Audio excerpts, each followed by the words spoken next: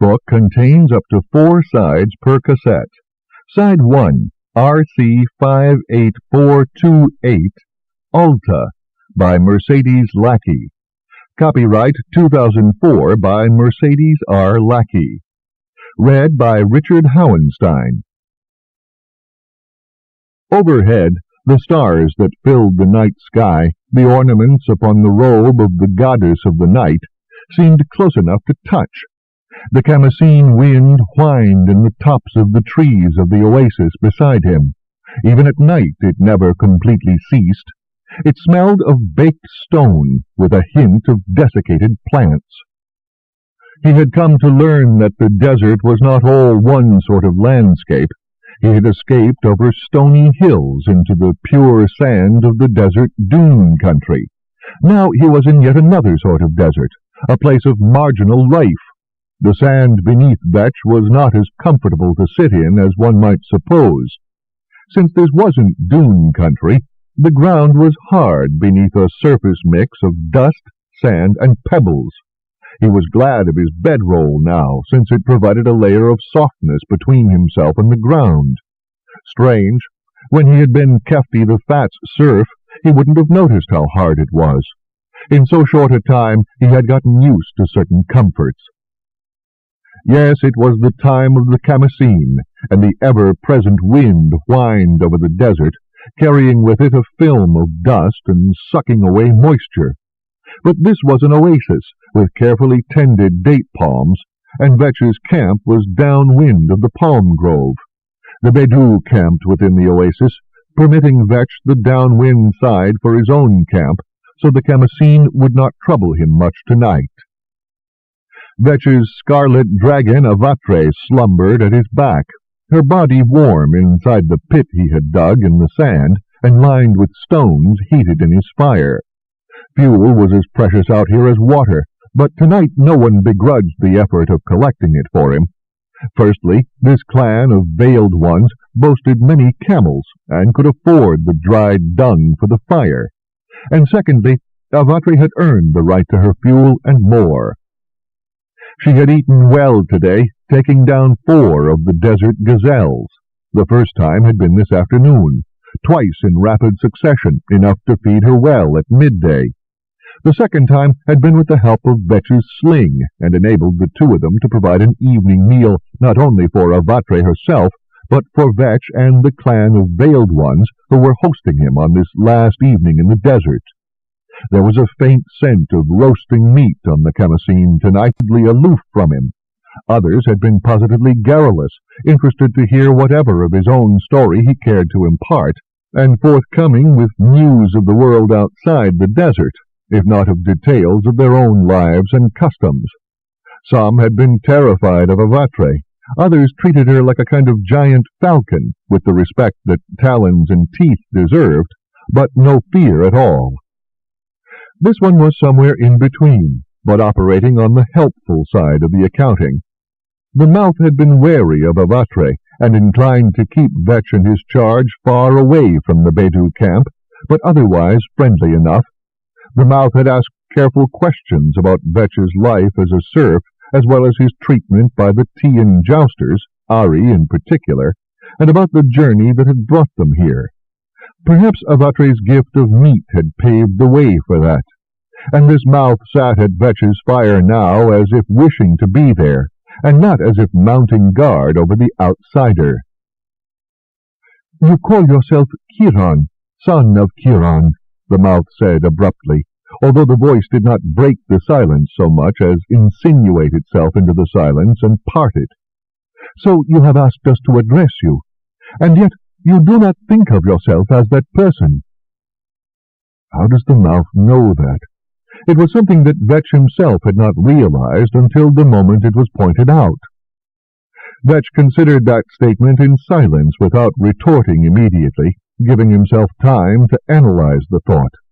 He had, over the course of these travels, also learned to keep his mouth shut and think about what a mouth said before he responded to it, having shoved his foot rather neatly into his own mouth a time or two in the early part of his journey.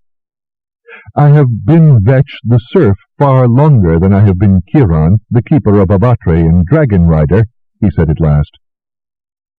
And yet, if you enter into your native land thinking of yourself as Vetch, your own people will treat you thuswise, said the mouth, with a touch of warning in the tone. Vetch the serf is a person of no worth and no account, deserving of no consideration or special treatment.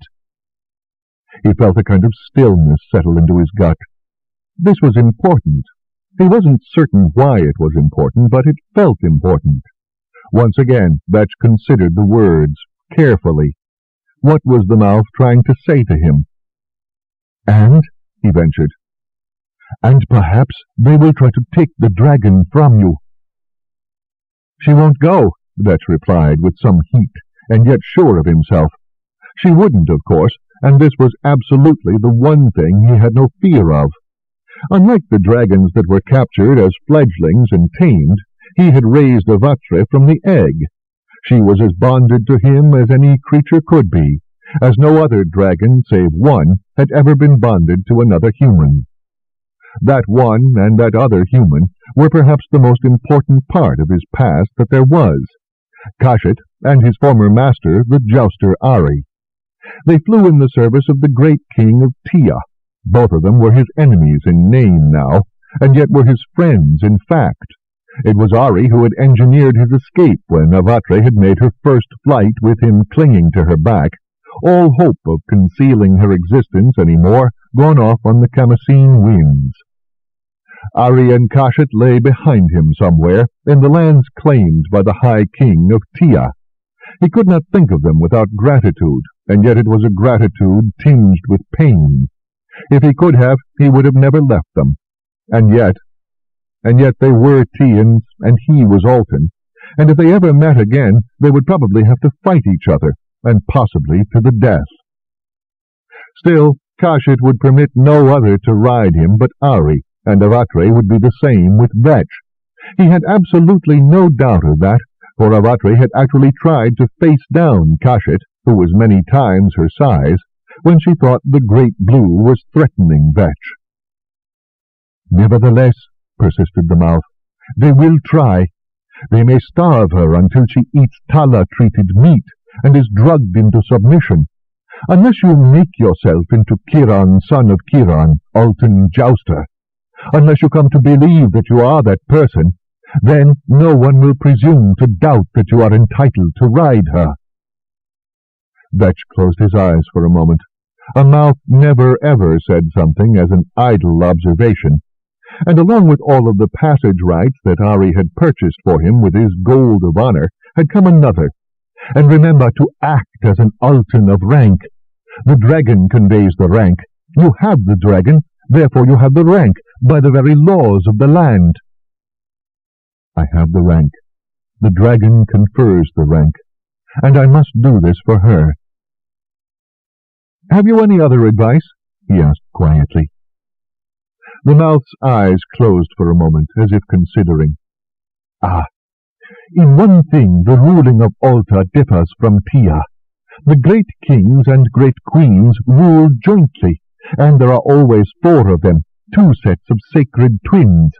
So refer to the great ones, not the great king. In all other ways, rulership is similar, and until you come to Alta City and reveal yourself for what you are, the tongues of Alta and Tia are similar enough that you should have no difficulty in passing yourself as some jouster in training from a distant province. And now it is time for sleep.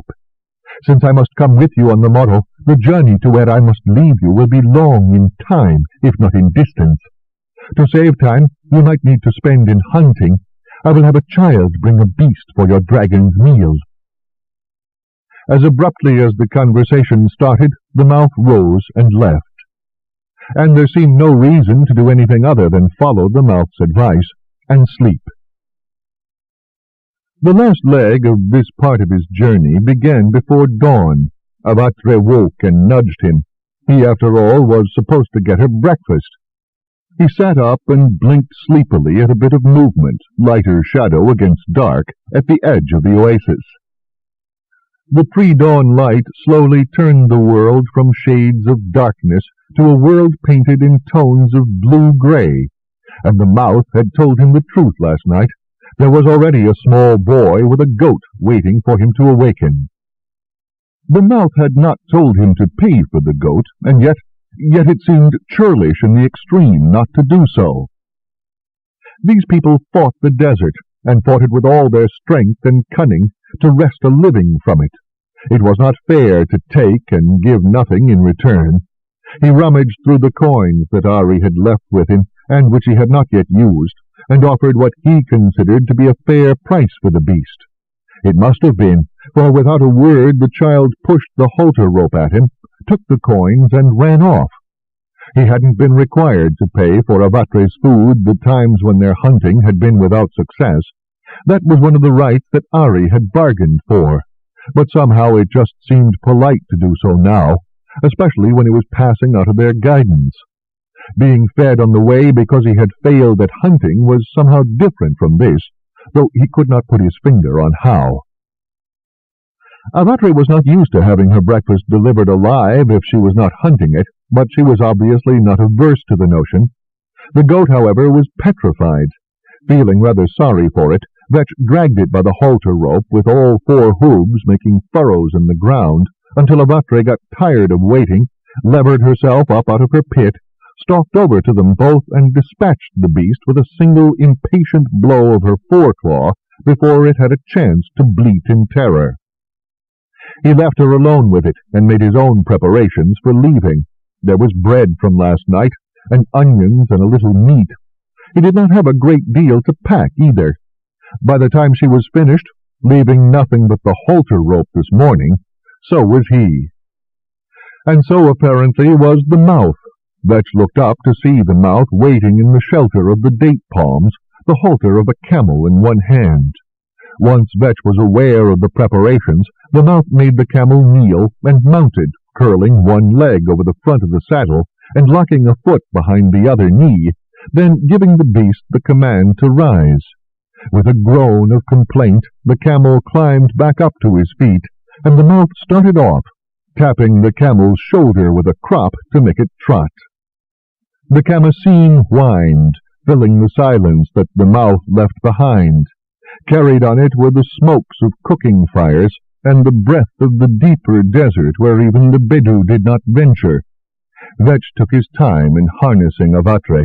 It wasn't as if they would have any trouble finding their guide once they were in the air.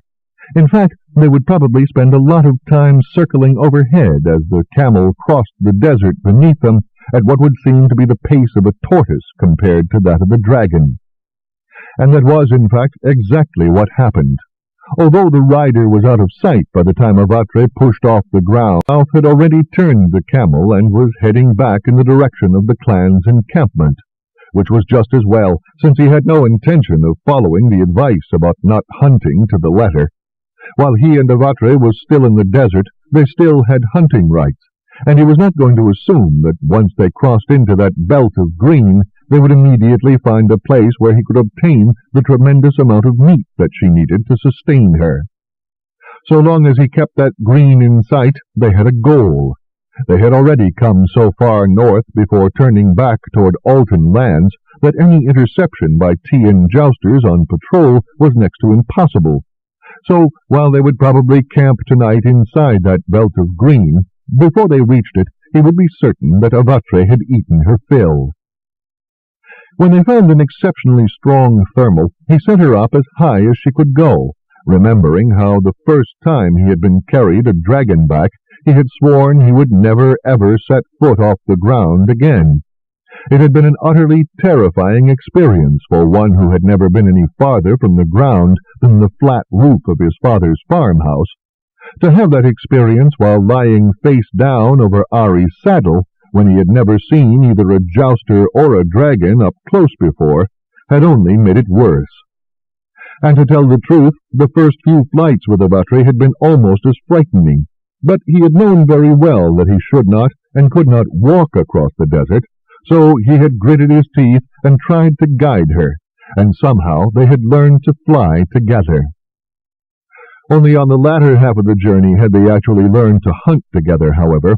Their first few efforts, singly and together, had been less than stellar, and for a while he had relied on the Bedou more than he had liked. Now, though, he was actually rather proud of their ability to feed themselves. They had even worked out more than one technique, and Aerie had learned how to dive, rake with her claws, strike, and hover on commands that could be either physical or verbal. She had even learned to tow or carry something on the other end of a rope, a hard lesson to master when her natural instinct was to either fight it or give in and flop down at the end of the tether. This sort of desert, on the very edge of the fertile lands, had a lot more in the way of game than it might appear. There were wild camels, asses, and goats, animals that had escaped from the Bedou. There were also herds of gazelles, Aetrie's favorite, and smaller game. And lions. And Kiron, he must learn to think of himself as Kiron, had learned that he could often rely on the lions to show him where the other game was. So when, as they circled up the thermal, he saw a pride of lions trotting purposefully toward the north, far below them, he raised his eyes and looked for the cloud of dust that might be telling them where the game was. Aerie had learned the same signs, and her eyes were keener than his. Before he had seen the telltale plume of slightly thicker dust carried on the Camasine wind, she had made her turn out of the thermal and was gliding down in a new direction, north and a bit west, bringing them closer to the green horizon. It took 2 more thermals, and they had left the lions far behind, when the herd of wild asses came into view, grazing slowly on the scrubby vegetation that hardly anything else could stomach. They must never have been hunted by a dragon, for they did not even seem to notice them in the sky above. Too bad for them, then. He got out his sling and ready to stone. One thing that had certainly made hunting easier was that the farther he and Aerie got from Tia and the wild dragons that lived and bred in the mountain valleys beyond the river, the easier it was to find unwary game. Yesterday had been unusual in that they had found 2 herds in the same day, but when the grazers weren't spooked by the dragon above them, it was almost too easy to take at least one of them down, now that his skill with the sling had improved. He picked his target carefully. Wild asses were smart and tenacious, and the last thing he wanted was to take a jenny with a foal at her side. The herd generally fought harder for one of those. He gave Aerie the signal, and she began a long, slow glide at very near landing speed that would take them directly over the herd. His chosen target actually looked up, ears swiveling toward them curiously as they neared, making a perfect target. He let fly. The stone struck the young jack directly in the middle of the forehead. Stunned, it stumbled and went down. The rest of the herd shied away from the jack for a moment, for they did not yet realize what had happened. But the moment that they worked out that this was an attack and not an act, even more than this. In the compound she would have followed her feast with a nap. Sometimes he had allowed her such a rest on this journey, but he could not today. The sun was past zenith, and there were lions coming. It was time to be on their way. He approached her and patted her neck in the signal to kneel. She turned her long neck to look at him mournfully. "I know, my love," he said apologetically, "but we need to be gone." She sighed, a long-suffering sigh, but she knelt and let him take his place in her saddle again. Heavy with her meal, however, she did not so much launch herself into the air as lumber skyward, and she made slow going until she found a thermal strong enough to allow her to soar upward with less effort. He had not eaten. He was used to that, though his stomach growled sadly and hurt a little. Water from his water skin would have to do for now. From slow spiral up to long glide down to slow spiral up again, Aerie lazed her way over the desert, with that green belt growing ever nearer and clearer as the afternoon progressed. Kiron was keeping her working her way in at an angle, for he had decided, now that she'd had a proper meal, that it might not be a bad notion to look for signs of one of those great estates that the mouth had urged him to seek. The worst that would happen would be that they would have to retreat or even flee. But the best that would happen would be that they would be able to successfully claim the rights of an Altan jouster and dragon. Finally, he spotted what he was looking for in late afternoon, just as Aerie began to be a bit less lethargic and show more energy.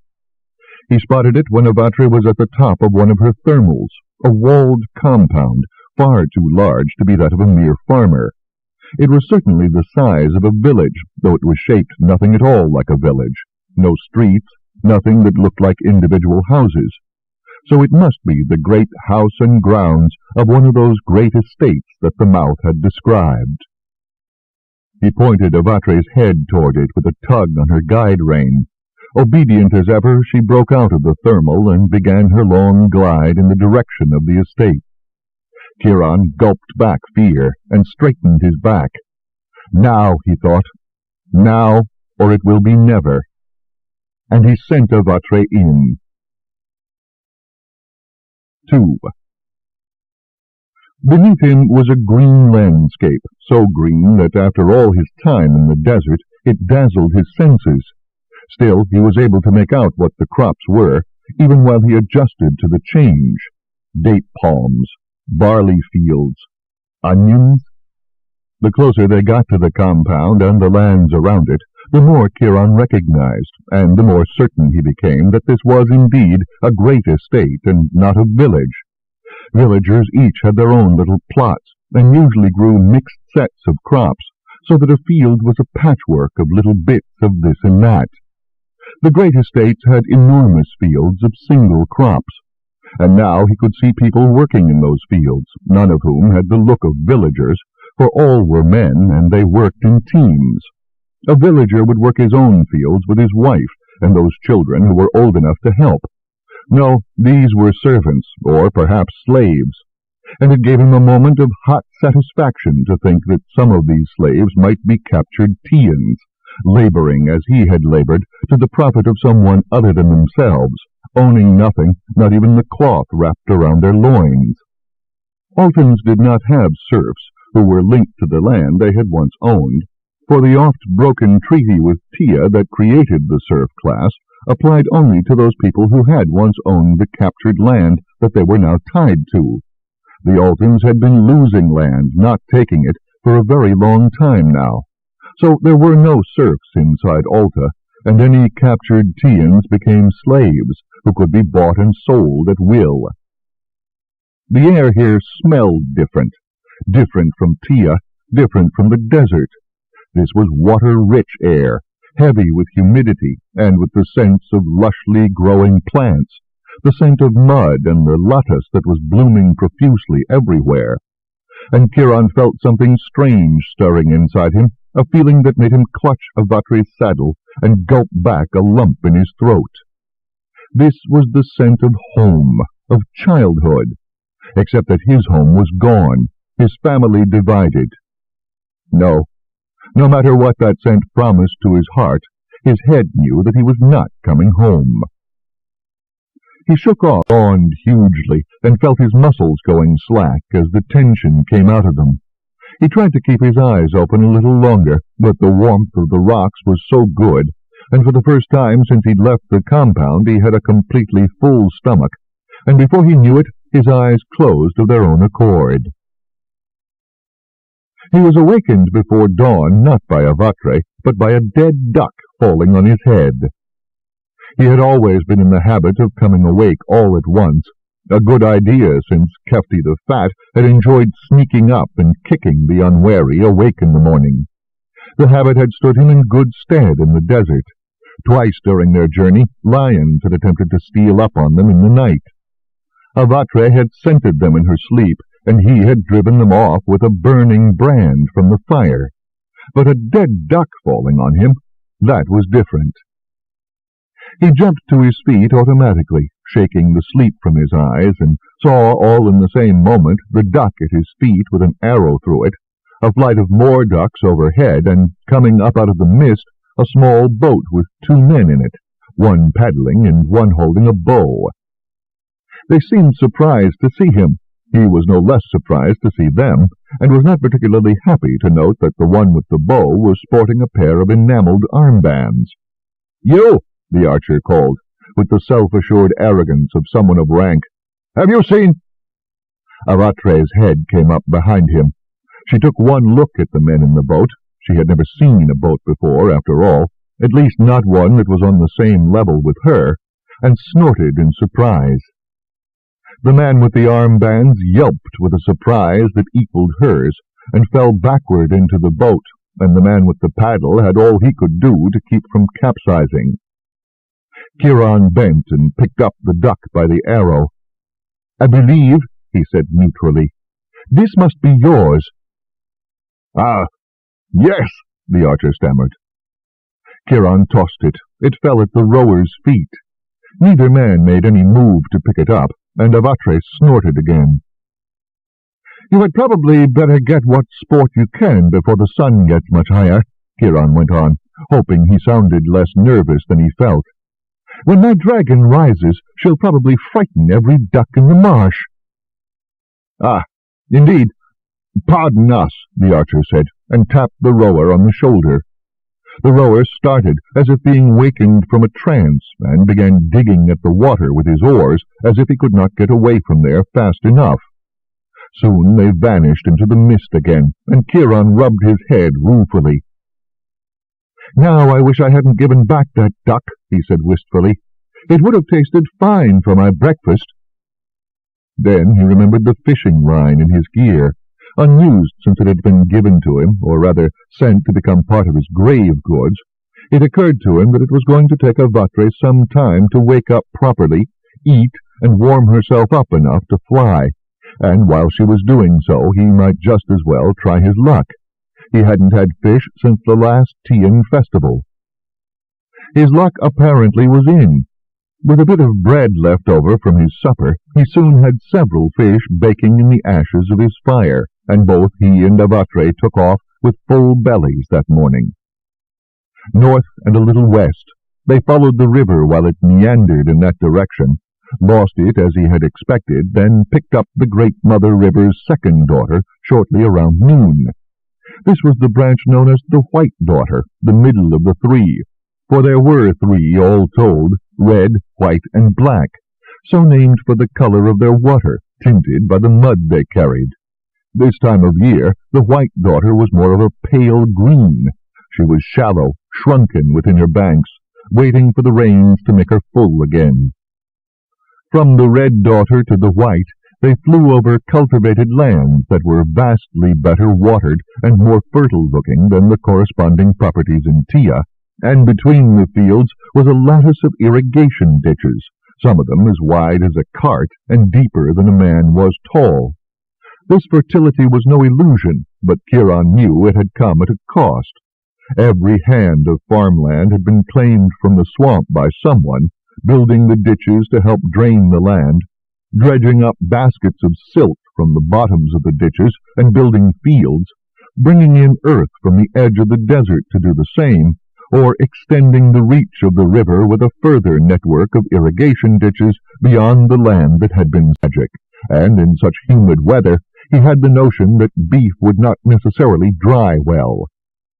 And while the scent of the burning might be sweet in the nostrils of the gods, it generally offended the neighbors downwind. The poor might get their share of the inferior cuts, but if enough bulls died on the altars, there could be a small problem with disposal. Soon enough, several acolytes arrived trundling barrows, and at the sight of so familiar an object, Avatre actually began to dance with impatience.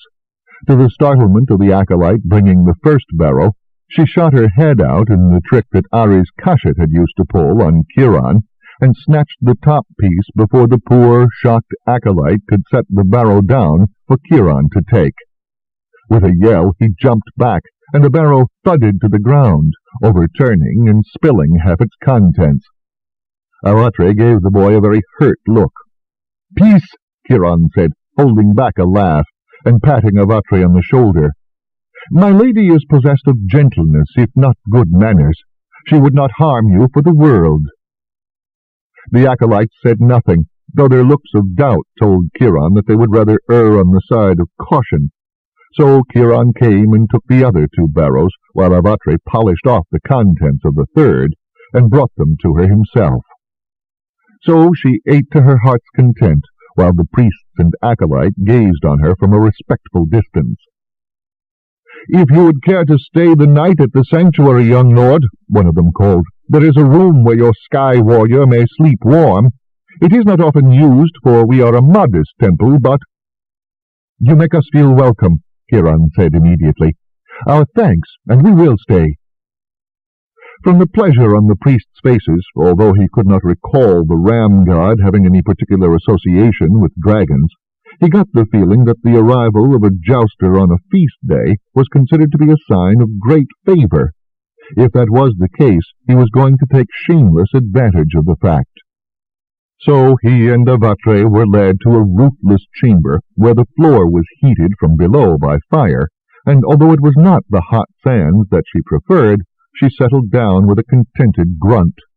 Then he was taken to a bathing chamber where he was able to give himself a good scrub for the first time in far too long, given a clean loincloth and a proper soft-wrapped Altan kilt, in contrast to the stiff, starched Tian variety that anyone of rank wore. His hands remembered how to wrap it, even if his mind didn't. An acolyte braided his hair for him, Altan fashion, in a clubbed plait down the back of his neck. Then he was conducted to the feast that the priests themselves held. And that was when he very nearly bolted, when he saw the couches arrayed around the dining chamber and realized that he was going to be a guest, and he was supposed to be an Alta jouster.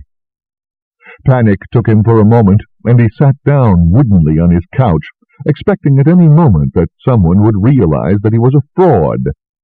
But once again his luck saved him, for the priests not only did not question him, they did not seem to expect him to be much of a conversationalist, or perhaps they assumed that no jouster would be conversant with what was, after all, merely local gossip. A few remarks were directed to him, which he answered cautiously and briefly, but most of the conversation went merrily on without him, and seemed to concern the inter-temple political maneuvering here in the Nome of the Hare.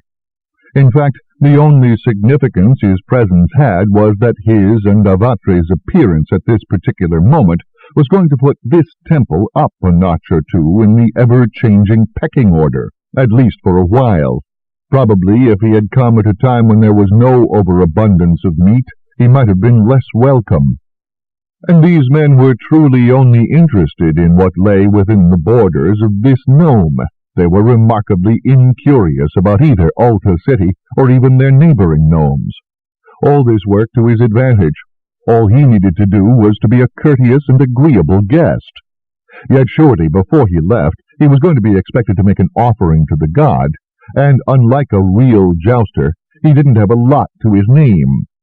He cast his mind over his poor possessions, trying to decide if there was anything among them that was worth offering. And then it struck him. "I have with me the captured amulets of enemy jousters," he said to the chief priest with great diffidence as the feast drew to a close. "If the god would deign to accept them as a worthy sacrifice and a sign of his power over the gods of the enemy—" "Deign?" the chief priest said, throwing up pudgy little hands in delight. He was as small, round as reed paper. She seemed a placid enough river, the shortest and hence termed the youngest of the 3 daughters. During the flood season her waters spread out over the land gently and predictably, and she returned to her bed just as gently. In fact, the worst that could be said of her was that she was a veritable nursery for crocodiles and river horses. For along much of her length it was easier to dig irrigation channels than to fill or drain her swamps. And if those swamps were a haven for ducks, geese, and other desirable things, they were also the chosen shelters for the 2 most terrible forms of death by water other than drowning itself. As he and Avatre flew over the marshes, it was easy to see the great river horses in their herds, looking like slowly moving boulders that would sometimes submerge altogether. The huge, fat beasts were deceptively placid-looking, and yet they could be more deadly than the crocodile. Like the crocodile, they could swim swiftly, hidden under water for a surprising amount of time, and in the White Daughter's murky current they were nearly impossible to see. Their huge jaws could crush a boat literally in half, or rip a man's leg off at the hip, and their uncertain tempers meant that there was no telling if or when one would choose to attack. And for all their bulk, even on land, they could move very swiftly for a short distance. And yet they were considered fine eating in certain seasons, and in both Tia and Alta it was considered a mark of great courage to take part in a hunt. Crocodiles were harder to spot, except where they sunbathed on the banks or on sandbars. The White Daughter hid them even more effectively. The best that one could do with regard to crocodiles was to try to clear a ford with nets before crossing it. Still, except with the very largest of the beasts, it was possible to win in a fight with one, if you could get its jaws clamped or tied shut, for though the muscles that closed those jaws were immensely strong, the ones that opened them were weak. But one man against a river horse did not stand a chance. Still, both tended to keep to the swamp rather than the open river. It was rare for either to attack in broad daylight. Rare, but not impossible, especially not when provoked. "We can't be far now," Kiron thought, looking down at the vast swamp beneath him. The White Daughter was visible, oh yes, clearly visible, cutting her path through the heart of the swamp, but for as far as he could see was nothing but a sea of reeds. The scent that rose from this swamp was perilously close to a stink. It smelled of stagnant water and rotting reeds, and things he couldn't name. This was the first of the seven-ringed city's defenses. Alta City had never permitted the swamp here to be filled in or drained, because it was too effective as a passive defense. There were only two ways to the city, down the White Daughter to the sea, and by ship from the port side of the city. And the swamp itself was a source of more than just defensive measures. Papyrus cutters worked here endlessly, cutting the reeds for the paper for which the city was justly famous. Geese and ducks were actually farmed here by keeping their wing feathers clipped. Wild ones were hunted. There must be 100 sorts of fish to be hooked or netted. As Kiron looked down, admiring the flight of a flock of birds beneath him, he saw something else. 2 small boats of exceptionally fine design. The reason he saw them was that the gilded prows caught the light and his attention. There were 2 men in each boat. Out of purest curiosity, for he could not imagine what they were doing, he sent a Vatre to circle a little lower. 2 spearmen, 2 rowers. The rowers were in Altan kilts, but the spearmen were in short, knee-length tunics. He caught another glint of gold from each of the spearmen. Nobles? He snorted to himself, and was about to give the signal to a Vatre to circle back north and onward. Nobles out spear-fishing, in the swamp no less. What idiocy! He hoped the midges and mosquitoes ate them alive. But then he heard a splash, and a shout, and a scream. It was not the scream of a young man, it was the scream of a girl. Startled, he glanced down just in time to see the huge jaws of a river horse smash down on the aft of one of the boats, crushing it and engulfing the head and upper torso of the rower who had been sitting there. He bellowed in agony, a cry swiftly cut off. The boat went over. The spearman, the girl, was thrown into the water, with the river horse. A crocodile would take a single victim, carry it under and drown it, then eat it at leisure. A river horse, if not. The other end was still fastened to the packs. He hoped he had fastened it securely. This would be a bad time to discover that he had not. As a Vatre swooped low over the girl, who ducked instinctively, then came up in a hover, he threw himself out of the saddle, tucking himself into a ball to protect his head and stomach. He hit the water with a splash that stung his arms and legs and drove him under for a moment. He unfolded his limbs and forced himself upward, tossing his head and gasping as he broke the surface of the water and looked around for the girl. Unbelievably, she was no more than an arm's length away, and before the rope could tighten around him, he had her, wrapping both his arms around her just under her arms, and clasping his hands on his own wrists. "Pull!" he screamed at the dragon above him, and obediently Aerie surged upward. The rope around his chest cut into him as the dragon turned her hover into flight. The dead weight of the girl threatened to pull his arms out of their sockets, and reeds lashed his back and head as Aerie pulled them both through the swamp backward. It felt as if Kefti the Fat was giving him the worst lashing of his life, while trying to squeeze him in half and tear him limb from limb, all at the same time. And meanwhile, the weight of the girl threatened to drag him under water. It was a total, painful assault on all his senses. He couldn't think, he couldn't even see, not really. All he could do was to hold on, grim as a hungry ghost, hold on and hope that Aerie would find somewhere solid to land. Soon, please, oh gods, soon. End of side 1. To continue, turn the cassette over.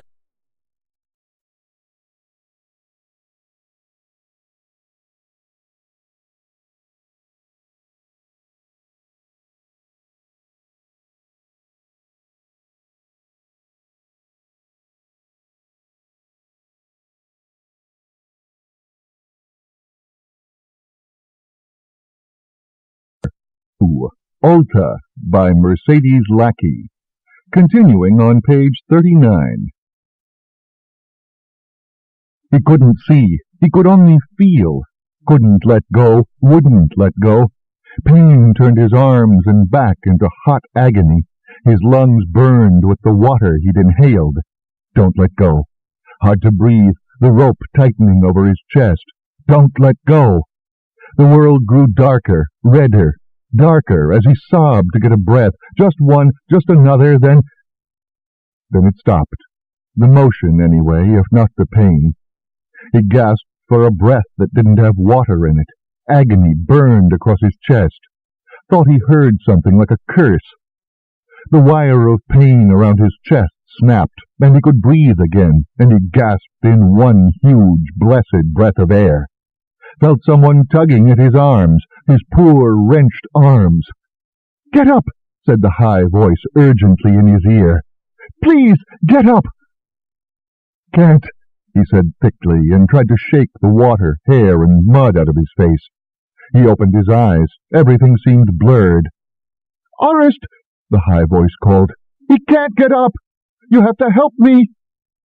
He tried to move his leaden legs then, found that they would work a little, so that when a second person came splashing through the shallows, he was able to at least get his own feet under him. With one person on each side, they got him to the side of a boat, and he half fell and was half pushed into it. Wind buffeted them all. Somehow he rolled over and saw a blur of scarlet above as the other two clambered in beside him. "Aerie!" he called, and coughed. It hurt to call, hurt to breathe again, but he didn't want her attacking. "Aerie! Follow!" he managed. "Follow!"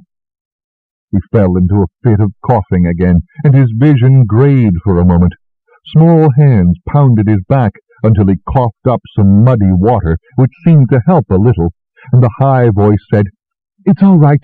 She's following us." "And hanged if I know how he's making her do that," said a new voice admiringly. "I've never seen any jouster who could make his dragon do anything like he did. Who are you?" "Kiron," he managed around pain-filled gasps. "Son of Kiron." "Never mind that.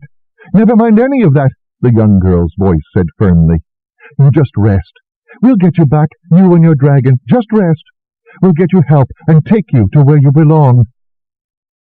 Where I belong, he thought wonderingly, around the pain. Where I belong. And he closed his eyes, lying curled in the bottom of the boat, and let them. Then his second realization was that he wasn't in a room, it was a courtyard, open to the sky, which was made necessary by the fact that his third realization, and a great relief, Aerie was also with him. She looked as pleased with herself as could be, and she'd been unharnessed, wiped down, and seemed too contented to be hungry, so someone must have fed her. And besides the girl and Avatre, there were 3 men in this courtyard, all standing at his bedside, conversing with one another in low tones. The first had one hand resting on the girl's shoulder as she sat beside the head of Kiron's cot. Since the familial resemblance between them was so strong, he quickly assumed that this was her father. If so, well, from the gold collar and armbands, the fine linen tunic, the belt of gold plaques, and the gold circlet around his close-cropped hair, he was wealthy at the least. The second man was robed much like the woman healer had been, and there wasn't much else to note about him except that he had kind eyes. And the third wore leather arm bracers and a wide leather belt over his soft kilt, and carried a leather helmet that was enough like the ones that the Tian Jousters wore to make Kiron think that this must be an Altan jouster, the first, in fact, that he had ever seen. "Oh, good," the girl said, seeing that his eyes were open. "He's awake. Kiron, son of Kiron." "That," Kiron croaked, finding his throat strangely raw, "would be me, yes." The jouster looked as if he wanted to speak, but the man dressed as a healer held up a hand. "One at a time, please, and I believe Lord Yatiren has precedence." The man with his hand on the girl's shoulder coughed and looked embarrassed. Whatever we learn here, I wish to make it plain that for saving my daughter's life, this young man has the protection of my house. That's all." The jouster looked pained. "Lord Yatiren, you surely do not think—" "A strange, bedraggled youngster appears out of nowhere with a dragon that acts like his puppy. He saves my daughter from a river horse, and all that we know of him is that his few possessions appear to be Tian," Lord Yatiren replied pettishly. "And then you appear before he's even been brought to my house? Well, what is anyone to think? Except that I do not want you people hauling him off to be questioned, as if he was a spy or I don't know what. But he's surely no older than my son, and I doubt he's a spy. The last that I heard, the Tians were hardly so desperate that they needed to send boys northward to spy for them." Kiron decided that he liked Lord Yatiren. The man might not be altogether certain of who and what he was, but was willing to protect him from less delicate ways of finding out than simply asking. I was born Altan and made a Tian serf, and served as a dragon boy among the Jousters of Tia," Kiron interrupted, taking tiny breaths often to keep his chest from moving too much. "I suppose you could say I stole Avatre from them, except that without me she'd never have hatched at all. The rest is a long story." He eyed the strangers. The healer looked resigned, Lord Yatiren interested, the girl fascinated, and the jousters skeptical, but willing to be convinced. "If you want to hear it—" The healer sighed. "Send for the chairs you wanted, my lord. I can see that my patient will be allowed no rest until this long story is told." So Kiron told his carefully edited tale, beginning from the time that his father's land was taken. A little more judicious editing with those facts left them with no real idea how much or how little land had belonged to his family. Let them assume whatever they wished to, but if they assumed that the elder Kiron had been the holder of a large estate, well, it would do no harm to his cause. It was a cold fact that a man of wealth and noble blood would look with far more sympathy on someone of his own class than he would on someone far below him, but in a similar plight. Would Aerie have been nearly so friendly to him if Aerie had been noble-born rather than common-born? While he would like to think yes, experience taught him otherwise. He spoke bitterly of his father's death, of the division of his family as a sop to the treaty agreements that meant that Tians could not own land they had taken outright without also caring for those to whom it had once belonged. He described his life as a serf under kilons of unanswered questions, and most of them are things that would not interest me. Good night, my children. And with that, Lord Yatiren rose and followed in the wake of the jouster and the healer, leaving Kiron alone with the girl, who still sat like a little miniature oracle on her three-legged stool. She had changed from her short tunic of the swamp into a robe very like those of the priestesses he was familiar with, although there were some differences. There was no elaborate wig, for instance. She wore her own black hair cut short, like a helmet that framed her face and skimmed the nape of her neck. And the robe was not pleated tightly to her slim body. It hung loosely from her shoulders and was confined with a beaded belt. Around her neck was an enameled and beaded collar that depicted a flame with two wings, like the wings of the Haras falcon. Kiron said, feeling tongue-tied. Then the one thing he really wanted to know just burst out at him. How can you know about Avatre? What she's thinking, you mean? The girl replied. I'm a nestling priestess. I have the gifts.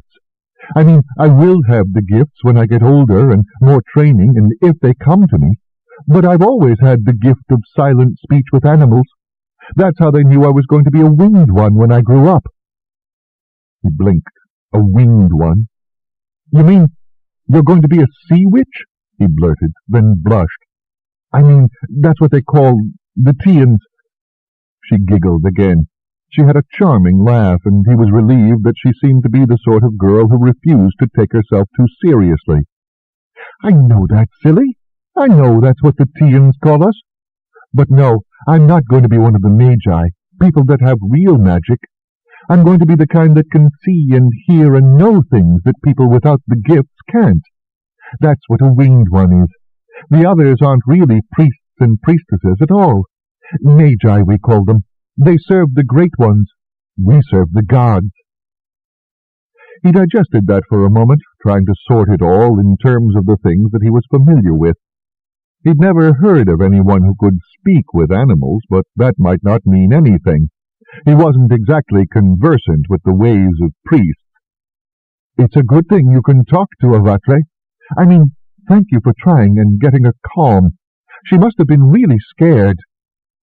She was, but she was fine as soon as I told her we were going to take care of you, the girl said, with complete equanimity, as if she spoke to dragons every day. Well, if she spoke to animals all the time, perhaps that wasn't such a stretch. Then she was all right, but she wouldn't be parted from you, so that's why you're in my courtyard instead of in a proper room. She's very nice, a little like a hunting cat and a little like a falcon, and I talk to those all the time. Father likes to hunt, and he relies on me to find out how his cats and birds are feeling. She looked up at the sky, now dark and filling with stars. I hope it doesn't rain. That was the least of his concerns. During Kamasin? Surely not. She laughed. Oh, of course not. You're right.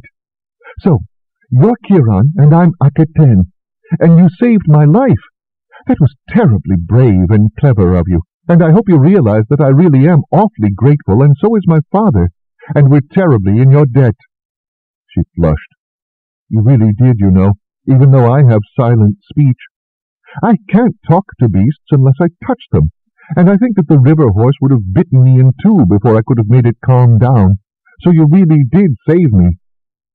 She took a deep breath. Her flush faded, and she sobered and bit her lip. Poor Larional. I wish you could have saved him, too. He gulped, recalling that poor rower, engulfed and being shaken like a dog shook a rag. So do I. What were you doing out there, anyway? Now, for the first time, she frowned. We were sent to catch a special sort of fish for Mega's Kefret. That is, I was sent, and my brother Orist wouldn't let me go alone. The nestlings all take training together, you see, so the winged ones or the magi that are teachers can give assignments to whomever they wish. He said that with my gifts I should be able to know where the fish were and get them to come to my spear. I tried to tell him that my gift wasn't that strong yet, and anyway I wasn't sure it could be used for something like that. But he said how could I know if I didn't try? Now she paused, and seeing the odd expression on her face, the clack of others like her, Akaten sniffed disdainfully at him. This was apparently a joke of long standing between them. She tossed her head. Whereas, unless you stop skipping your lessons with your tutors, you aren't going to be of any use whatsoever. Ought to be glad I skipped today, little oracle, he retorted gaily, and turned to Kiron with a face full of avid curiosity. So just how did you get a dragon? I mean, you weren't exactly dressed like a noble or even a Tian jouster. So how did you get a dragon like her? She's wonderful. Avatre muttered sleepily, as if in agreement with that sentiment. I stole an egg and hatched her myself, he said, and found himself telling the whole story all over again. Not that he minded. There was nothing he would rather talk about than Avatre. This time, since the adults weren't around, Audible asked several of her own questions, and it was perfectly obvious from them that she hadn't been in the least exaggerating her ability to communicate with animals. The things she asked proved to Kiron that if she wasn't actually speaking in words as such, she was surely getting the general tenor of Avatre's thoughts. And that could be very, very useful, he suddenly realized. In further training, he wouldn't have to teach Avatre what he wanted in tiny little increments. Oh no, he could have Audible or someone like her actually tell Avatre what he wanted. Look, he said finally, after another of her questions, I want to know something. If you can talk to the dragons, why aren't you winged ones helping with the training for the Alta and Jousters? It seems as if your dragons are a lot more dangerous than the Tian ones, and if you could— Because we don't have any tame dragons, Orist answered for her. Ours are really, really wild, maybe wilder even than the Tian dragons, because we trap ours fully grown. Truth to tell, they're more than wild. They're dangerous, and some of them have been killers when they aren't drugged with tala. They're kept muzzled when they aren't eating. He blinked at that. No wonder there were fewer of them than Tian dragons. He digested the ramifications of such a system slowly. Fewer dragons, harder to manage. Less cooperative than the wildest of the Tian dragons, which meant the jouster had to spend more time controlling his mount and less time in fighting. The only time they can be handled is when they're full of tala, Audible added. And then, not only is it still very hard for anyone but their jousters and dragon boys to get near them, their minds are too dull to talk to. I'd have to touch one anyway, and everyone says that's too dangerous for me to try. I don't know anyone with the gift of silent speech that can talk to an animal without being really near to it. Ah, she won't say it, but young and silly as she is, she's the one with the strongest gift of silent speech they've seen in 2 generations, Horace chuckled, poking at his sister with his elbow. She's afraid it'll sound like boasting if she says it. They expect great things from her. She wrinkled her nose. They can expect all they like, but if the gods don't put more gifts in my hands, you'll probably find me explaining to the horses in the Great One's stables why they need to pull the chariots properly in battle. But if you're in training to be a priestess, why aren't you living at a temple? Kiron asked, as another question occurred to him. What was she doing here? All the girls connected with the temples in Tia were kept carefully behind the temple walls at all times, and nobody would have sent one into a swamp after fish. Because I'm a nestling, she replied patiently. Oh, if I were from quite far away, or if my parents were poor, I'd live there. But nestlings stay with their parents. That's why we're called nestlings, you see. I won't move into the temple of the twins until I become a fledgling. And I can't wait.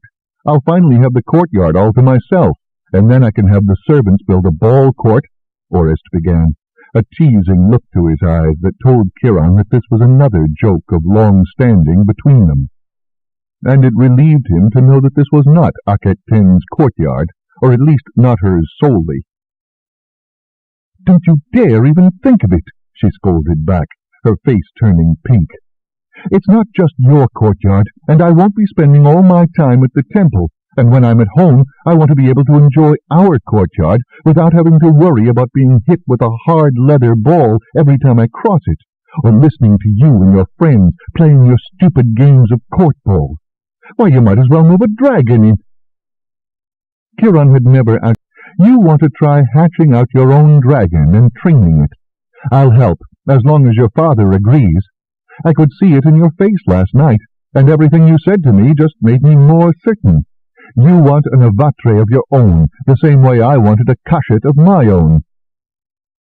Orist sighed, looking immensely relieved that he wasn't going to have to talk Kiron into helping him. "You're right, of course. For a moment, I was afraid you were a winged one yourself. Was I that obvious?" "Like a fountain in the desert," Kiron laughed. "But what I want to know is, how do you propose to get yourself an egg?" "I don't know yet," Orist admitted. "But I know who to ask." "Well, the first person to ask is Lord Yatiren," Kiron admonished him. "I've had my fill of sneaking around, trying to hide a baby dragon, and that was when there were other babies around to help disguise that she was there. Besides, you need both your father's help and possibly that of the Jousters themselves.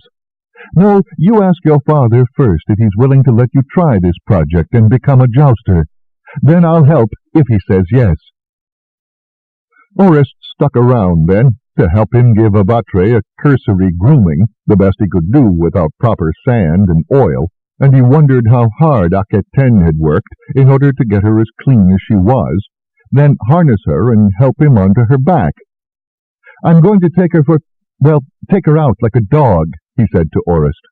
"I'm fit enough to do that much, and she needs both the exercise and to keep from soiling your courtyard." "Then take her to the waste ground just past the fruit trees that way," Orist said, pointing eastward. "It will be just a hop for her. I have to go to my tutor now, but I'll be back." Avatre had been sorely puzzled by the lack of sand or a proper corner to use. She was glad enough to see the bit of waste ground, for the ashes and cinders that were dumped there were enough like sand for her to be content to use them. It was just a hop, but by the time Kiron returned, Orist was nowhere to be seen. Somewhat to his shock, later that morning Lord Yatiren himself appeared at the courtyard, just as he returned with Avatre after another short flight, so that she would not leave her droppings on the pristine stone of the courtyard.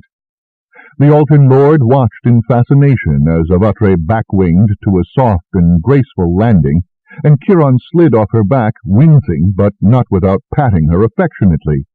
She turned and nuzzled his hair as he unharnessed her. "My guest," called the Altan Lord, a prudent distance from both of them, "my son tells me he wishes to emulate you and hatch a dragon. Here. He tells me you can help him do so." Kiron took a deep breath. "If an intact egg can be brought here warm, he should be able to," he admitted. "And I have promised to help, but only if he got your permission first." Now Lord Yatiren's expression was a curious mixture of emotions, wistful as he looked at Avatre, resigned as he looked at Kiron. He would rather not see Orist becoming a jouster. Jousting is dangerous as any other fighting. But he can understand why Orist wants to do this, and if he were younger, I bet he would do the same. "Well," he said at last, and his words were an uncanny echo of Kiron's own thoughts, "though it means sending my youngest son into great danger once he is a jouster, how can I deny him the chance to try what I would try were I younger?" He sighed. "All right," he continued after a long pause. "You have it. You have my permission, and may the gods grant you success." 4. Of course, it wasn't going to be as easy as all that. Putting a dream into action never was. Complicating this was that it soon became apparent that Orist was not the only person in Alta City to want to raise a dragon from the egg. Furthermore, once Kiron's existence was made public, he and Avatre ranked as the curiosities of the moment, and it wasn't only jousters who wished to see these curiosities for themselves. In fact, beginning that afternoon and all through the rest of the day until the evening meal, Lord Yatiren admitted a parade of guests who wished to see the tame dragon and the boy who rode her for themselves. Avatre was on her best behavior, although she could not resist showing off, preening under all the attention. For most of her life she had only had one person around. Nevertheless, she was still young, and on the journey she had gotten used to seeing many who would come and look at her from a near distance when they had stopped with the Bedu clans. Now, however, save Orist and Akaten, who had asked to touch Avatre, and given how positively she was acting, Kiron saw no reason to forbid the contact. "I believe she will accept that, my lord. The soft facial skin is particularly sensitive." Kumun Thetis approached confidently, but with care, holding out his hand to Avatre, who stretched out her neck and sniffed it before permitting him to lay hands on her. From his demeanor, Kiron had no doubt that this man enjoyed working with animals and was good with them, and his next comment told the truth of that. "I was a cavalry officer before I became a jouster," he said, to no one in particular. "Though I was not reluctant to give over my dragon when I was made lord of the Jousters, if I had a dragon like this, there would have been a fight. What a wonderful creature this lady of yours is." As she stretched out her neck so that he could reach the soft skin just under her jawline, he chuckled. "She's very like a horse in her enjoyment of being petted." "More like a great hunting cat crossed with a falcon, my lord," said Kiron diffidently. "She has much of the independent nature of both. I tended the adult dragon who was raised as she was. I found that Kashit was strong-willed and sometimes needed to be humored, and he was given to sly pranks, but on the whole he was as intelligent as a dog, but without a dog's fawning nature." "And she has the pleasure-loving nature of a great cat, too, I see." Again the lord of the Jousters chuckled. "It is a great pity that so few of my men are willing to invest 3 years of their dignity and lives in order to attain an achievement of this sort. If I had a wing of just 10 fighters—" Kiron refrained from mentioning that the same was true among the Tian Jousters, but Kumun Thetis was not finished. "However, as I have made some inquiries among the young, I have found some few who find it no hardship to become the slaves of an egg and a dragonet. Your host's son is one among them, I am told." "So he told me, my lord," Kiron agreed, concealing his relief. Well, it appeared that they had been accepted, just as he had hoped, and with remarkably little interrogation.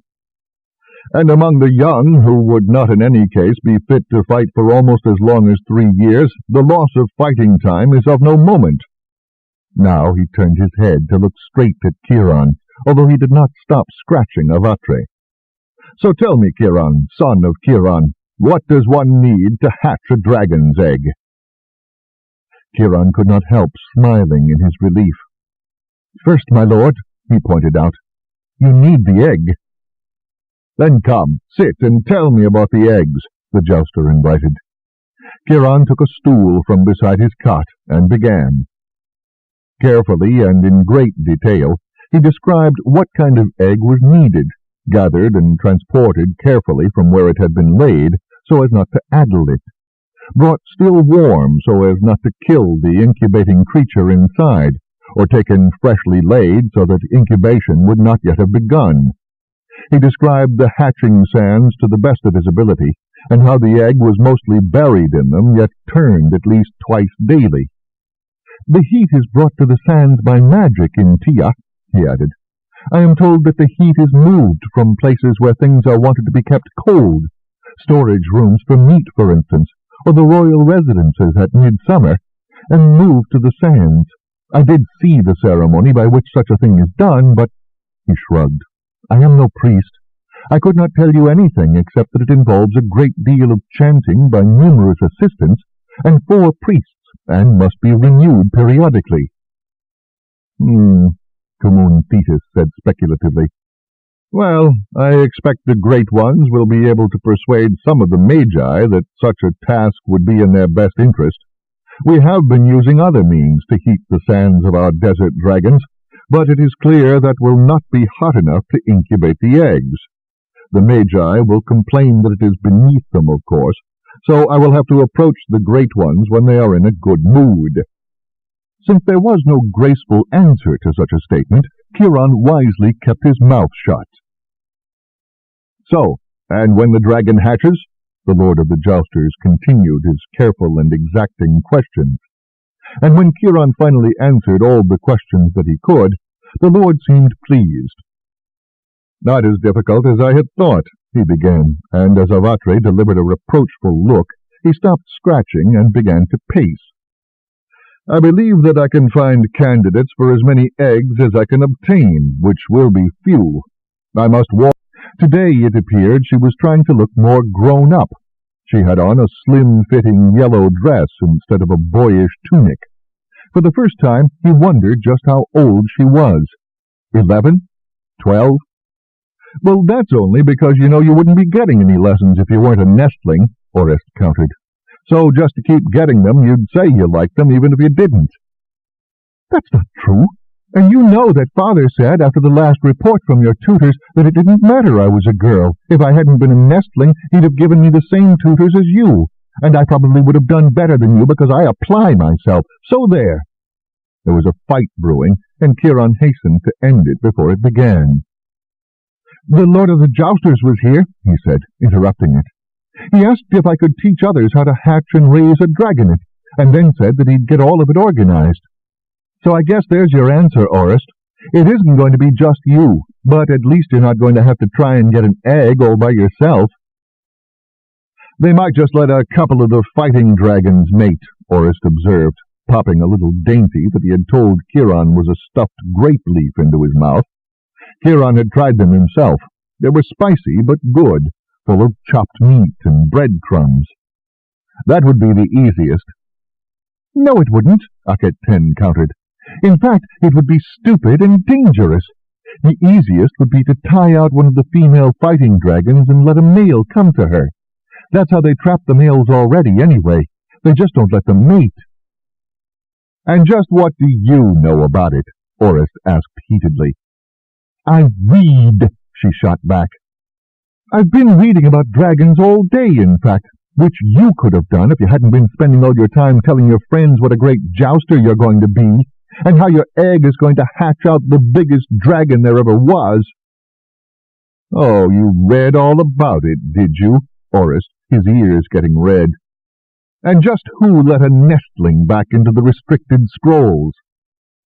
"The librarian of the Temple of the Twins, of course," Audible said primly.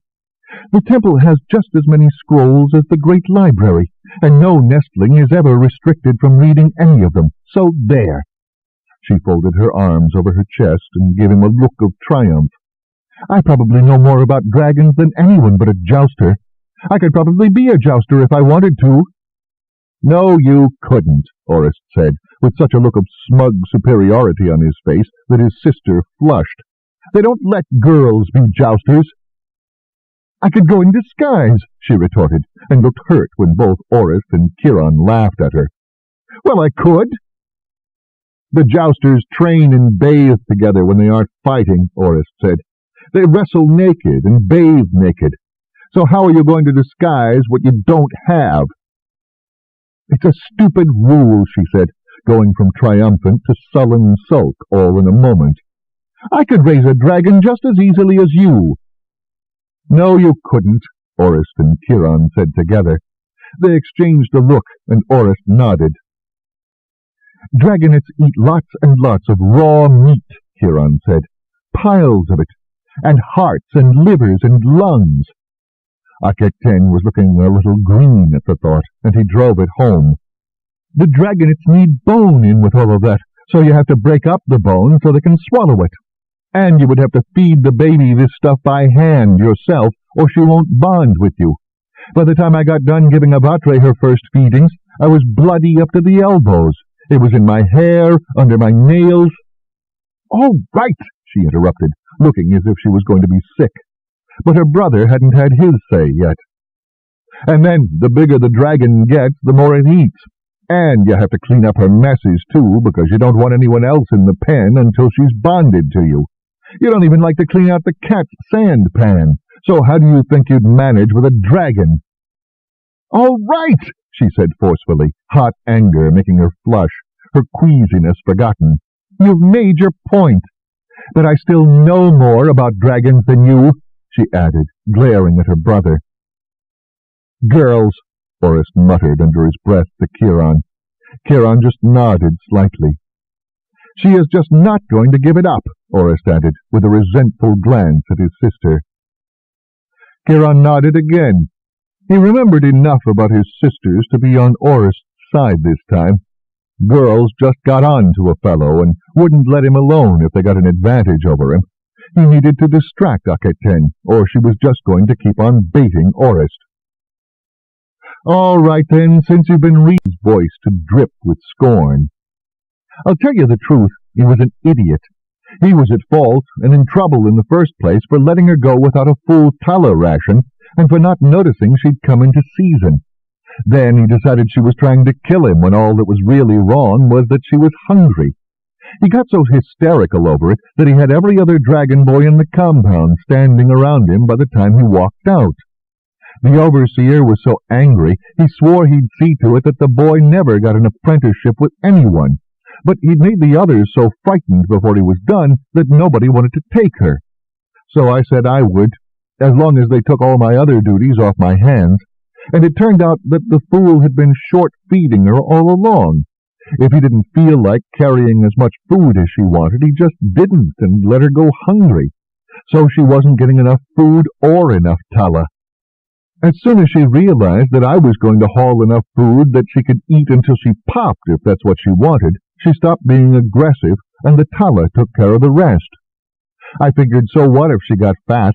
She wasn't going to get a rider until she'd laid those eggs, and while they were waiting for that, they weren't going to get a new dragon boy for her either, or at least not until I'd civilized her again. So I knew when she'd laid the eggs, and I stole the first one. There was an empty pen next to Kashet. They like to keep dragons separated by empty pens before they started getting so many, so that was where I put the egg, and you know the rest. That was smart, Aketen said admiringly. He shrugged. I had a lot of time to think about what I would do if I got the chance. Well, we won't have to do all of that, Orist said with relief. For the first time since he came here, he had a moment of resentment. We won't have to do all of that didn't even begin to cover all of the back-breaking work he had put into caring for the breeding dragon, Aerie's Kashet, and Avatre. Orist was soft and spoiled. A nice boy who probably didn't know he was spoiled, but spoiled. He had never been beaten, never gone hungry, never been worked so hard he staggered with fatigue. You haven't got the first idea of what I went through, he thought, as Orist and his sister argued about whether it would be better to have swamp dragons or desert dragons. He thought about the long process of getting Avatre's mother to accept him, about watching her anxiously for the first of the eggs to appear, then agonizing over whether it would be better to take the first laid or the last laid. The night he stole the egg was still vivid in his mind, slipping into the pen in the darkness, trundling the egg in a barrow down the corridor, and praying that no one would happen to come along just then, and that no hungry ghosts would choose that moment to appear. And only then did the real worries begin, of hiding the egg from anyone who might glance into the pen, of keeping it safe from the strange storms that the Altan Magi had sent, of the ever more difficult task of hiding and feeding the hatched dragonet, and of course of pulling double duty, tending not only to Kashet and Aerie, but to Avatre on the sly. He hadn't had a sound night of sleep, frankly, until his first night with the Bedu clan. No matter how hard Orist and his friends worked for their dragons, they would never match the effort that he had put in for Avatre. So, how sore are you still? Orist asked, breaking into his brooding. Sore enough, he admitted, though the fact was that getting around at the moment often hurt as badly as if he was being beaten by Kefti the Fat, and he found himself sleeping a lot. It was quite strange, actually, though he didn't actually remember it. All he could guess was that he had hit a great many obstacles in being pulled through the water, and had probably broken several ribs in the process. And perhaps he had dislocated his arms at the shoulder as well. The joints ached enough for it. The reeds had certainly lacerated his back. He'd seen the rags left of what he had been wearing. Fortunately, the healer had made those cuts close over. Evidently, dealing with broken bones took longer. It was equally fortunate that his body had protected Aketen, or she would have been as injured as he was, and he was glad he had an Altan-style cot rather than a tea-in bed that would have required him to sleep on his back. He could lie on his stomach to sleep on the cot, which was the least uncomfortable of all the possible positions. I don't believe I will try that sort of rescue again, he thought, or at least not quite in that way. Orist sighed. I was hoping you might be able to start lessons, Tway. Orist couldn't be much older than Kiron was, but somehow Kiron felt as if he was as old as Aerie, and Orist was as young as that newly liberated serf taken from Kefti the Fat. Younger. He hadn't needed encouragement to do his duty once he wasn't being abused anymore. Orist was certainly spoiled, and it was time for him to start picking up his responsibilities. But there was you and Avatre and the dragon egg idea, Orist protested weakly. Everyone wanted to hear about it. And tomorrow, and for a lot more tomorrows, I am still going to be here, and so will Avatre, and so will the dragon egg idea. It was utterly ridiculous on the face of it that he should be acting like a mentor and elder to one no older than he himself. But Orist had gotten his own way quite enough, not enough to make him into an overindulged monster, but enough that he was too careless and carefree. And Kiron, I've lived through 100 times more than he has. Maybe I'm right to feel old.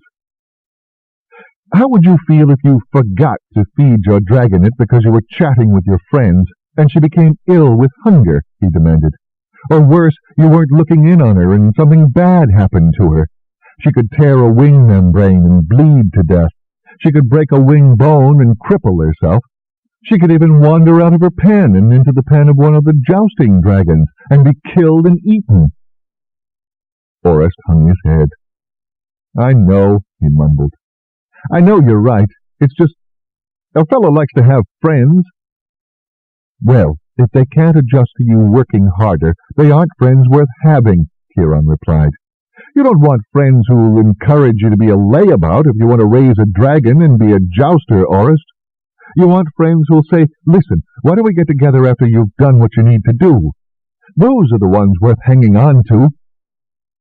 Orist raised his head and smiled wanly. You sound like one of my tutors. So why do I like you so much? Maybe because I want you to have a dragon, and I want you to be a jouster at least as much as you do, Kiron replied warmly. And maybe because I might be the right kind of friend? That might be the answer. Good night, Kiron. If I'm going to be virtuous, I had better get my sleep so I can read that blasted scroll over breakfast. Orist stood up and motioned to the servants to clear away the remains of dinner. Good night, Orist, he replied warmly. And once he was alone again, he got up and went to his cot, which today had been placed behind a woven grass screen for a bit more privacy, and beneath a canopy for shelter from weather. It was bare, and no wonder Orist had his rooms here, if he required a reminder of the time that was so impossible to ignore. Well, if you're done, we might as well go take our punishment. At least you'll be there to share it with me.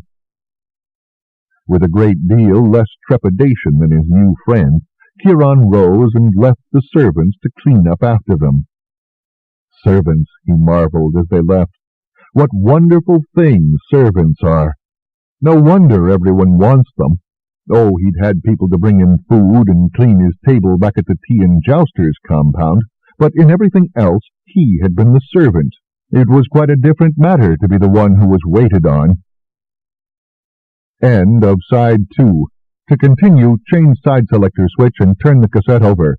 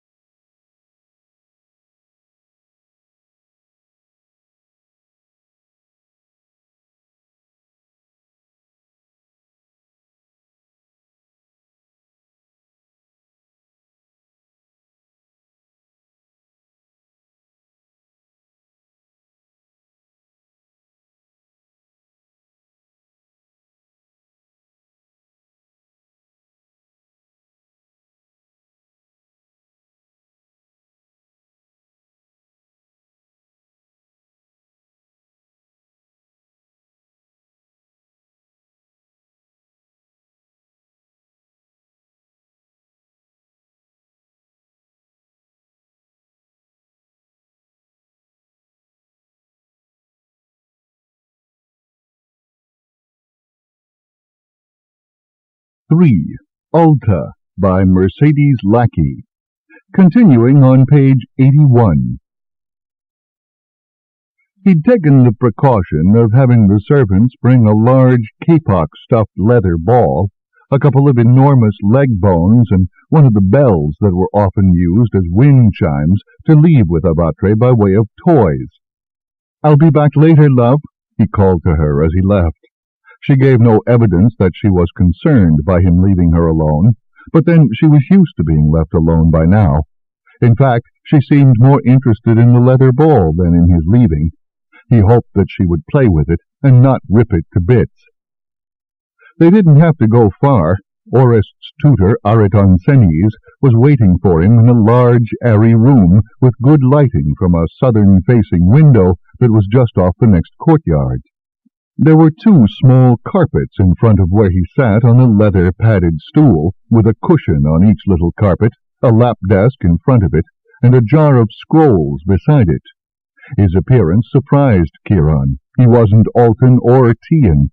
His hair was yellow and curly, and his eyes were blue. He was astonishingly handsome, and far more athletic-looking than Kiron had expected a scholar to be. His good looks were only slightly marred by the sardonic smile he wore when he saw Orest entering first, and reluctantly. He was also clean-shaven, and his hair was cut even shorter than at Jousters. Kiron wondered if he was a slave, but if he was, he certainly didn't act like one. He acted like a lord, actually. "Well, Orest," he drawled as they entered the room. Kiron noted a faint accent there, different from his own. "I suppose I can count on the fact that you read your assigned scroll?" He sounded as if he meant the opposite, that he could count on Orest not having read the scroll. "It is 15 stanzas in praise of Tioth, the god of scribes and the bringer of writing to mankind," Orest replied, taking his seat on the cushion and settling his desk on his lap. Kiron followed his example, a little awkwardly. "There are 2 initial stanzas about Tioth specifically, several on how much a blessing writing and being able to write are, several more in praise of the profession of scribes, and contrasting that profession with the misery of all others.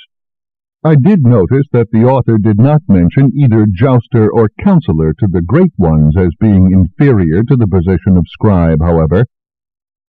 "Ah, but a jouster is a sort of soldier, and a counselor to the great ones has had to learn the craft of the scribe, so they are implied," Arit retorted.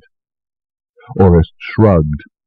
The final pictures of things which began with the sound in question, and the hieratic shapes were each a kind of sketch of that picture. Slowly, and with infinite care, he copied the hieratic shapes onto his potsherds, over and over and over. When he came to the end of the scroll, he was required to go back to the beginning and copy again, forming the sound in his mind as he did so, melding shape, picture, and sound in his head. When he ran out of potsherds, it came as no great surprise to him that the tutor had another box ready for him. Bits of broken pottery were the logical thing to use to practice on. There were always plenty of them, and they served much better than precious papyrus. It was harder work than it sounded, and by the time the lesson was over he had a much greater respect for scribes than he had ever had before. Such a lot of shapes! He was certain he would never get them all right, and somehow he was going to learn how to put those shapes together into words, and words into meaning. Well, if Orest could manage, so could he. Now he understood why the work of scribes was so important.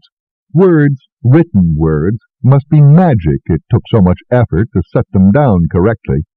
And he wondered, did scribes define the world and keep it from spinning off into other shapes with their hedge of words?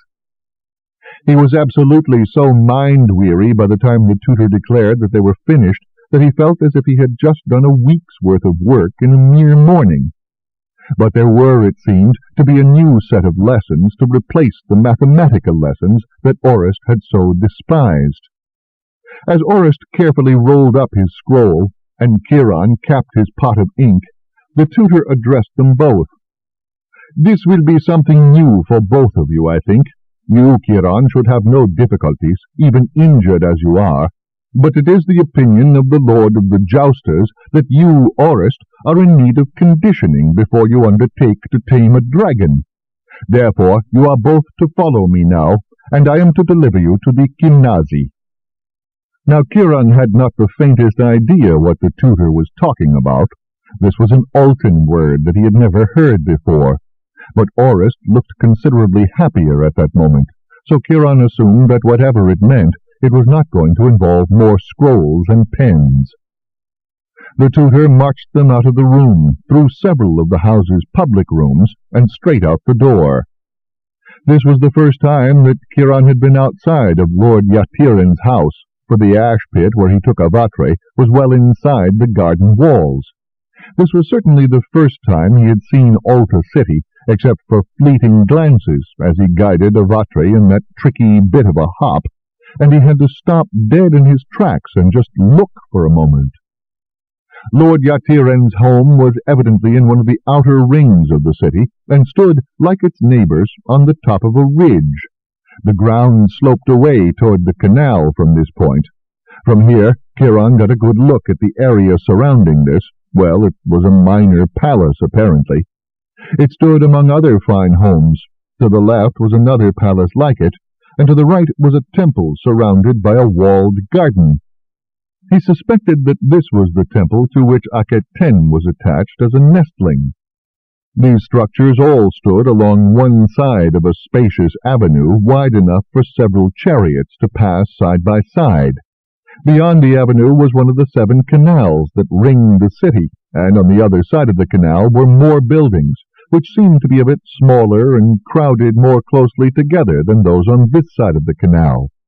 But beyond that, in the distance, was the heart and core of the city, a hill upon which the palace of the Great One stood, as well as the great temple of Kum, the Light-bringer, and several other important buildings and temples.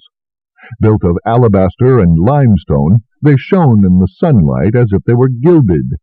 And Kiron suddenly understood in that moment that no matter how big Memphis had been, Alta City was 100 times larger.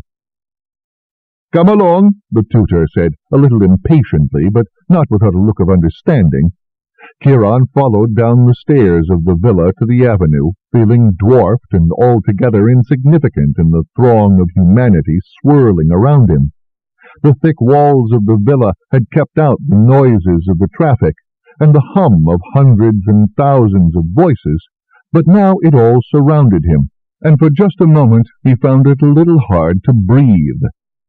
But it appeared that this segment of the ring was a little city unto itself, for once they got past the next-door villa, there were markets with shops and craftsmen, so everything that might be needed was here, within reach. To lose it while you heal up. So, since there's nothing wrong with your legs, let's see you do running rounds of the court until I say stop. Begin at a walk, and when you feel warmed up, increase speed to a run." Kiron obeyed, although it felt very, very strange to be running without having a place to be running to, and a duty at the end of the run. Still, in theory at least, he understood what Atalon was doing. Since he wasn't undergoing the strenuous work of a dragon boy anymore, he knew that he'd better be getting some form of exercise, or he'd lose all of the muscle he'd put on. So he ran. He wasn't the only runner. There were several boys and men doing the same thing. Some were faster than he, some slower. After a while, he began to feel a sort of pleasure in the exercise.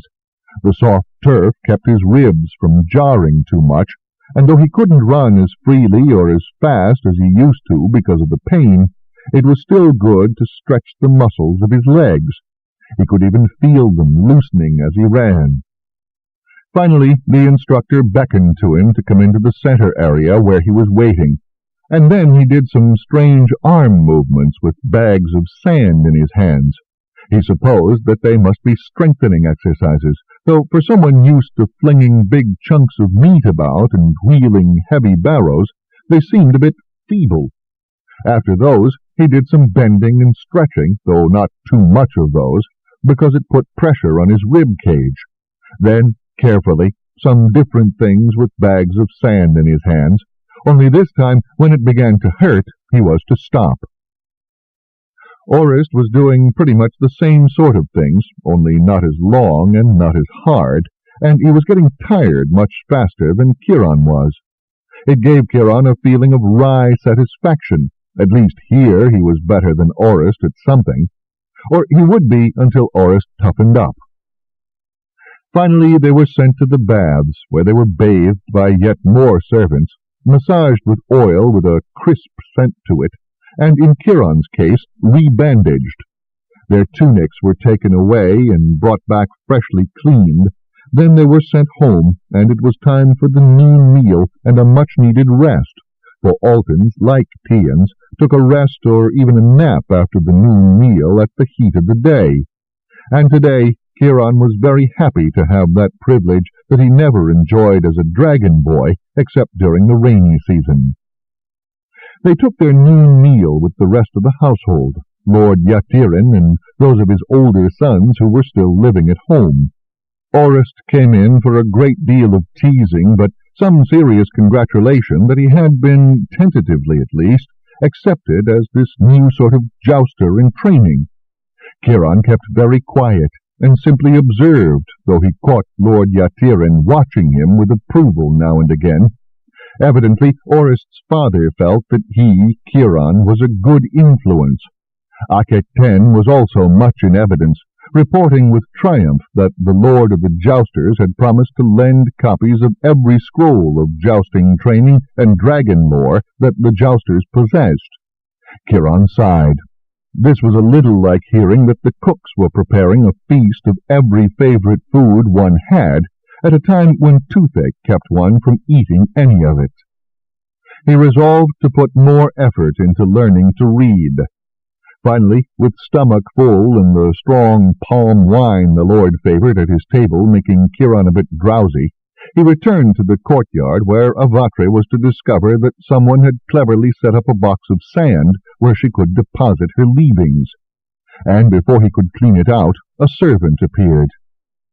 Are they hovering just out of sight, he wondered, startled, or are they able to know what I'm thinking? Either way, it made him uneasy.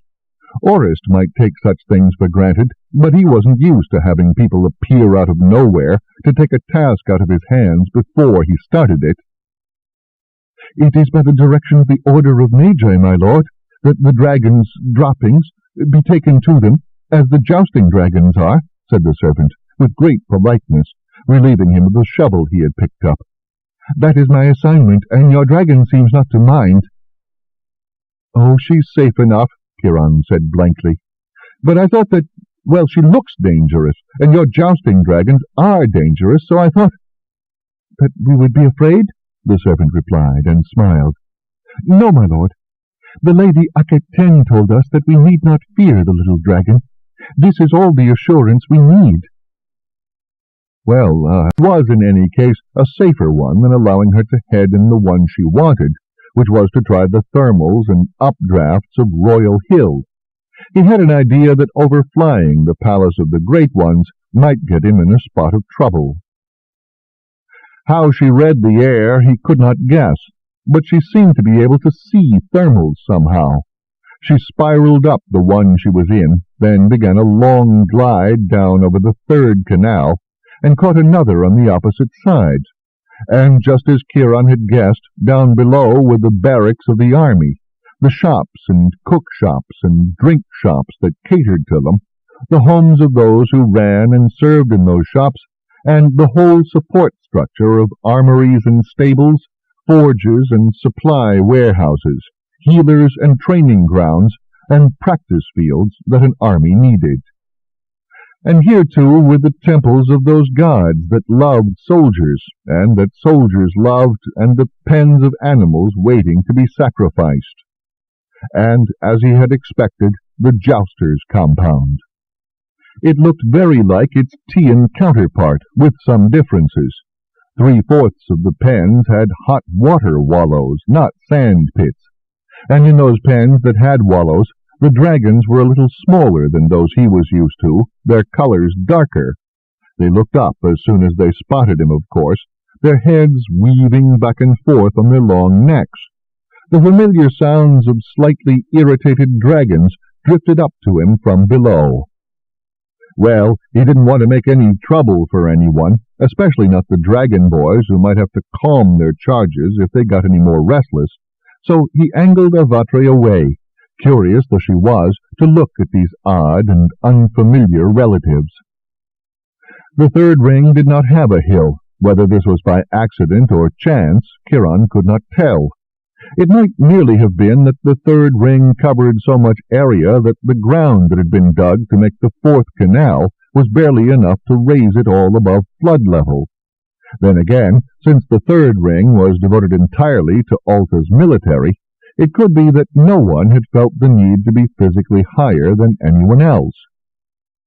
Beyond the fourth canal it was quite clear that the land had been given over to farming, and Kiron had no real interest in seeing what lay there. He knew that 3 more canals lay beyond the fourth, probably settled as farmers prospered and their sons desired farms of their own, and continued what had now become habit and custom of building up farmland by digging out a canal that was as much for drainage as for protection. The canals were all linked by sub-channels that cut across the rings like the spokes of a wheel. More spokes were formed by the bridges that linked the roads of the rings. It was unexpectedly beautiful, and when he thought about all of the labor that had gone into creating the city, his head just swam. Other than the dragons of the Jousters' compound, no one looked up when the shadow of a flying dragon passed over them. Avatri soared from thermal to thermal above the third ring to her heart's content. There were boats out on the canals, little fishing boats, larger barges. Some were hauling cargo from the outer to the inner rings. Some were clearly pleasure boats, or the boats carrying officials about on their duties. As he watched, he even saw a species of small boat that seemed to be coming into land whenever someone on shore hailed it. After a moment, it came to him that these boats must be for hire, to take people wherever in the rings they wished to go, like hired litters or chariots. That would be much faster than walking, though he doubted that it would be faster than driving a chariot.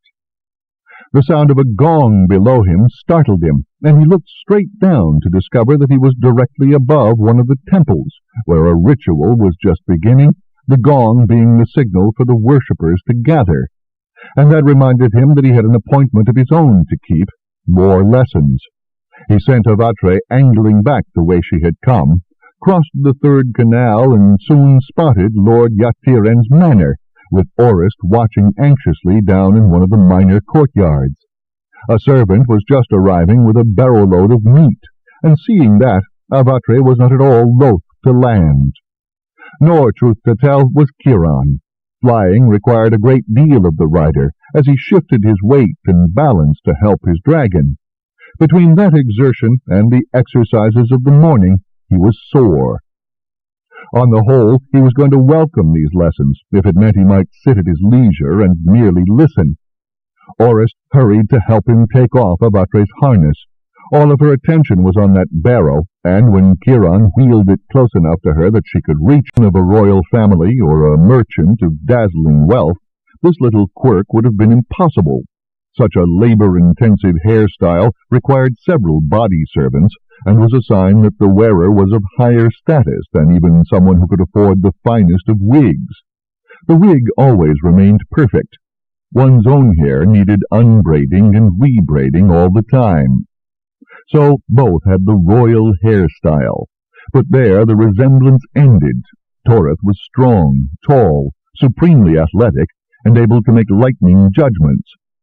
Calith was shorter than his twin, did not give a toss for games, but was a brilliant scholar, who already read and spoke 5 languages fluently, and would ponder every question for hours before making a decision. Both were good-natured and hard-working and generous to a fault. If Kiron had been asked to choose the people he would most trust, next to Aketen and Orist, it would have been Toreth and Calith. Nevertheless, Toreth might face failure here for the first time in his life, for he would have to impress Lord Kumun of his sincerity. Might, though, truth to tell, Kiron didn't think it likely that Torith would fail. "You are here today," said Lord Kumun, "because all of you want to be jousters. I suspect that eventually all of you will become jousters, but this is a group who will become a very particular set of jousters. You will be beginning your training years earlier than any other Altan ever has, and you will be raising your own dragons, literally from the egg." There were nods all around, and some sighs. Of course, all the boys here knew this. It was why they had petitioned, begged, pleaded, some of them, to be allowed to join this group. But other than Orist and the two animal handlers, Kiron didn't think any of them had any notion how much work was going to be involved. "This means," Lord Kumun continued, "that you will be doing things that no jouster of Alta has ever had to do before. And I do not," he went on, raising an eyebrow at one particularly enthusiastic-looking lad, "mean what you think I mean. No. What I mean, just to begin with, is that you who win the way to a dragon egg will, at least in the first year, be doing all of the work that a dragon boy normally would perform, and doing it by yourselves. This means feeding, tending, cleaning out the pen, exercising, grooming, training, all of it. While a dragon boy or other servant will be assigned to you to bring the dragonet's food to you and tend to your quarters, you will be doing all of the work in the pen. There will be no exceptions unless you are so ill or injured that you cannot move from your bed."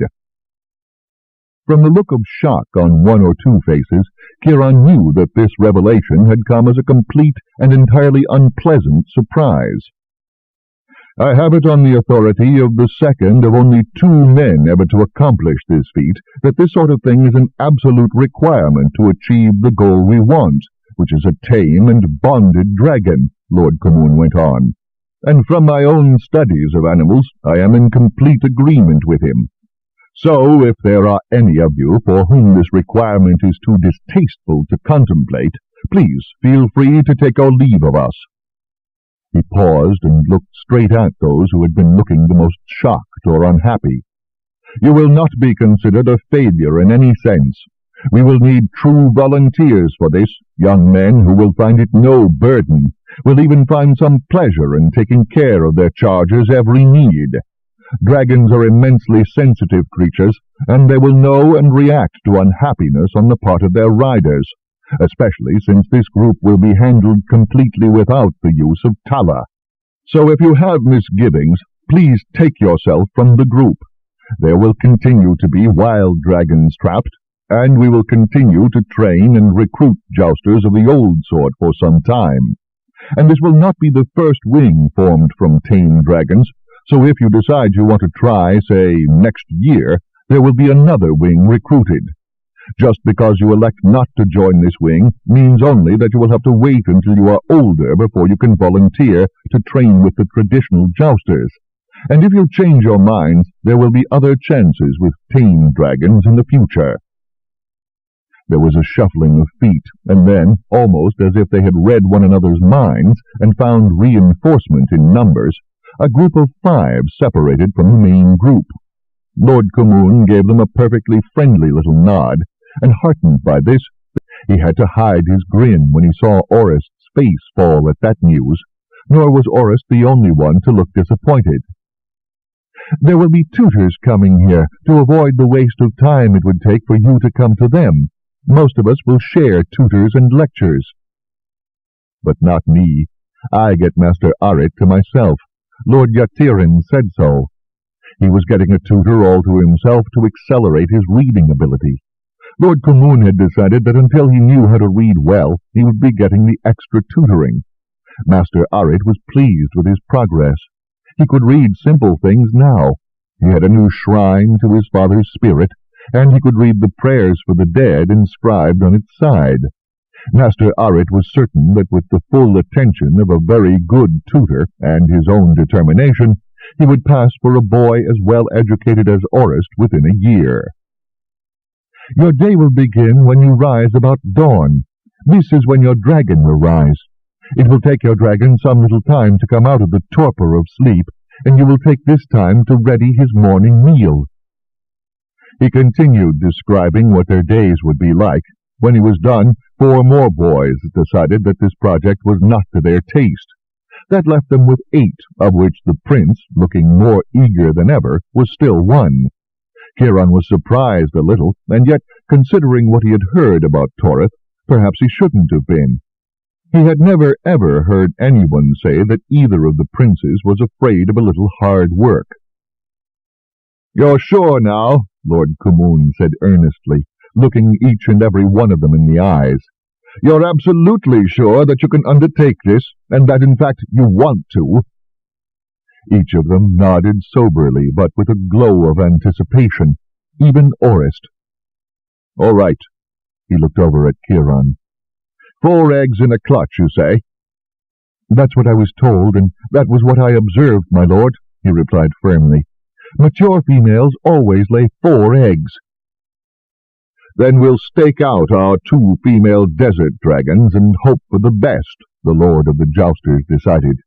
"We'll wait to see if we need to go after swamp dragon eggs only after we find out what is going to happen with the desert dragons." Kiron nodded. That would be his choice, too. The swamp dragons had proved to be a bit more reptilian in nature than the desert dragons, and a bit more difficult to handle, although it had been the wild-caught male desert dragons that had proven to be the killers. Maybe because they once ate a man. That was always problematic. Once a wild dragon tasted human blood, it always knew that eating a human was an option. The 2 desert dragon females that had been taken from Tian Jousters were lazy. Half the reason they'd been caught was that they very much preferred to be fed rather than to hunt. Being lazy was an advantage now on a number of counts. In the past, they had proved that they were unlikely to fight their chains when staked out as bait.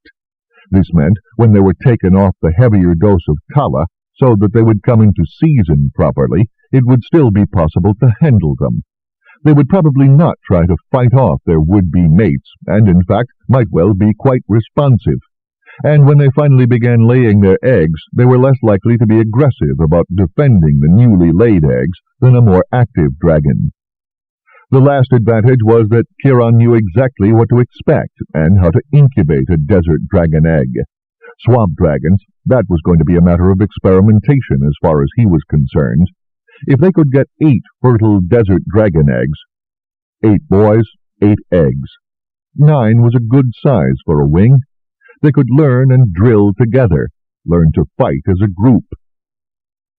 "If the gods are kind, both dragons will mate, and all the eggs will be fertile," he replied.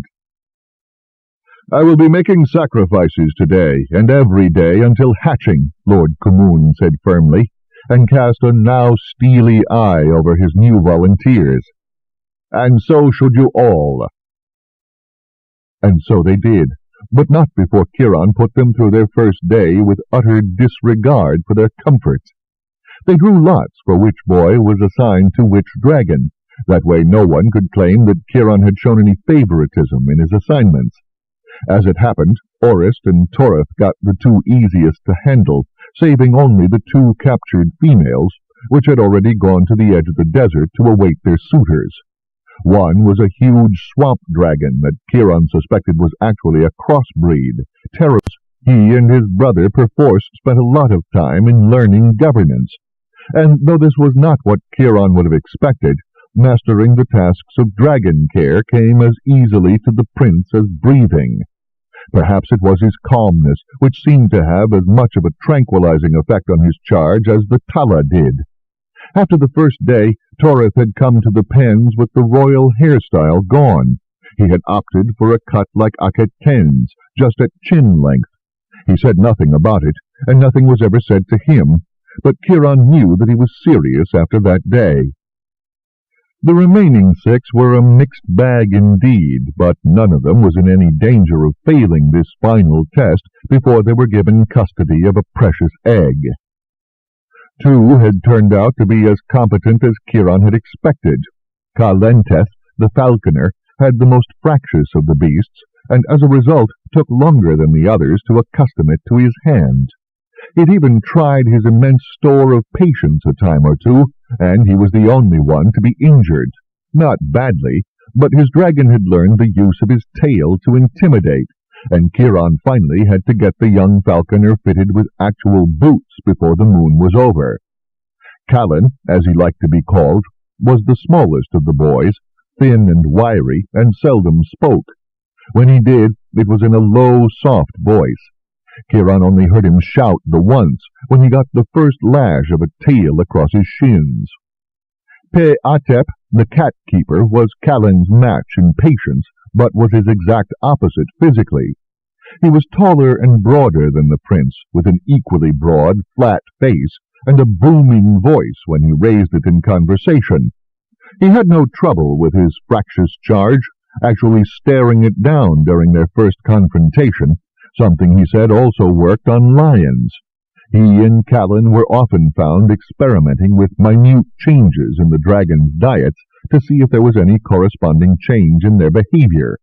Not varying the tala ration, of course, but changing the kinds of meat and the mix of meat to organs, adding things like hide and hair. Huras was a friend of Pe-Atep, though not an animal keeper. The son of a baker, he was the lowest born of the lot, and was second to no one in his intelligence.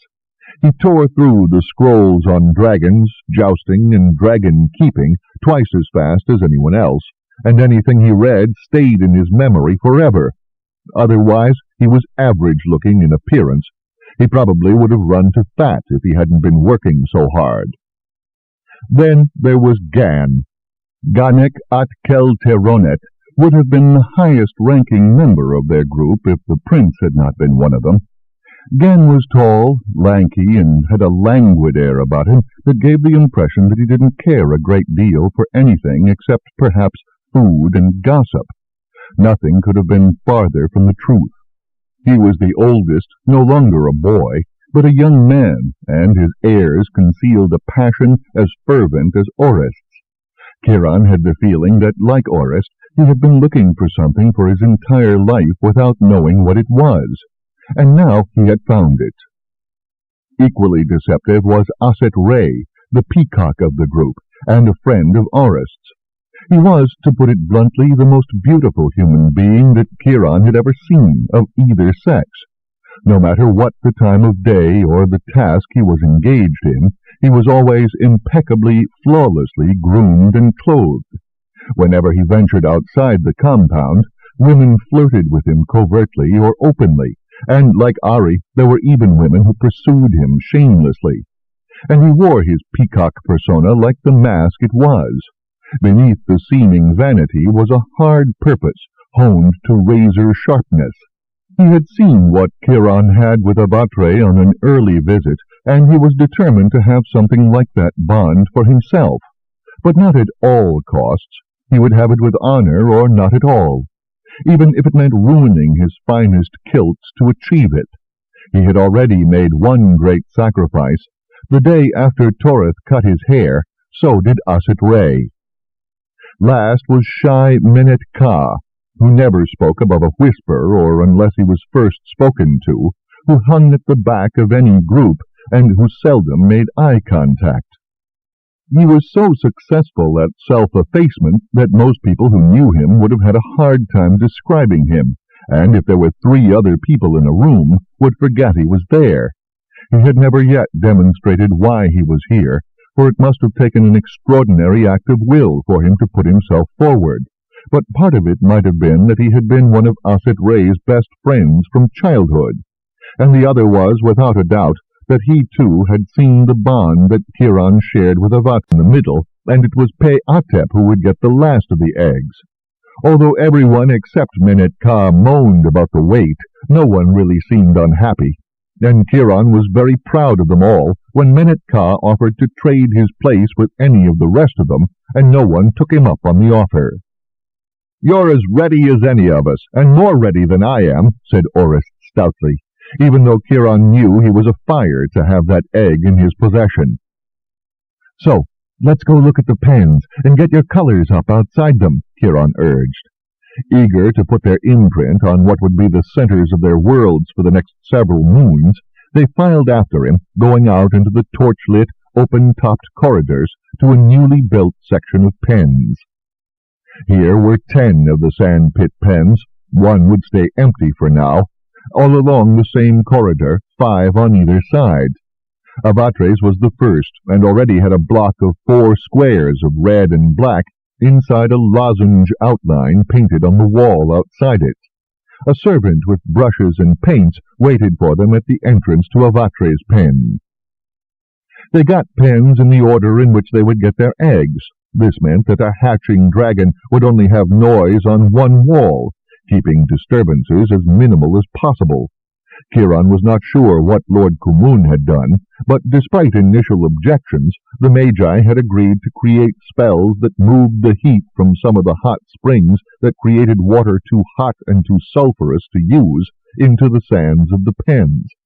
While the adult dragons could cope with the shifting levels of heat in sand pits warmed by ovens or other means, hatching eggs needed a constant temperature. Kiron hoped he had gotten that temperature absolutely right, but the only way to tell would be if the eggs all hatched. From the beginning, these pens had been set up with living quarters as part of them. There would be no makeshift pallets for the boys of Kiron's wing. Eventually, of course, the dragons would be old enough to be able to sleep alone, as Kashet did, but until then they would need their boys, their mothers, with them, especially at night. When Lord Kumun wanted something done, apparently it got done, here with thick-walled pens, with walls not of mud brick but of stone, with roofed living quarters, running water. Every 2 pens shared a room for bathing, where presumably the boys would also get water for their dragons, heated sands, and a better canvas roof arrangement for the rainy season than the Tian Jousters had. And it had all been constructed within a moon or so. The boys were impressed, and well they should be, for this was nothing short of amazing. The only time Kiron had heard of construction going up faster was when a royal tomb was being built. After the eggs are hatched, we will begin constructing more pens for the next lot of volunteers, Lord Kumun had said to Kiron. But I do not want to chance anything that might disturb the eggs. Well, Kiron said to his new wing, will this do? I should like to move in now, if I might, said Torith.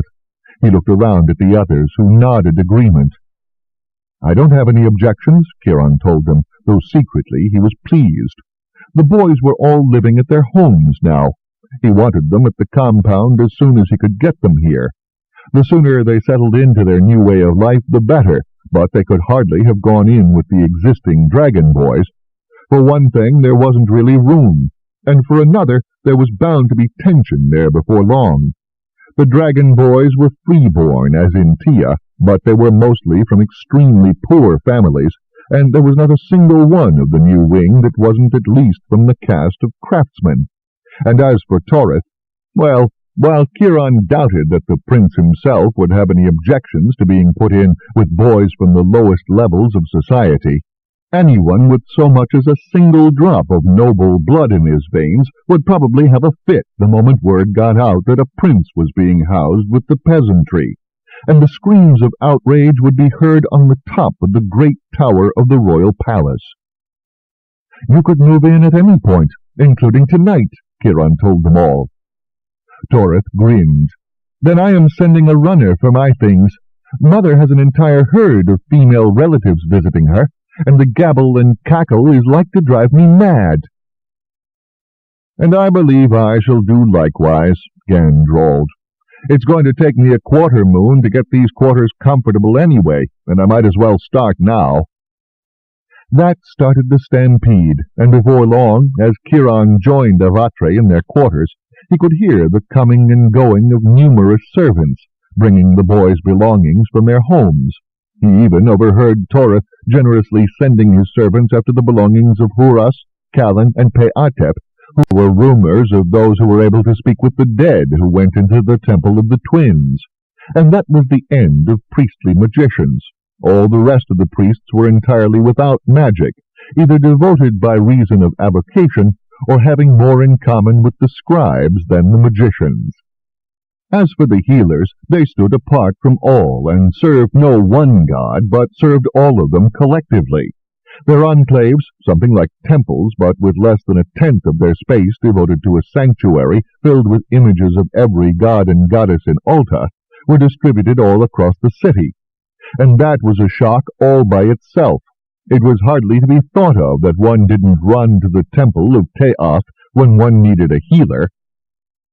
But there was a greater shock as far as Kiron was concerned, because not only did the practitioners of magic not belong to the priests, they had their very own caste, and in its way this caste was even more exalted than that of the rulers of Alta. They were the Magi, those Tians called sea witches, since so much of what the Magi had once done involved the sea and water magic. That was no longer the case, it seemed. A magus was one who worked, well, magic. The Magi used spells to work their will upon the world, to channel strange powers, spells that were chanted over incense, sung from the tops of towers, or murmured in hidden chambers in the bowels of the earth.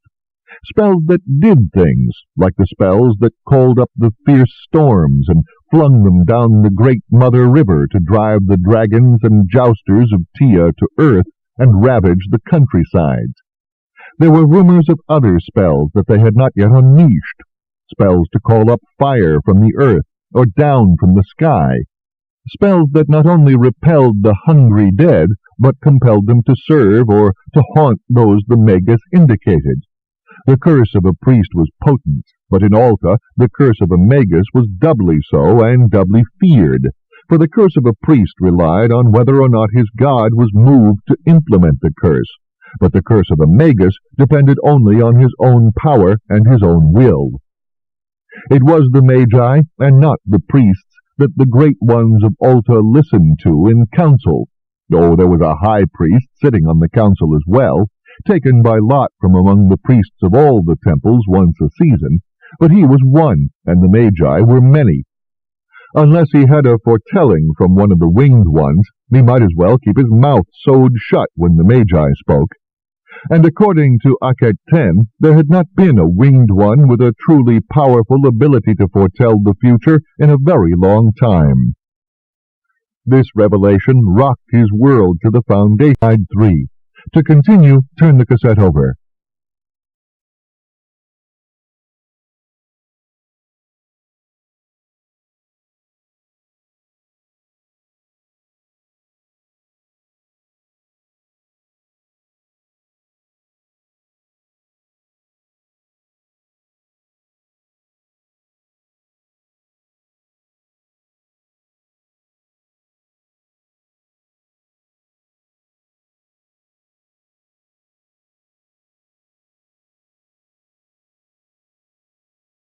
(4) Alta by Mercedes Lackey.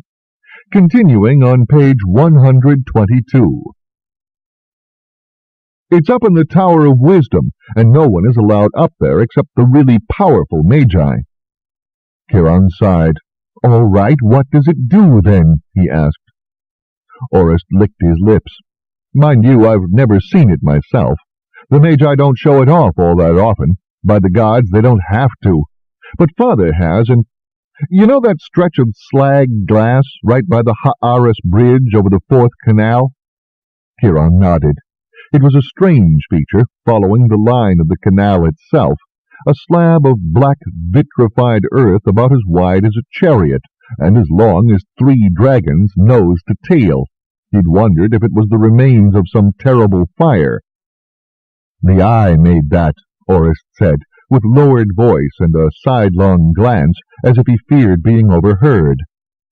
Father said this beam of light came down out of the top of the Tower of Wisdom, that's the high tower in the middle of the Palace of the Magi, and just burned it there.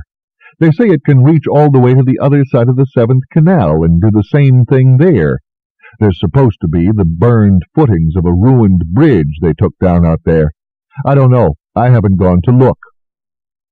Kiron stared blankly at his friend. If he hadn't known that Orist wasn't any good at deception, he would have expected this to be some sort of joke. Nothing can do that, he objected. I've never heard of anything that can do that. Well then, nothing melted the earth right where you can go and look at it yourself, Orist snapped, nettled. I can tell you this, it's the reason why no one crosses a magus. Once every few years they decide to put on a show with the eye, just to make sure that everyone remembers it and let everyone know it still works. And that's why when you deal with a magus, you are very, very polite. If they can do that, what else can they do? Kiron licked his lips, picturing to himself a beam of light moving across the earth, burning everything in its path or across the sky. Can it be moved up? Can it cut a dragon and a jouster out of the sky, you mean? Orist asked. If they don't get out of its way, I should think so.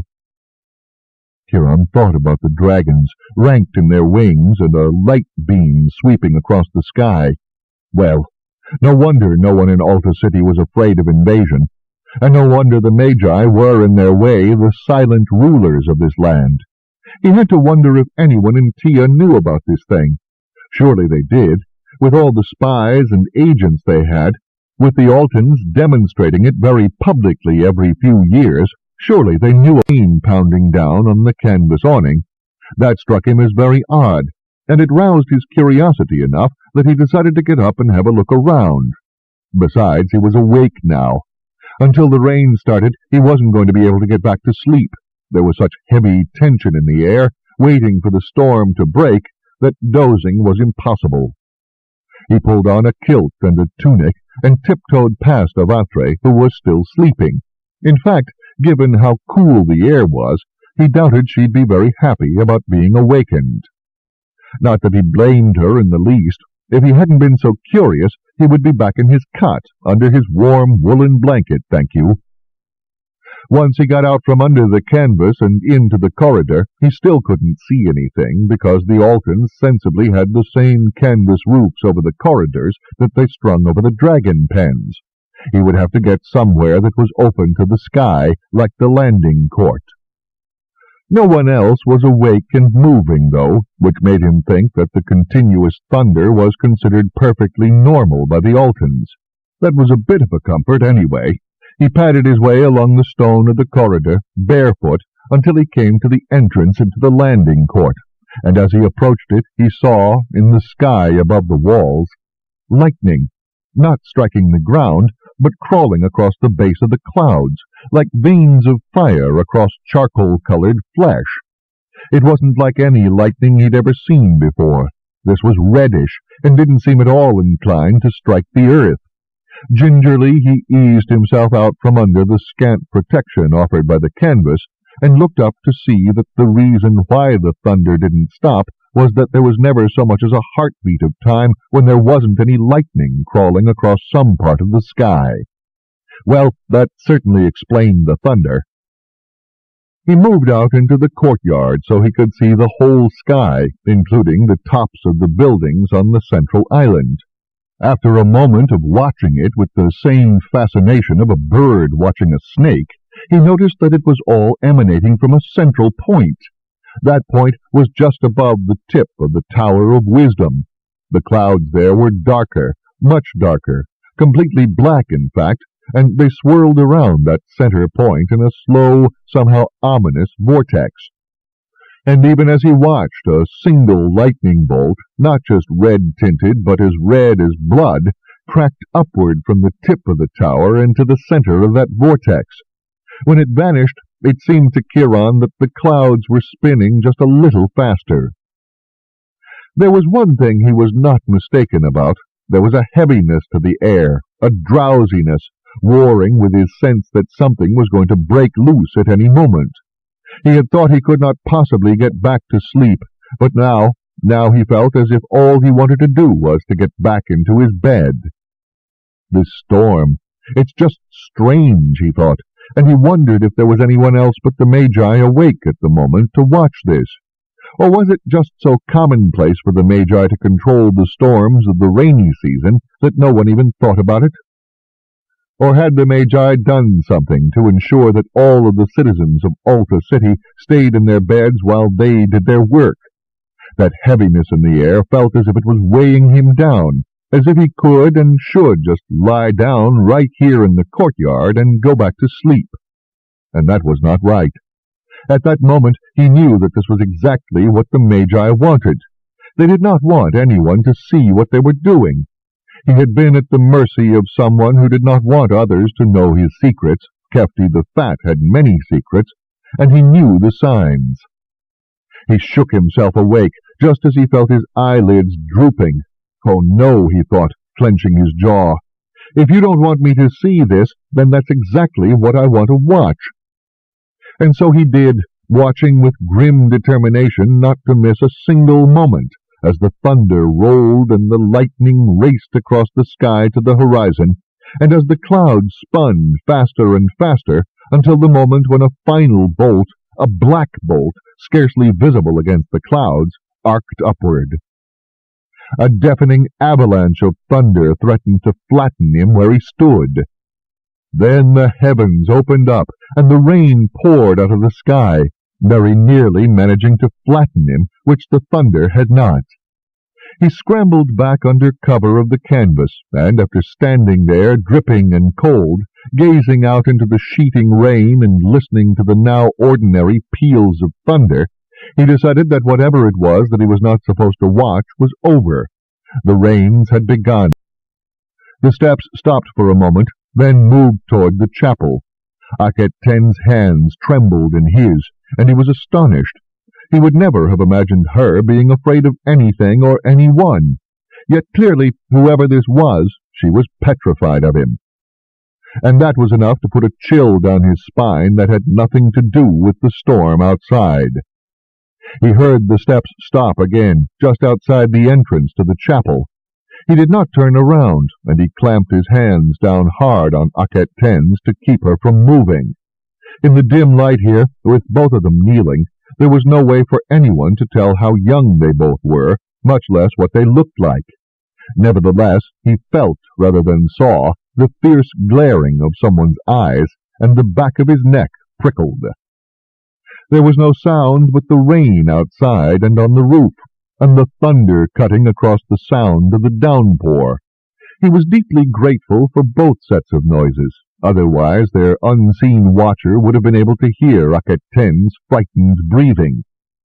Finally, the footsteps began again, walking purposefully away. When there had been only silence for a long moment, he started to stand up. This time it was Akhet Ten who restrained him.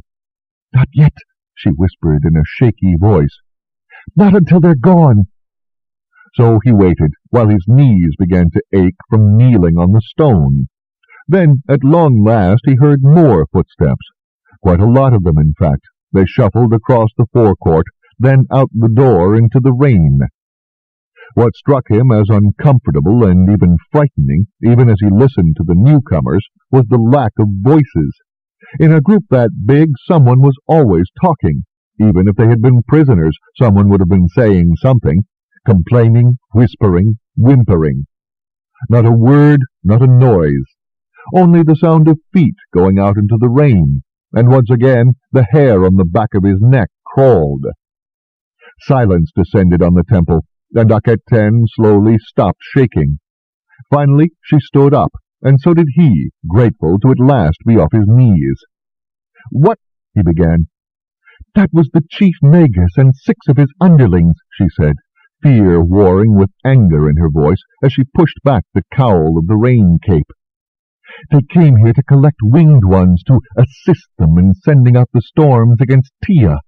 Only they don't allow you to say no to them, and there doesn't seem to be anything that the chief priestess, the teachers, or the pedagogues can do to stop them, because the Great Ones have said that we must do this. They took me yesterday, and when they were done, I found myself back here with no memory of coming back, no memory of where I had been, no memory at all of anything other than hearing that horrible man say, 'You're finally going to be of some use,' and grabbing my shoulders." She began to shake again. "And worst of all, I was practically faint with exhaustion, and it took until nightfall before I could hear and see again.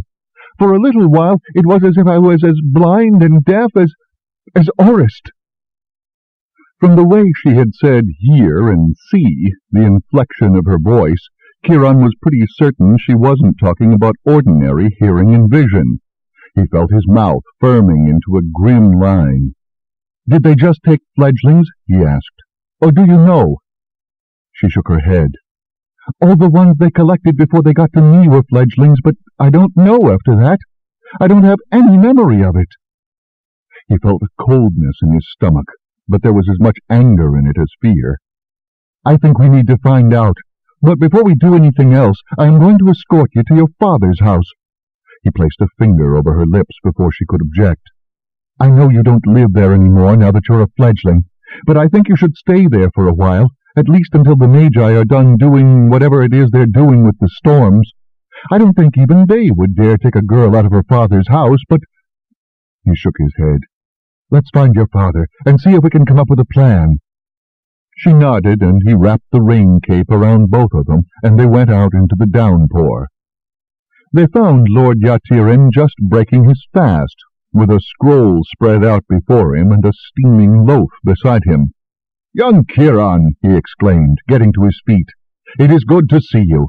And Akaten, forgive me for greeting you in this state, but this rain seems to have made me oversleep." Then he peered at Akaten, and must have seen the fear in her eyes. "Daughter, what is wrong?" he asked softly. She took a deep breath. "Yesterday the Magi came and took several of the fledglings to assist them in their work," she told him, her voice trembling only a little. "I was placed to enlighten him, though perhaps the problem was that Lord Yatirin had taken thought for his son's chattering and loose tongue. There was no telling who among Orist's friends, including the other boys here, might talk to someone that they shouldn't." Kiron folded his arms over his chest and gave Orist a knowing look. "You know, I've heard that sometimes the female fledglings have a lot of difficulty when they first become women." He actually had heard that often enough around the temple, though possibly Orist hadn't paid any attention to that sort of thing. He could be very single-minded, could Orist. Some might call him dense, but not Kiron. Orist could be absolutely brilliant when he chose to exercise his mind. The problem was convincing him of the need to do so. If Orist had a fault, it was that he concentrated only on what interested him and ignored or carelessly forgot everything else. "What do you—" Orist began, then, to Kiron's great amusement, flushed a deep and painful-looking scarlet. "Oh, yes, that might be it. I've heard the same thing." Well, maybe he does pay attention once in a while. "But of course your father wouldn't put it that boldly," Kiron continued, as bland as cream. "Of course he wouldn't. And that must be it." Embarrassed though he might be, Orist must have been grateful for the explanation, for he seized on it with evident relief. "I hope she feels better, but if anyone can make her feel well, it will be Aunt Ray. She's almost a healer, she knows so much, and Akaten loves the farm." Orist returned to the vigil over his egg with the air of someone who has had a great deal of concern lifted from him. Kiron, for his part, went to check on Avatre, who was not at all interested in stirring from her warm sand, so that she looked like a heap of rubies half buried in it, and then went for a walk in the rain. After that first torrential downpour, the rains were no heavier here than any ordinary rainy season, but rumor said that things were otherwise in the kingdom of the enemy. With exquisite timing, the Magi had, so it was claimed, arranged for terrible storms to lash the Tian countryside, coinciding with the highest point of the flood coming down Great Mother River from the lands above the cataracts. The result, supposedly, was going to be a flood of epic proportions. Not only farmlands would be flooded, but whole villages, towns, even parts of the great cities that were too low to escape. If this was true, Kiron felt unexpectedly sorry for the Tian farmers and villagers. The mud brick used for their homes could not stand against rising waters. People would return after the waters had receded, only to find that their houses had melted away in the flood. This was going to cause a lot of hardship, and it wouldn't be to the people who were waging this war. It would be to the poor farmers and craftsmen who just wanted to get on quietly with their lives and didn't give a toss about where the border was. In fact, it would impact the poor serfs on captured Altan land the most. Their Tian overlords could escape the flooding, but they would have nowhere to go. It seemed a very unfair way to wage a war, when the people who were responsible for it were not the people paying the price. And he knew very well what others would say about that. It was too bad for all those farmers and serfs, but that was the way that war went. And maybe it was, but it still seemed very unfair to him. It had seemed a fine thing when the Jousters of Tia were grounded by storms that hadn't affected anyone else so much, but this war on those who weren't even part of the fighting was just wrong. In fact, everything he had learned about the Magi in the last 3 days had that same faint aura of wrongness about it. Not that he had been able to learn much. The Magi kept pretty much to themselves up there in their palace of wisdom, or whatever they called it, as if they were the only people in all of Alta to have a true grasp of wisdom. That seemed a case of monumental hubris to him. But you didn't see Omegas out beyond the first canal very much. People said they were doing important things, too important to leave their stronghold. Kiron had the feeling, though, that it was because they didn't care to mix with those they felt were beneath them. It also seemed to him that they cultivated mystery and secrecy to the same extent that the winged ones eschewed it. There was one time and place where he was seeing them, though, every morning in the pre-dawn, collecting winged fledglings. Every morning the fledglings lined up like a column of ants and marched silently out into the rain, and Kiron took that as a warning that there might be someone listening there. "That is quite true, my lord," he replied, as cheerfully as he could. "And I believe that the eggs will begin to hatch at the end of the rains, or thereabouts. You would be welcome to visit him, of course, if your duties permit you the leisure. The youngsters need a great deal of comforting from their surrogate mothers, until they are old enough to begin amusing themselves with play." "Play? Dragons play?" said Yatiren, momentarily diverted. Since dragons in general and Avatri in particular were the dearest things in Kiron's heart, he could always be persuaded to talk about them, so he waxed eloquent on the subject of how tame dragons, which were not drugged and numb with tala, and so required things to do when they weren't fighting or flying patrols, entertained themselves. "I'm beginning to sound like Aerie," he thought wryly, as he listened to himself babble, "dragon-obsessed." But Yatiren gave every indication of being interested and asked many intelligent questions, until finally a subtle relaxation and flicker of the eyes told Kiron that the unseen listener had gone. "Probably bored, just as well. Maybe the next time I come he won't be so keen to eavesdrop." "Well, I have taken enough of your time, Kiron," his lordship said, signaling that the interview was at an end, which was in a way frustrating, for Kiron had not learned anything much about Aketen. "I appreciate the time you have taken to tell me of my son's progress." "It is not only my pleasure, my lord," he said sincerely, covering his disappointment. "It is my honor to do so. I am in your debt." "Not at all," Yatiren replied, as Kiron rose and prepared to leave. "And oh, by the way," he added casually, too casually, as Kiron was halfway to the door, "I think you will find it highly profitable to pay a visit to the Temple of All Gods on this ring. The healers have a young female apprentice there who, they say, is learning to treat the ailments of dragons. It is said that she arrived very recently. My friends there are taking especial care of her, as she seems to be shy and reclusive. She could benefit from your experience, and perhaps you might find a way to introduce her into the Jousters' compound." The one place where the Magi have little or no reason to go, the Temple of All Gods. And furthermore, it was the one place that even the Magi would hesitate to invade with the intent of dragging someone unwillingly away. It was never wise to offend the healers, for you might find yourself looking in vain for help the next time you were hurt or ill. Or, if the help was forthcoming, it would be the least pleasant treatment available. Healers never forgot. Kiron bowed a little, but his smile of understanding won an answering smile from Lord Yatiren. "Thank you for that information, my lord. It is most welcome. I shall seek out this apprentice immediately." He collected his rain cape from the steward and slogged out into the downpour.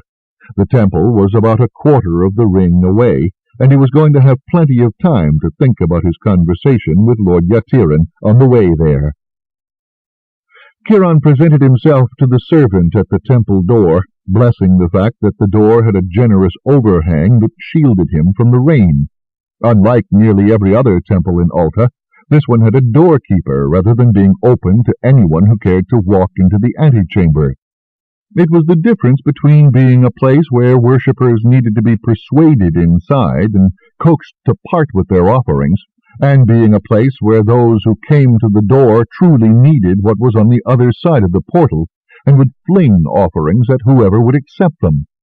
But of course this wasn't really a temple as such.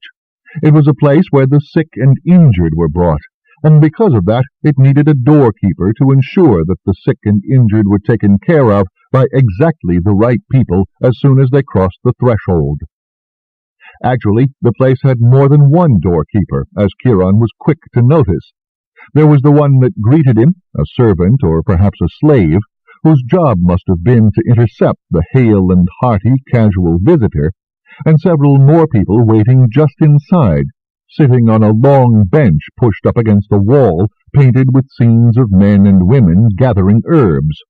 Every one of those waiting was clad, perhaps in deference to the weather, in practical light woolen tunics that came to calf length, and there was not a hint of a wig or an elaborate hairstyle among them. All watched the door with the look of alert anticipation of dogs about to be let loose to run.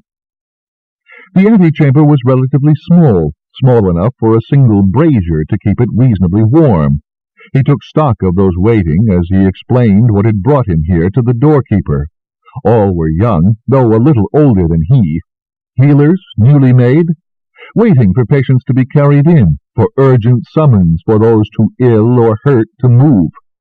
That's her fate to seize someone dressed in the manner of a lady of rank and privilege. But she leaped to her feet and flung her arms around his neck the moment he entered the room, the scroll she had been reading flung aside like a bit of scrap. "Kiron!" she sobbed into his ear as the slave took himself discreetly out. "Oh, Kiron, I am so glad you came! Oh, thank you, thank you!"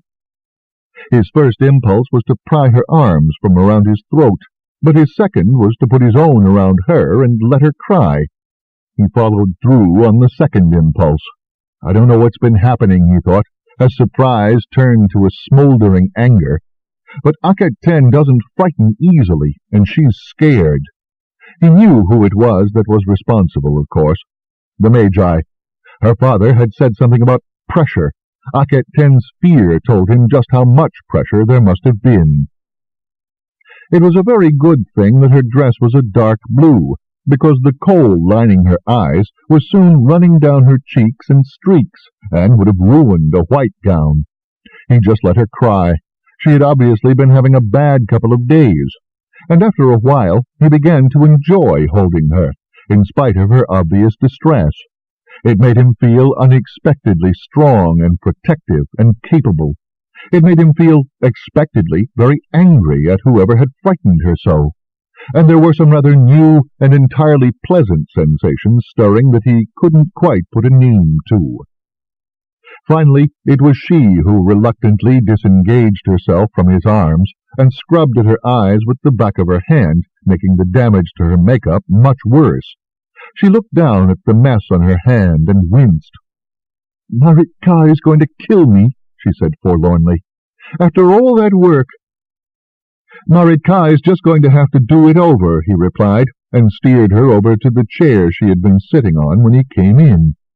He sat her down on it, looked about for a bit of cloth, spotted a towel beside an empty basin on a little table nearby, and took it out to hold it in the rain pouring down into the courtyard.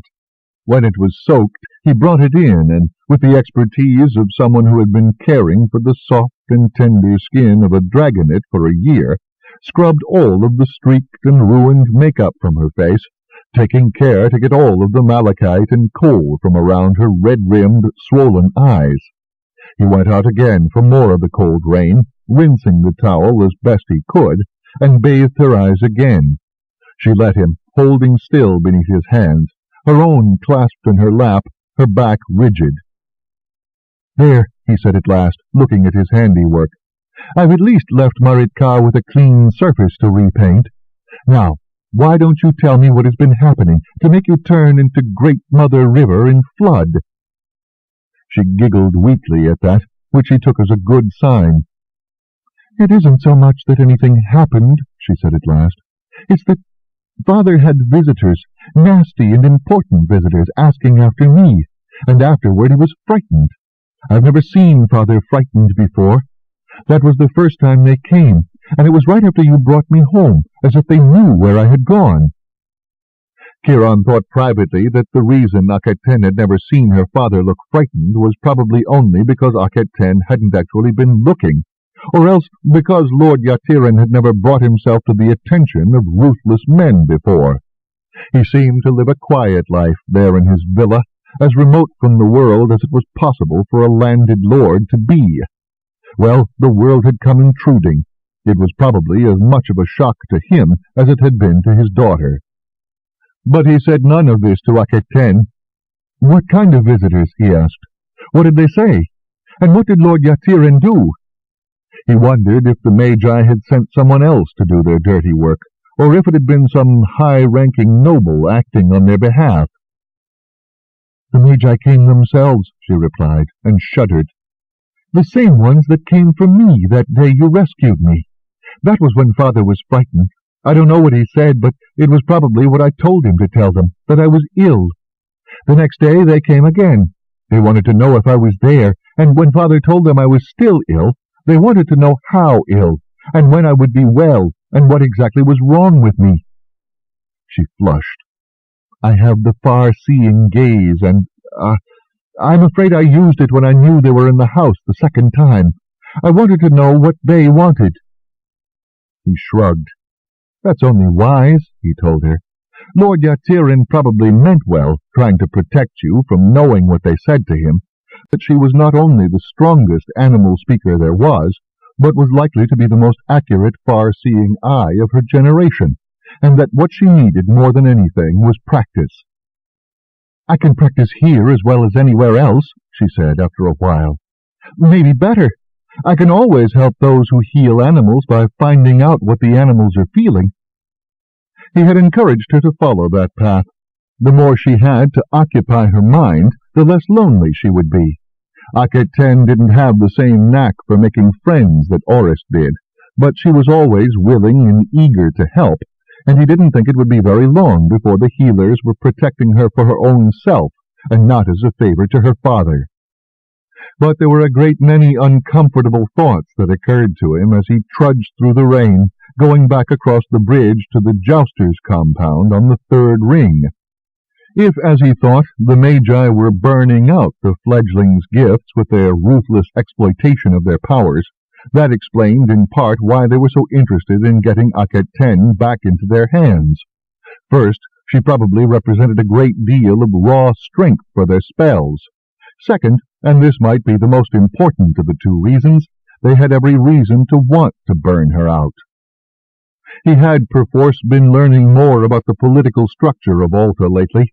It would have been difficult not to, with a prince and the most likely successor to the current great ones as one of his trainees.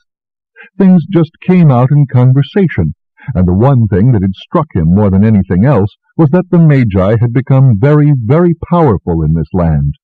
All but one of the advisory positions that had once been held by priests were now held by Magi. It seemed likely to him that the last thing they wanted was for someone who had been gifted with reliable visions of the future to become a full-winged one, for that someone would be able to advise the great ones with no consideration for anything other than what he or she saw. That would take a fair chunk of power out of their hands, and leave them vulnerable to contradiction in council whenever there were things they wanted done, actions they wanted taken, that might be contrary to what was really best for Alta. Nor was it particularly in their interest to have someone who could see what was going on in Tia and on the border reporting directly to the Great Ones, not when the Magi wanted reports of how their spells were decimating the enemy where it hurt him most, whether or not those reports were true. The very last thing they wanted was someone who could say definitively that what the Magi were doing was mostly affecting the lot of poor farmers who had very little to do with the war. No, that was not something that would make them very happy. He wished that he had someone he could confide in and ask advice of. Frankly, he wished that Aerie was around. But that's not possible, he reminded himself. It's time to start thinking on your own. Well, there was one thing that he could do. He could start educating himself thoroughly on the intricate details of how things were run in Alta, how much power the Magi had, say, and how much the Great Ones were likely to let them get away with. And he had just the person to help him with that, Prince Toreth. Provided, of course, he could do so without betraying his feelings on the subject. But then again, he had a lot of practice in hiding his feelings. With luck, all that practice would stand him in good stead now. On the other hand, Toreth has never shown any sign of being fond of the Magi, he reminded himself. I wonder if it's possible that I'll find an ally there. The Magi, Kiron began, in as casual a tone as he could manage. Toreth was in the middle of turning his egg. Kiron was in the pen with him on the pretense of overseeing him. Just what are they, anyway? He continued, as Toreth finished the quarter turn. Besides the people who created the eye, I mean. Toreth settled his egg back into the sand, covered all but the very top with hot sand, and gave him an opaque look. Why are you so curious about the Magi? Because they don't exist in Tia, and that's where I lived most of my life, Kiron replied, trying to look as innocent as possible. All of the magicians there are in the priesthoods of several temples. Then I come here, and there the Magi are in their fortress right next to the Great One's palace, and— He shrugged. And there's the eye, of course. Oh, yes, the eye. The sour tone of Toreth's voice made Kiron blink. The eye, which, as we are told, is our protection. As the Magi have shown us so carefully, it can strike anywhere outside the first canal, so we need never fear invasion. They would certainly see the first of their grandchildren born, and what more did anyone need? Toreth nodded. And the Great Ones before them were near 80 when they died, and the ones before them were 90.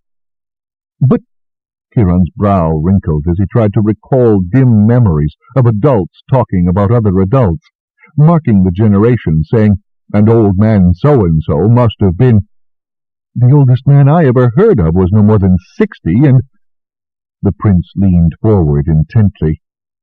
And what would you say if you were a ruler, and a magus came to you and said, I can make you live to see your great-great-grandchildren? What would you grant a man who could offer you that? A position as advisor? A council seat? The post of vizier? Positions for his friends? And if these people were the same who created a weapon that absolutely meant that this city could never be taken by enemies, what would you give him then? If all he wanted was to take some of the burden of rule from you, and leave you to deal with only the pleasant aspects of the twin thrones? Kiron blinked. Is that the way of it, then? He asked softly, feeling dread steal over him.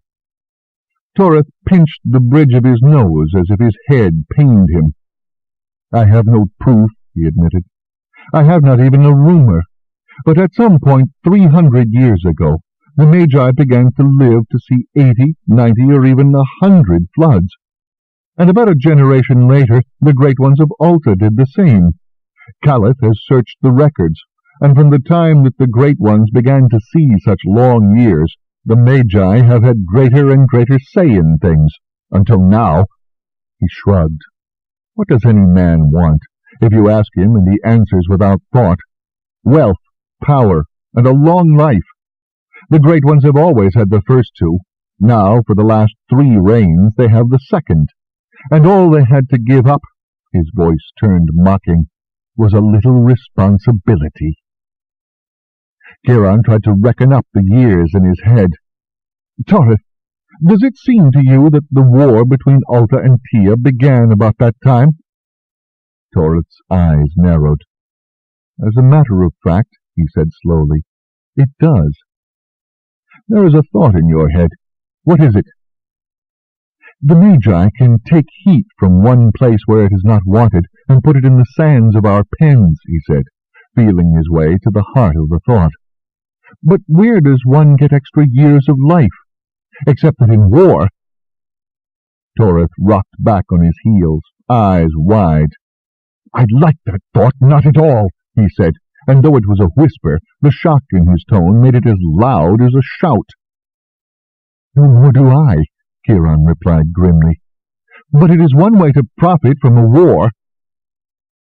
"There are others," Toreth said, after a long silence. "Yet, were I to examine things closely, I doubt not that I should find the Magi's hands outstretched there too. They are wealthy men, wealthy enough to be above such things as mere noble blood, and when one has the ears of the great ones, there are many ways of obtaining more wealth. Theirs is shadow power, but the shadows can hold many things." Kiron thought silently of all the ways that one could profit from war. The making of weapons, certainly, the supply of tents, of food for the army, of horses, of other gear, from cooking pots to the linen for bandages. And he wondered, certainly the Great One of Tia was a man of no more than middle years, and there were no Magi as such in Tia. But had he not heard of a certain adviser, a little man, a crafty man, a man to whom the Great One listened more often than to others, who had remarkably served in the same capacity to his father and his father's father? How long before that adviser whispered in the Tian's ear, and was heeded and believed, being, in fact, his own best evidence? He could not be sure. The thought made him ill. It also had a terrible logic.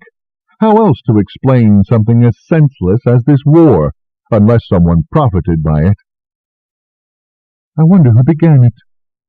A peal of thunder punctuated the question. He did not realize he had said the words aloud until he saw Toreth shrug. "I do not think that it matters now," Toreth replied. "The question is how to stop it." The words hit Kiron like a hard brick and stunned him nearly as thoroughly. Once again he spoke without thinking, as his mind put handfuls of bits of disparate thoughts together. Fellowship that he had not until that moment known even existed, a fellowship of which Toreth and Caliph were the tacit leaders. Nevertheless, when it came to the dragons, he was still the trainer and the leader, and if anything, the others tendered him even more respect. Perhaps that was because he was earning it. Knowing that he would have to show them what to do, even in the midst of the rains, he was training with Avatre. She did not like it, not in the least, but he insisted that she fly in the rain and learn to handle the tricky currents of the storms. He would not fly her when there was lightning, or up into or above the clouds, but otherwise they were going up once a day at least. With Toreth's plan already in his mind, he was looking for all the advantages he could find. The Dragon Jousters did not fly in the rain, therefore Alta Jousters would learn how to, beginning with himself and Avatre, for every tiny advantage was something to be snatched. He knew beyond a shadow of a doubt that no one could force even the most heavily drugged, wild-caught desert dragon into the sky in the rain, but the tame ones, well, that was another story. And in this at least the Altans were better equipped, for the swamp dragons found it no hardship. He had figured that he could coax Avatre into it, for certainly even the desert dragons living in the wild had to fly and hunt no matter what the weather, so the thing was possible, and Avatre complained but cooperated. He did make sure to reward and praise her lavishly whenever the task was done. Lord Kamoon was astonished, but a handful of the riders of swamp dragons watched them with speculation, and soon began taking their mounts up for short practice flights as well. Rain flight was dangerous. Everything was slippery, leather straps stretched and loosened, and the wind was hard to read. Sudden downpours could leave you blinded at a critical moment, and the really important thing was to make sure to get the dragon back down before she was chilled, or she would start to weaken. And a chilled dragon could sicken, even die. Rain flight was miserable, too, It was not possible to wear a rain cape, of course. It wasn't hard to remember to get the dragon out of the sky before she chilled, when the rider was getting numb in the fingers and toes long before that point. Still, it was an advantage, and the riders of swamp dragons were able to go out on patrol and even thwart some Tian raids by being where they shouldn't be. Lord Kamoon was pleased. The swamp dragon riders were more than pleased. Finally, they were getting their own blows in, and though the victories were small, the effect on morale was enormous. Kiron was now getting the respect of the old.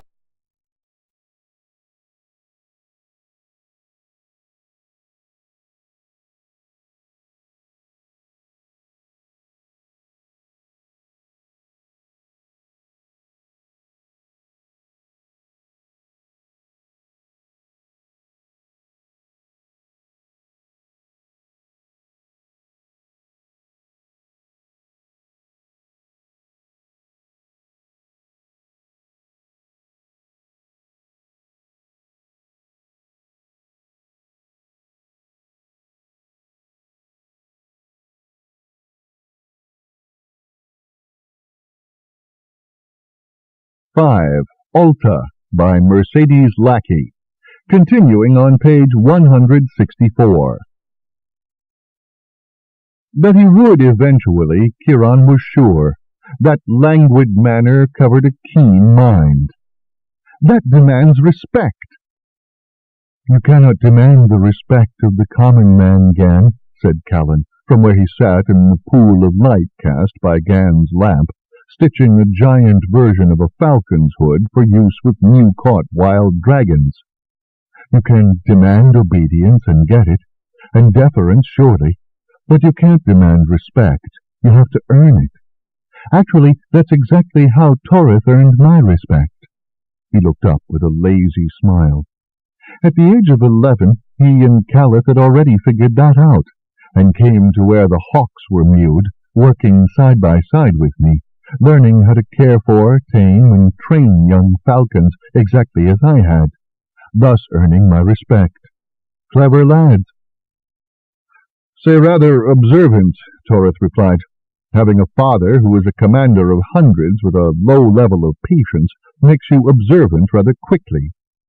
He pitched his voice to a growl. Boys, princes you may be, but until you are great ones, I can whip you from here to the 7th canal if you don't care for that hound properly.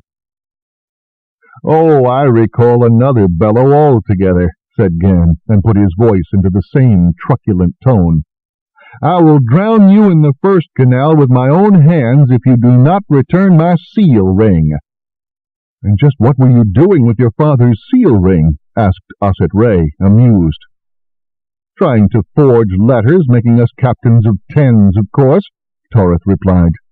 With chariots of our own, plumed helmets, and honey cakes in perpetuity. Gan choked on his beer, laughing, and Callan had to pound on his back until he stopped coughing. Sometimes Kiron could only marvel at the prince's patience, working out plans that could not possibly come to pass in less than a decade.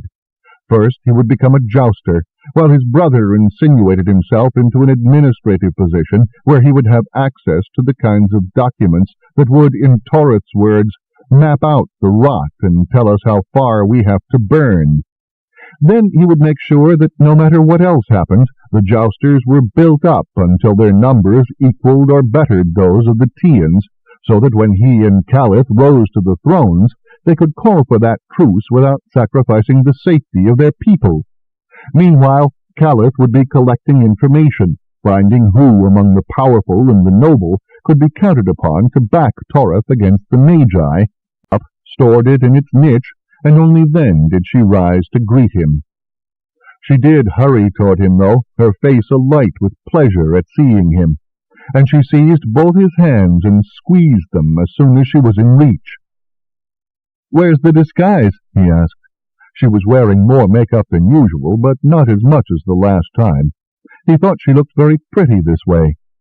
"One of the Akkadian healers, my friend Heclatus, is also a magus," she said. "He didn't tell anyone about it until I arrived, though, because he didn't like what our magi were doing, and he didn't want to have to put up with them trying to get him to join them. He gave me an amulet that he says will make their spells slide off me, and he says that as long as I don't leave the temple without a physical disguise, they won't find me." She made a face. "I don't understand all of it. Magic works differently from what a winged one does.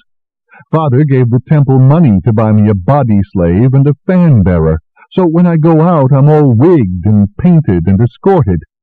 It's such a bother that I only did it once." She sighed. "Still, it's not a loss. Kefru does wonderful massages, and Takit is useful running errands, so most of the time they're working for the healers." "Are you able to practice your skills?" he asked, knowing how strongly she felt about her abilities. The panic in her voice when she had described being temporarily without them made him think that not being able to use them would be very like being cut off from some essential part of her, or having her soul cut in half. "Is it safe?" "Atlantis says it is," she replied, and shrugged. "Certainly no one has come running here looking for me after I've used them, though I haven't dared to try to see what the Magi are doing, or to see the Temple of the Twins. I'm afraid that—" She bit her lip. "I'm afraid that if another winged one feels me watching, the Magi will be told." Would the winged ones actually betray one of their own to the Magi? "You think it's that bad?" he asked soberly. "I don't know," she replied, looking profoundly unhappy. "I just don't know. Someone is allowing them to take the fledglings every day, and as far as I can tell, no one is objecting to it." Her brows came together, and she looked as if she was holding back tears. "And even if the reason they're letting this happen is not that they're on the Magi's side, but that they're afraid of the Magi and what they can do, it doesn't make much difference in the long run. People who are afraid would tell on me too." Now it was his turn to squeeze her hands as comfortingly as he could manage. There was hurt in her eyes as well as unhappiness, and that lurking fear. She's been betrayed by the people she thought she could trust the most, and now she is not entirely sure what the truth is, or who she can trust. And a little thought followed that. But she trusts me. Oh, gods, my thanks, she trusts me. "I wish there was something I could say or do to help," he said aloud. "I wish I could visit you more often. But Akaten, not only have I work I can't neglect, but if I come here too often when I never did before, someone might take notice." She nodded and smiled wanly. "And I haven't sent for you for the same reason. I'm keeping busy. The library is where I spend a lot of time. I've mostly been helping the animal healers, though, and just trying to see that Father is all right. He seems all right. I don't think they've done anything to him." "I'll check on him myself on the way back," he promised, and tried to move the conversation to a more cheerful note. "Well, this looks like a place after your own heart. You don't seem so unhappy as you were last time." She brightened and looked more like her old self. "I'm not. The library here is wonderful. I haven't run across more than a handful of scrolls that I've seen before. When I think of something I can do to help, I try to do it, and the rest of the time I stay out of the way. I'm learning what I can about the dragons." Then her jaw jutted a little, stubbornly. "I still think I could be a jouster. Think of how easily I talk to Avatre. I wish you and Father would have let me hide with Orist." He suppressed a snicker to avoid hurting her feelings. "Let's find somewhere warm where I can dry off. I want to tell you something. Do you remember Prince Torith?" "I think so," she said, leading him out of the library and back to her room.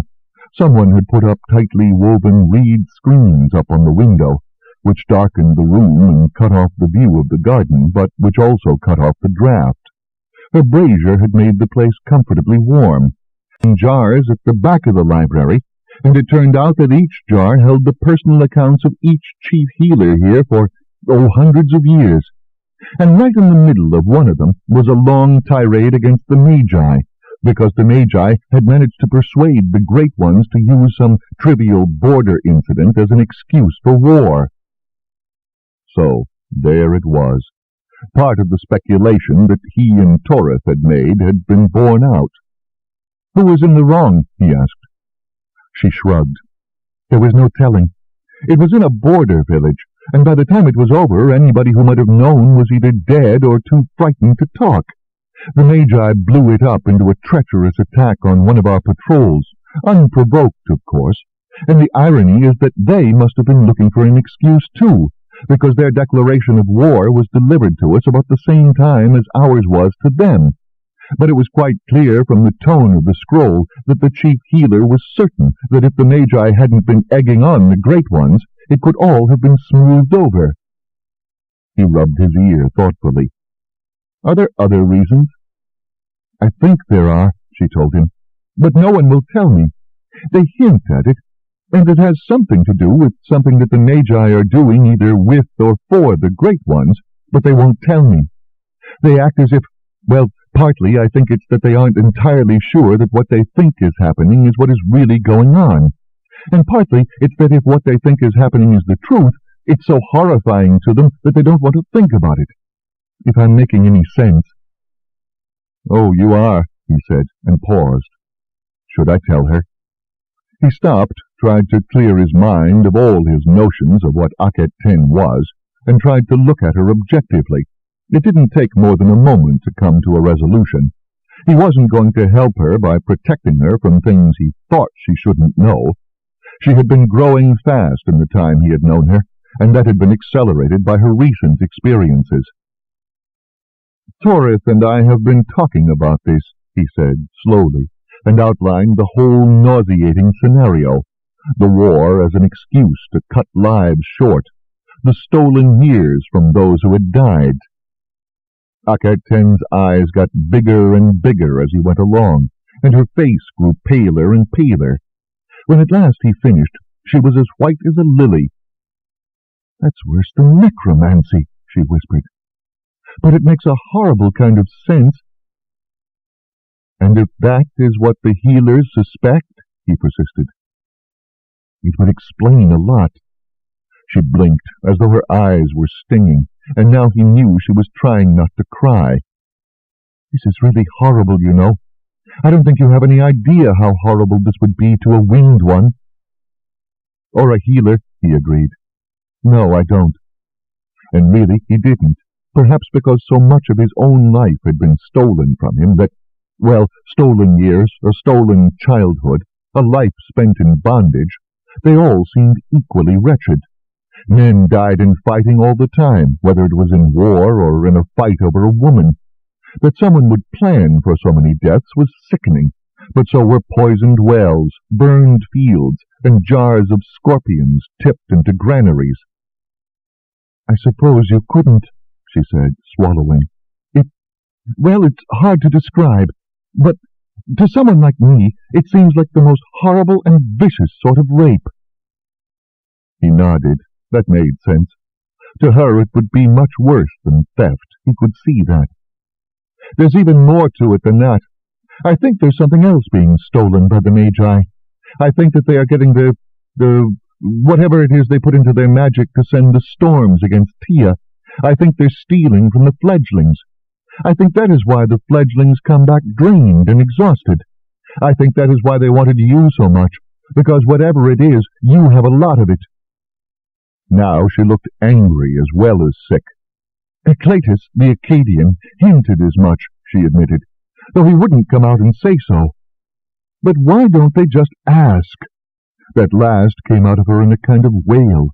However the war began, we're loyal Altans. If they just ask, we'd do whatever was needed. Probably because they aren't the sort of people who ask. They're too used to taking, he said bitterly. Oh, yes, I know that type. Anyway, taking is easier.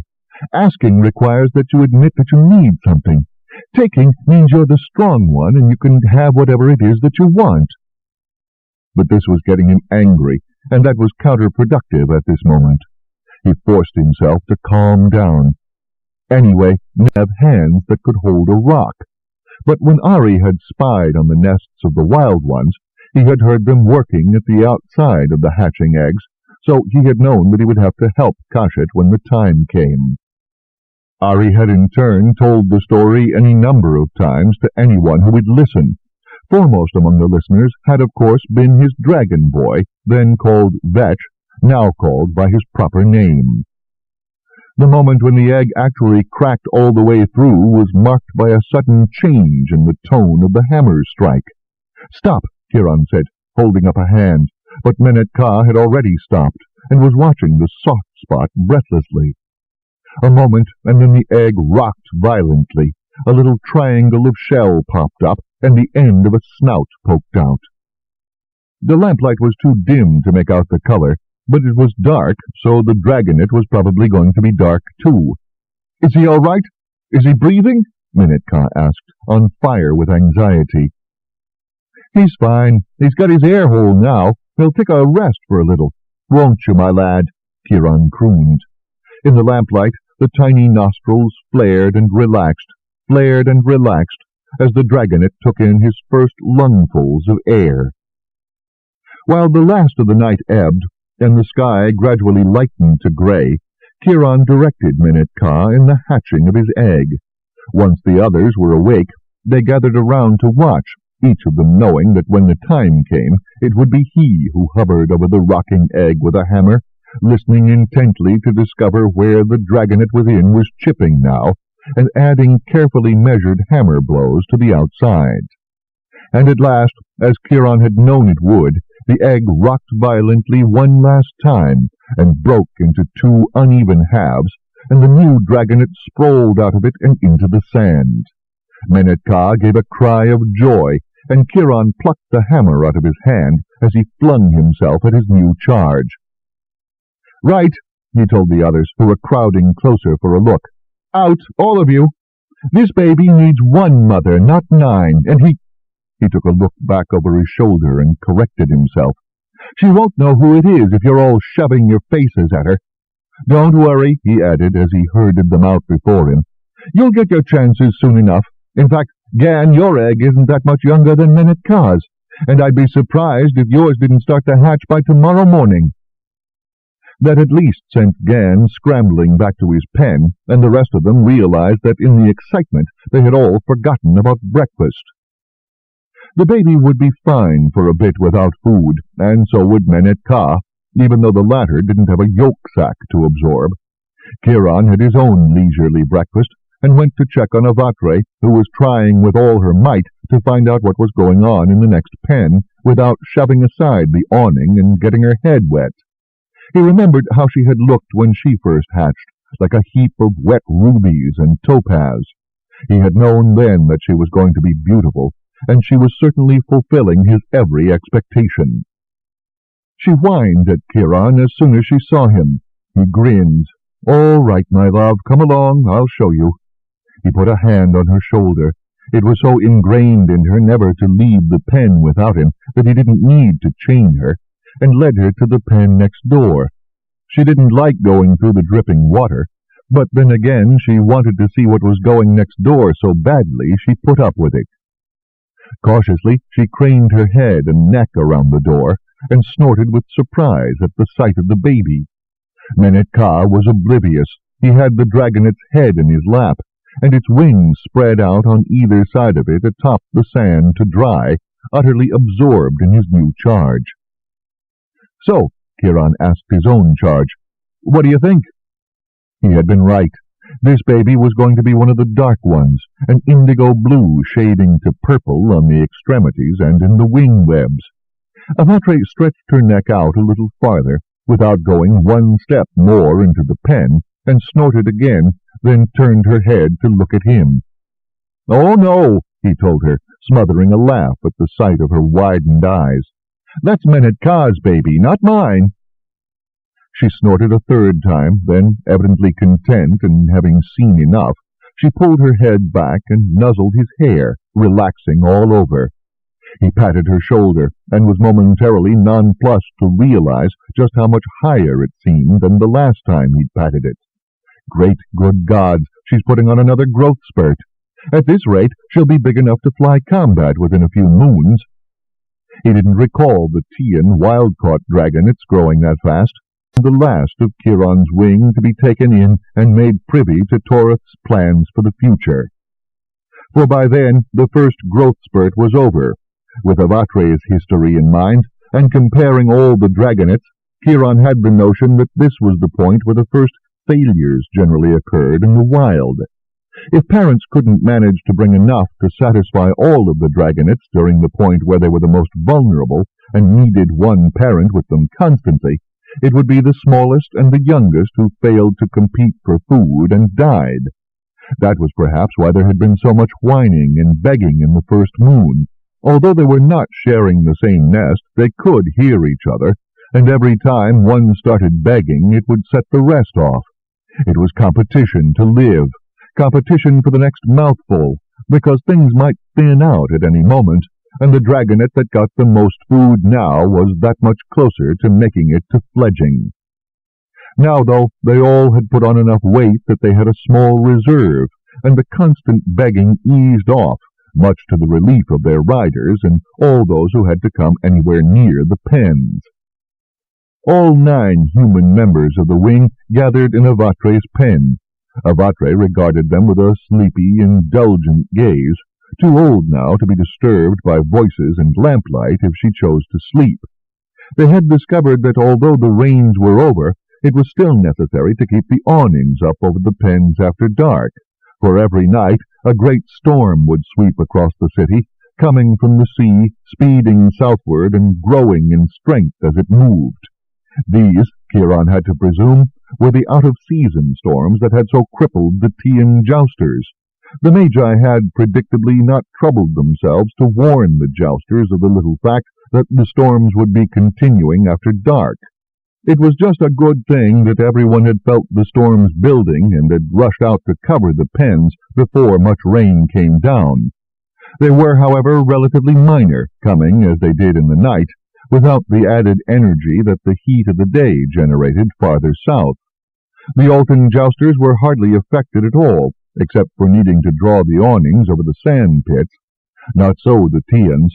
Altan patrols found the storms raging over Tian territory vicious enough that they had to turn back at the border. And not so the poor fledglings. They were still being taken, but now it was under cover of darkness rather than just after dawn. Kiron tried not to think about their plight too much.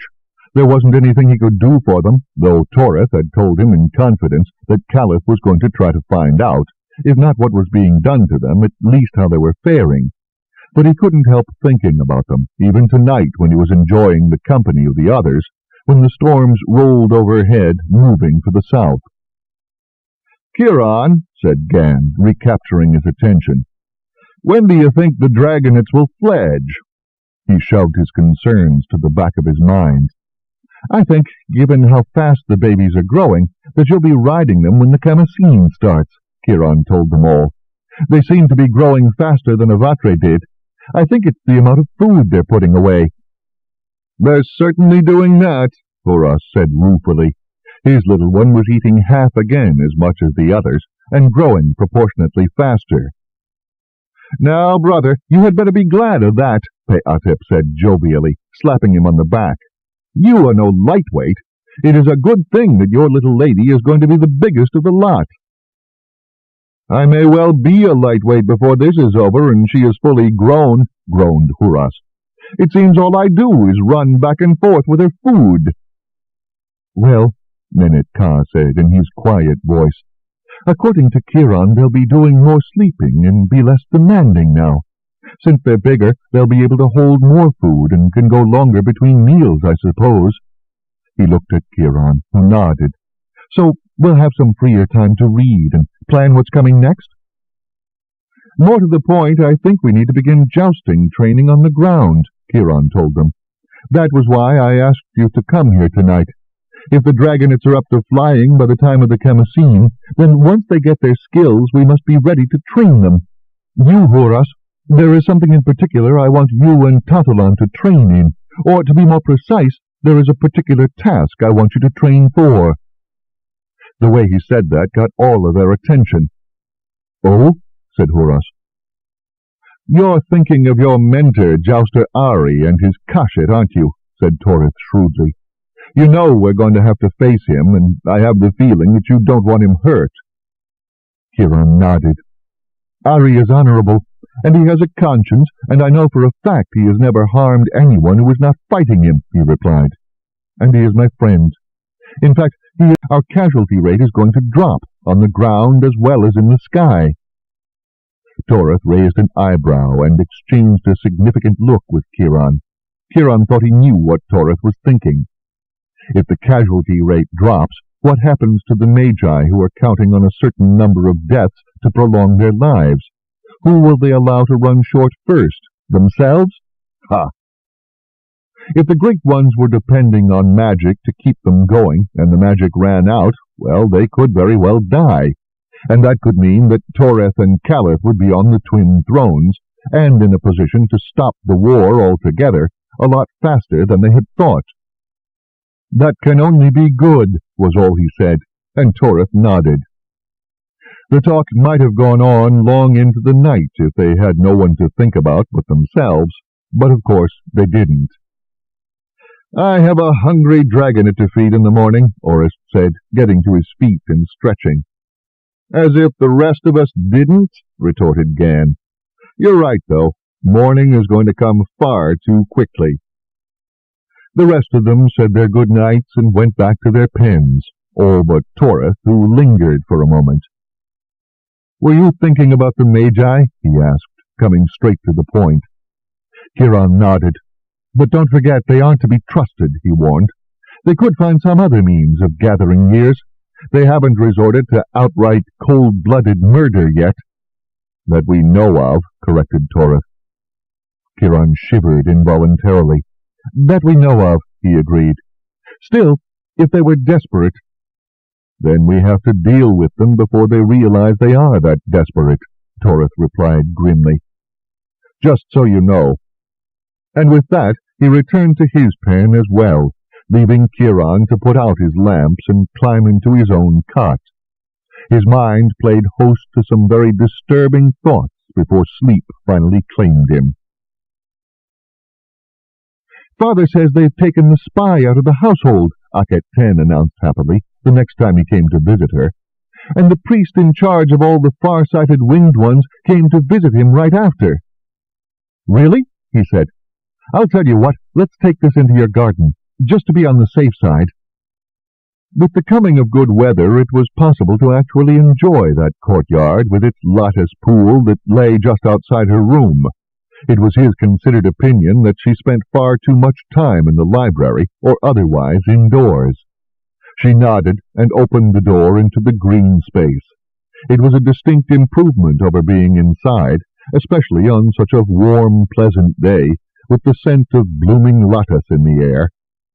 The courtyard was covered in grass, not pavement, and the two of them were able to sprawl at their ease in the sunlight. Aunt brought a bread loaf out with her. It wasn't long before she was breaking off crumbs to feed the fat carp that lazed in the pool.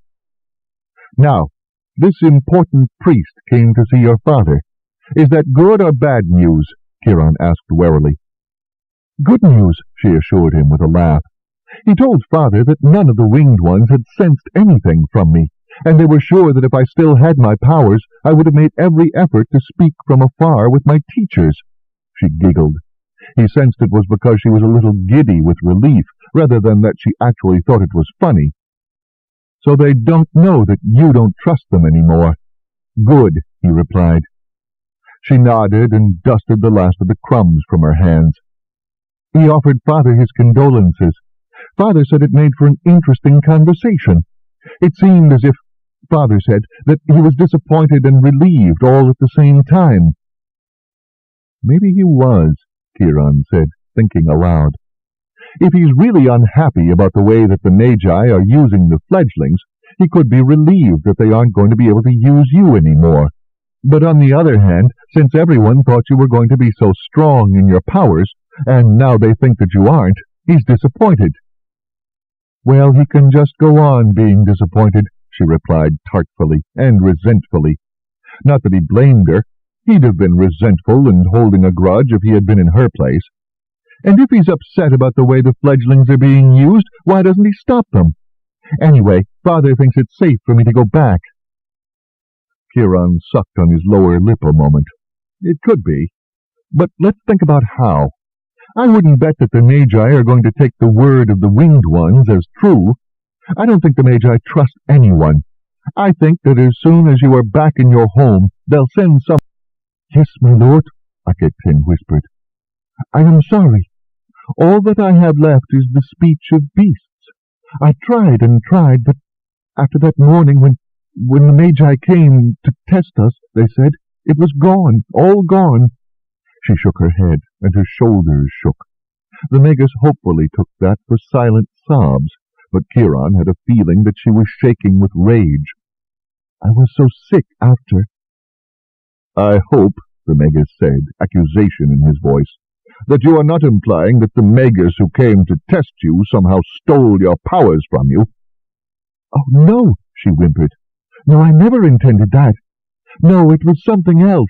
Woman's troubles. My own weakness. A pity, the man said, and his lip curled with contempt. It was just a momentary lapse, but Lord Yatirin saw it as well as Kiron, and although his lordship kept his face impassive, Kiron saw one hand curl involuntarily into a fist before Lord Yatirin relaxed it. A pity indeed. Those who flower early often fade quickly, it is said. Too bad. His voice held not only contempt, but anger, and perhaps a hint of irritation. Well, the speech of beasts is hardly going to be of much use to your people and your country, girl. I suggest you get yourself a husband, then. This boy, perhaps, would do, if he is a friend of yours. His eyes flickered over to Kiron, passing over him with no interest. Pass your powers on to your children, and if the gods favor you, they'll have more staying power than you did.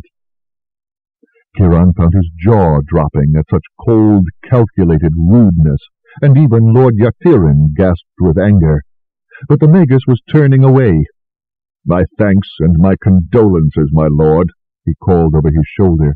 I can find my own way out. Kiron held his breath. Akhetin remained with her head bowed for a very long time, then finally raised it with a face full of mischief. It's all right, she said, with some of her old merriness. He's gone, the arrogant pig. For half a debek I would follow after him and beat him like a thieving slave, Lord Yatirin snarled. The nerve! To so insult my own daughter, in front of me and in my own house! You have your revenge in that you've successfully stolen what he wanted right from under his nose, my lord, Kiron reminded him.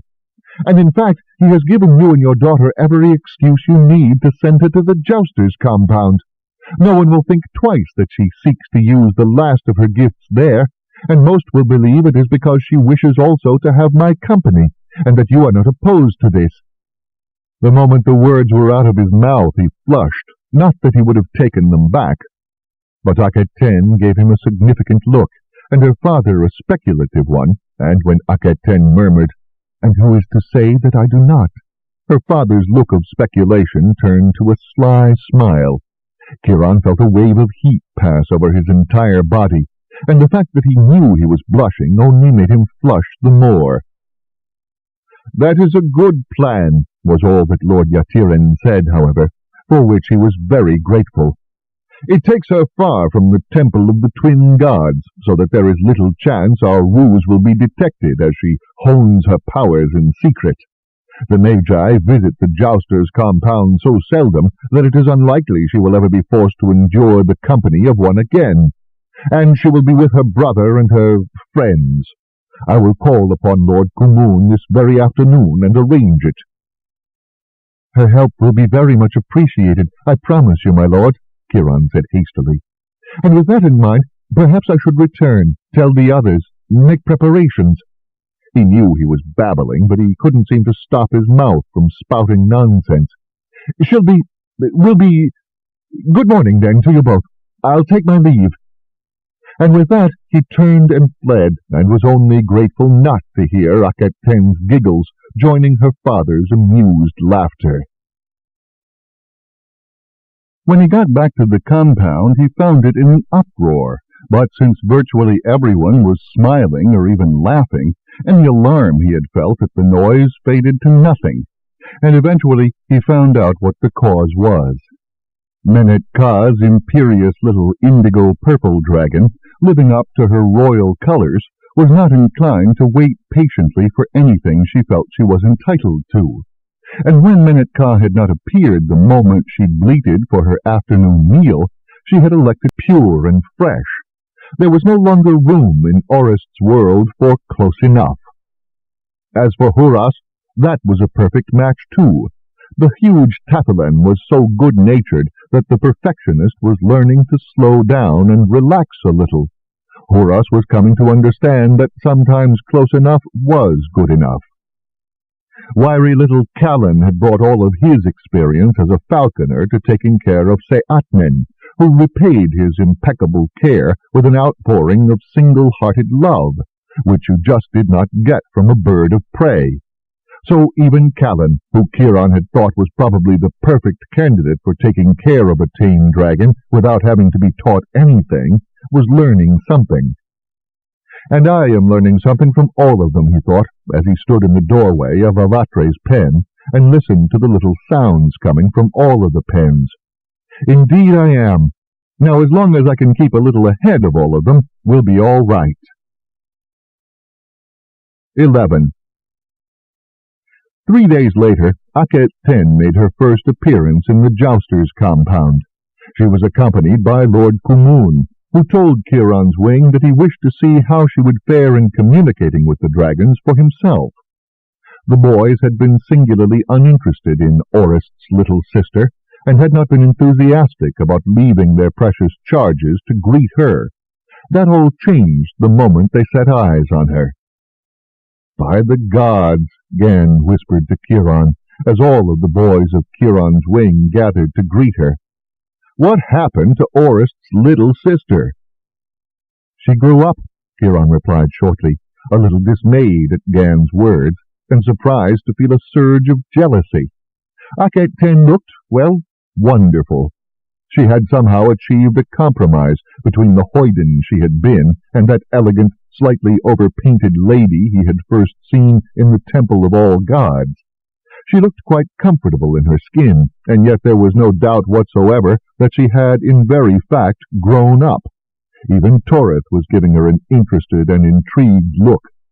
Yes, every one of the boys was eyeing her with varying degrees of speculation and interest, except Orist himself. Orist was apparently oblivious to the change. He still looked bored, and clearly wished himself elsewhere. "I have work to do," he whispered irritably to Kiron. "You'd think they'd leave me out of this welcoming party." He shook his head. "She's bad enough now as a know-it-all. This is just going to swell her pride like a toad in the rain." That his wingmates did not share his impatience didn't seem to register with him at all. Audible didn't look like someone whose pride was going to swell over all the attention. She looked like someone who knew she had a job to do and was determined to do it well. The encounter with the Magi had changed her profoundly, Kiron decided at last. It had dispelled some cherished illusions and had forced her to look at the world around her with a high degree of skepticism. He felt sorry for her. The confident child he had rescued back in the swamp was gone. On the other hand, the cautious girl who had taken the child's place would be a bit easier to live with. "Do you think you are prepared to attempt a wild-caught dragon?" Lord Kumun asked Audible. "You need not fear them now. I am sure that your brother must have told you that we have been working intensely with them, and that though one must be cautious around them, you need not fear them." Where did that come from? I must have been wool-gathering. Kiron shook his head. He had been so busy staring that he had completely lost track of the conversation. Audible hesitated, then answered carefully, "My lord, the problem is not that I am afraid of the wild-caught dragons. It is the Tala. It makes their thoughts so sluggish that I cannot effectively reach them. So while I can easily tell Avatre what it is that Kiron would like her to do, with a wild-caught dragon I do not believe that I could get past the Tala and its own natural resistance to captivity. I fear that the best I could manage would be to read it, to tell you how it is feeling at that moment." "Annoying," the Lord of the Jousters sighed. "Ah well, That is better than nothing. You can tell us when they are overdrugged or underdrugged, and if they are injured, ill, or in season. That is something, at least." She shrugged. "There are many things I can tell you that may help. Animals can suddenly conceive of a dislike for a person or an object, and I can tell you if that happens. I can exert some calming influence on them, provided they have not been provoked into rage. And I can certainly help with the training of it will taste better to him, which will perk his appetite, and having something to kill might help him with aggression." "And the boy will not have to wheel a barrow full of meat close to a testy dragon," Lord Kmoon mused. "I think that is a good compromise. Can you manage it?" he asked the dragon boy. "My lord, if it will keep me out of range of his teeth, I can manage nearly anything," the boy said fervently. Kiron could only reflect how fortunate it was that this was a swamp dragon. The pen was cleaned daily by flushing the pool, which was done from outside. If it had been a desert dragon on half rations, well, he was not sure even leaving it chained short would be protection enough for a boy to clean the pen. "I will continue to watch his progress," Akhet-Ten added, "and as soon as I think he is ready, we can put him on his full tala ration the same day." "Already you prove your worth," Kmoon said warmly, looking as if he was going to pat her on the head, but stopping before acting on the impulse. "Akhet-Ten, I am pleased to have your services. Our gain is the Winged One's loss. Now, I come to a question. Will quarters among the female servants of our compound offend you? Your father specifically asked that you be housed here, but I have no better place to put you. I can arrange for a suite of several rooms with a bathing room to yourself, however. I can simply give you all 4 of the rooms around a courtyard. The quarters are plain and small, but they are clean and private." She grinned, and for a fleeting moment Kiron saw the old Akhet-Ten. "Such an arrangement will not displease me at all, my lord. I can send to my father for things to make such rooms more comfortable, if you could show me now." "So I shall." Kmoon looked at the boys of Kiron's wing as if he had only just realized they were there. "Well, have you nothing to do?" he growled. "Ah, yes, my lord," came a ragged chorus of voices, and they scattered before his glare like a covey of quail. But not before several of them had cast Akhet-Ten a final appreciative glance. Kiron might have thought that she was oblivious to these attentions, but he caught her watching them under half-lowered eyelids, and saw the little smile of satisfaction she wore as she turned to follow Lord Kmoon to her new quarters. He groaned. That was hardly fair. Now he was going to have to compete with all the others. Auset-Ray with his handsome face, Gan with his glib tongue, Torith with all of his advantages. No, that was not fair at all. How in the name of all the gods was he to compete with all of that? Well, he could still do one thing that the others couldn't yet. He and Avatre could fly, and the servants' quarters were just off the practice field. If she was in her courtyard and act like one, Kiron agreed. Even your father was affected, then added, "Oh, except Orist, of course." "Of course," she laughed. "When has a brother ever treated a younger sister as if she had grown up?" Possibly when he realizes that Gan, Auset-Ray, and Torith are flirting with her, Kiron thought, and the thought gave him a feeling of gloom for a moment. After all, how could he even hope to compete with the likes of them? Wealth, power, the highest breeding? "But I'm the wing leader and trainer," he reminded himself. End of Side 5. To continue, turn the cassette over.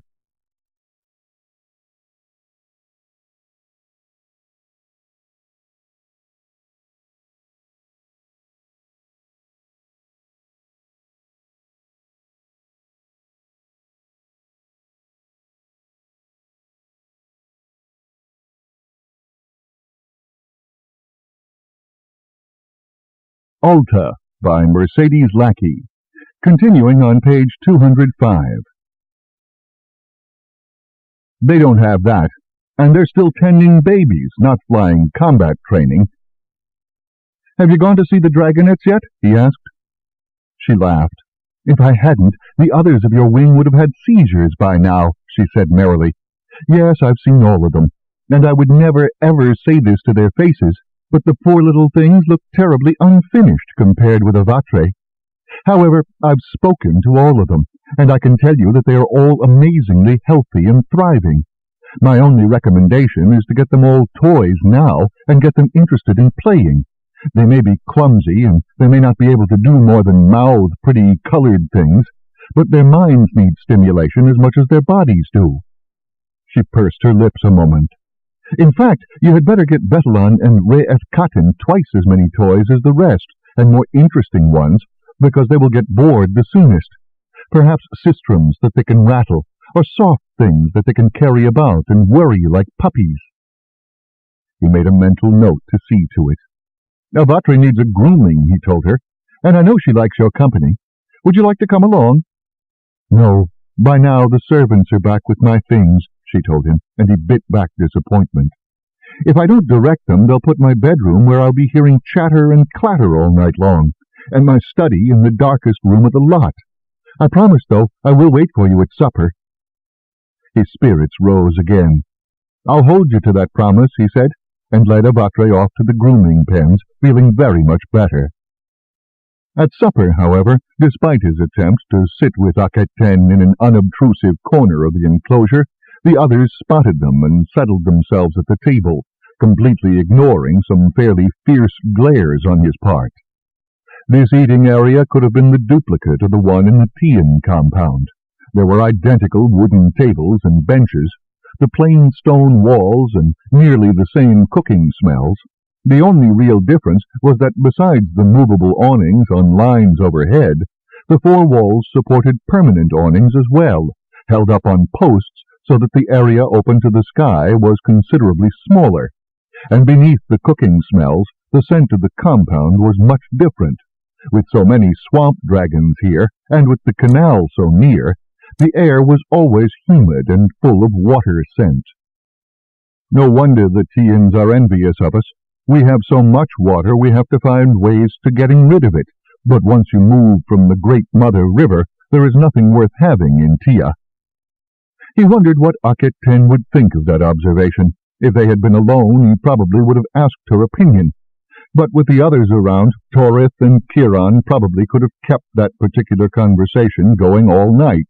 But there were, of course, chores to be done, dragonettes to be settled into sleep before they could gather in Akhet-Ten's new quarters. Of all of them, Kiron had perhaps the lightest duty. The babies needed a last extra feeding to sustain them in their sleep, and they were growing so fast that they all had to have their sensitive skin rubbed with oily cloths before they went to sleep, or they might scratch too hard and damage themselves. Avatre needed nothing more than a little extra grooming, and to be told what a glorious dragon she was, and that Kiron would be back soon.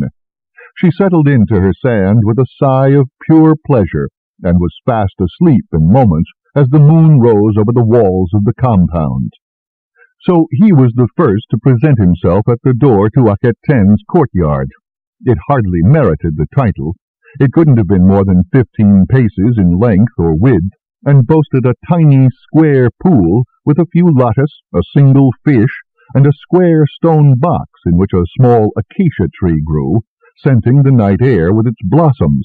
There was only one bench. Akhet-Ten was setting out pillows even as he arrived, and lighting lamps and torches around the walls. Somehow he felt relieved that she was not bringing them into any of those rooms. He helped her with the latter, allowing her to go back into one of the rooms for more cushions. There were no mosaics adorning the pool, only the plainest of white tiles. There were no paintings on the walls. It had, after all, been a courtyard shared by a dozen servants, all crammed on pallets into 3 of the 4 rooms around it, the 4th room being the bathing room, of course. But Akhet-Ten seemed completely pleased with her new domain. "Are you all right here?" he asked doubtfully. "I feel safer here than at home," she replied, "and I wouldn't trust living with the fledglings now, no matter what the senior winged ones promised me." She sighed and sat down on a cushion at the edge of the pool, trailing her fingers in the water. "I don't trust them any more. I can't. I think they would give me over to the Magi in a heartbeat. I couldn't stay with the healers either. I was in the way. They were quite polite about it, but I was an inconvenience at best, and I didn't have a great deal in common with them. Healers are very passionate about what they do, and I just didn't share that passion. Here I'm at least useful." "I believe you would find a way to be useful no matter where you were," said Torith, coming in on the end of the statement. "I should warn you, though, Lord Kumun will have our heads if we stay too long here, tonight or any other night." "I'll chase you out before you get yourselves into trouble," she replied, as the rest straggled in. "I have duties of my own, too, ones I might as well tell you now, because it answers my brother's question." She looked around at everyone but Kiron. "No, I did not lose my powers, which were animal speech, the silent speech with a fellow winged one, and the far-seeing eye. I did not have the seer's eye, which imparts a view of the future. I did seem to have it at first, but it was the far-seeing eye, not the ability to look into the future. I disappointed my teachers in that regard. Frankly, given how things have turned out, I think I am just as glad." "Why?" Gan asked, choosing a flat cushion of woven reeds for himself. "Because I think if I had possessed the seer's eye, no matter how far I went, the Magi would have come looking for me." She shivered. "I am far less of a threat to them without it." "A threat?" Her brother gaped at her. "I'll get to that in a moment." She took a deep breath and closed her eyes for a moment. "First, you should all know that one of my agreed-upon duties here is that I will be employing the far-seeing eye privately for the benefit of Lord Kumun and the Jousters, and I will do so around dawn, because the winged ones are occupied with the dawn rites then, which is why I will be getting up just as early as all of you. They do not know that I never lost my powers. I do not wish them to know this, for they would tell the Magi. Lord Kumun knows because Kiron and my father trust him, and he has no love at all for the Magi." Gan rubbed the bridge of his nose. He had completely lost his usual air of languid boredom. "So Lord Kumun knows the truth about you. Who else besides your father and Kiron?" "The healers at the Temple of All Gods, which is where I was hiding rather than going to my aunt," she said immediately, as Orist continued to gape at her. "You know about the Magi and why I fled then?" Torith nodded. I think half of presenting her with something that she did find pleasurable. Eventually the others drifted off to their respective pens until only he and Torith were left. Orist had been the first to go, wearing a puzzled, even bewildered look, as if his sister had suddenly turned into a stranger before his very eyes. Torith was watching the game with every evidence of interest, and Kiron was determined to fight it out to the last piece. Finally, with only one hound left, she took out both of his remaining jackals. "Well fought!" Torith exclaimed, as Kiron congratulated her. "My lady, I should like to request a match tomorrow night." "You can have your match, provided you always call me Aketen, and nothing more," she replied, flushed with victory and putting up the pieces. "I have taken a dislike to being called my lady." "Gladly. And seeing you play, both of you, I note that you both use unconventional strategy." He looked keenly from Kiron to Aketen and back again. "Now the one thing that the Magi can do, at a cost that none of us wish to continue paying, is to negate the superiority of the Tian Jousters, if only temporarily." Kiron nodded, though he wondered fleetingly if the prince ever thought of anything other than the war, or wars, for there was no doubt in his mind that he considered himself to be at war now with the Magi. Aketen tilted her head to the side and regarded him thoughtfully. "This is true," she admitted, "but there is no other option, short of fielding equal or superior numbers ourselves. Is there?" "That, Aketen and Kiron, is what I would like you to think on," he told them, "because you, both of you, may see something that Caliph and I have not." Kiron blinked. "I suppose that is possible," he replied, but dubiously. "Perhaps, in time." "And what have we but time?" the prince retorted, spreading his hands wide. "We have one solution, the tame dragons. One of them is better than 4 jousters on Tala-drugged beasts. We are not desperate for a solution. I merely want you to see if you can devise more than one.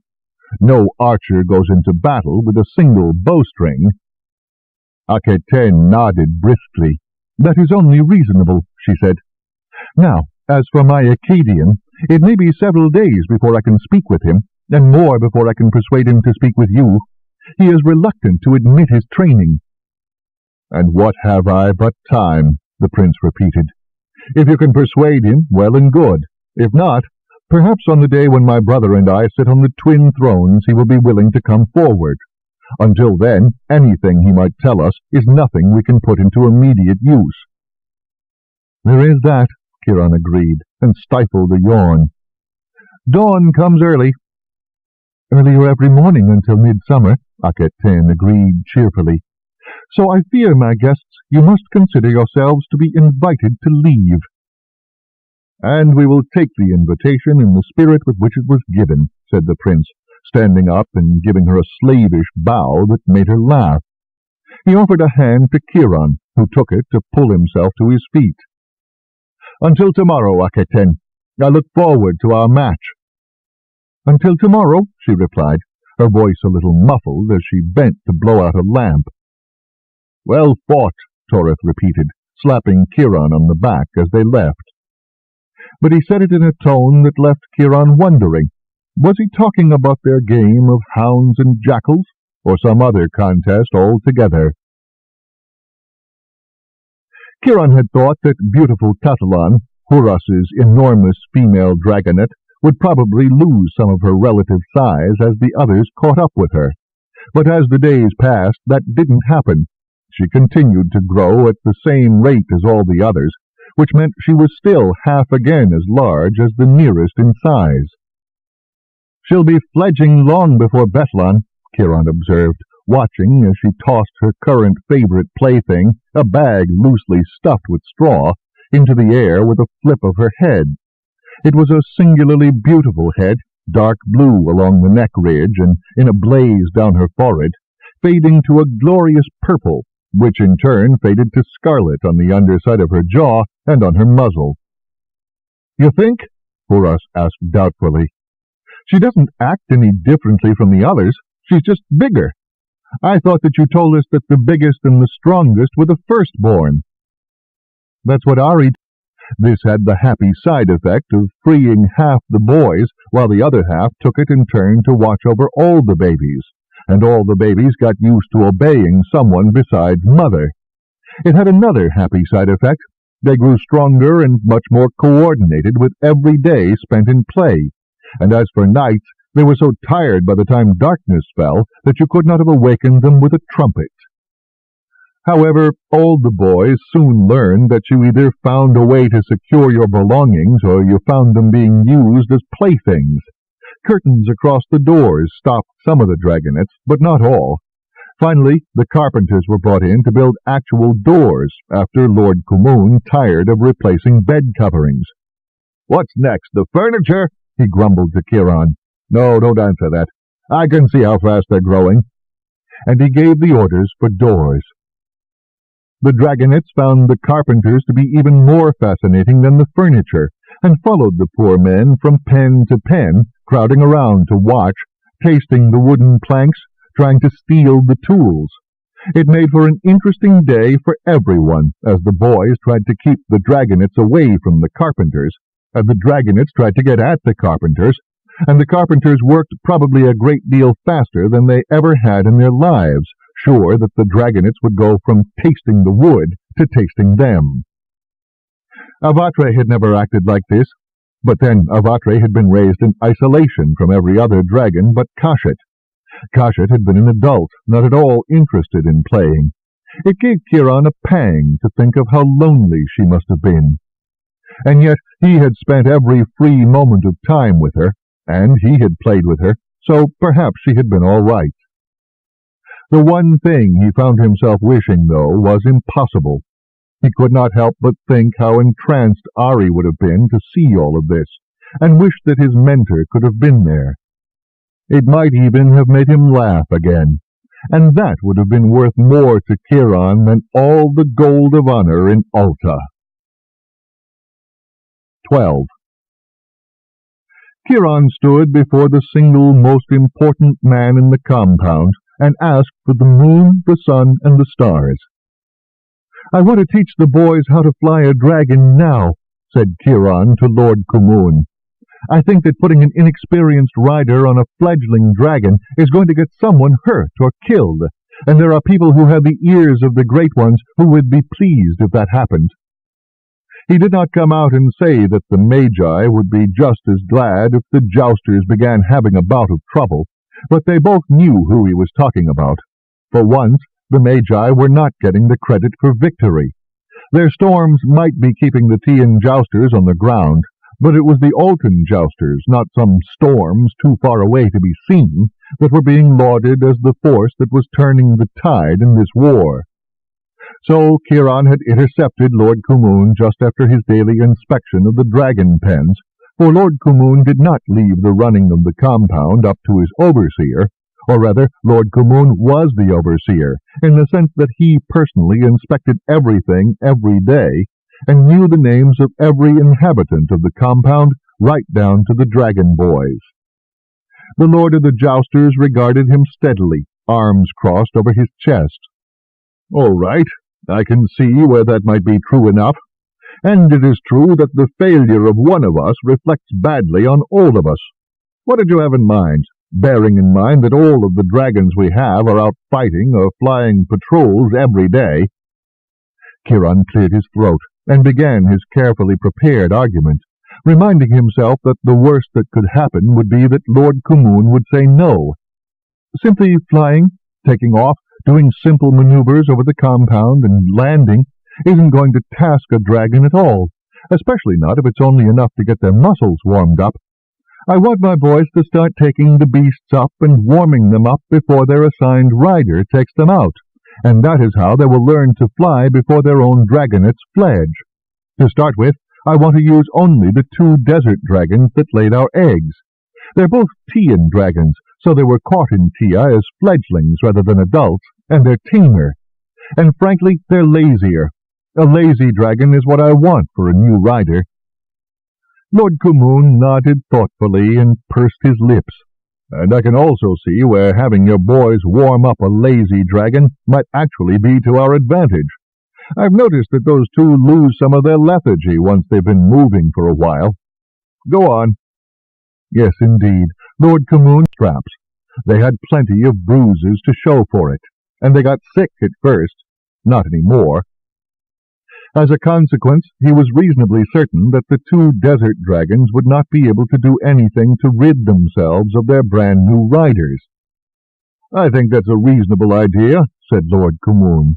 "It doesn't tax the dragons. You've got safeguards in mind. And then what will you follow this with, once your wing is comfortable with the 2 desert dragons?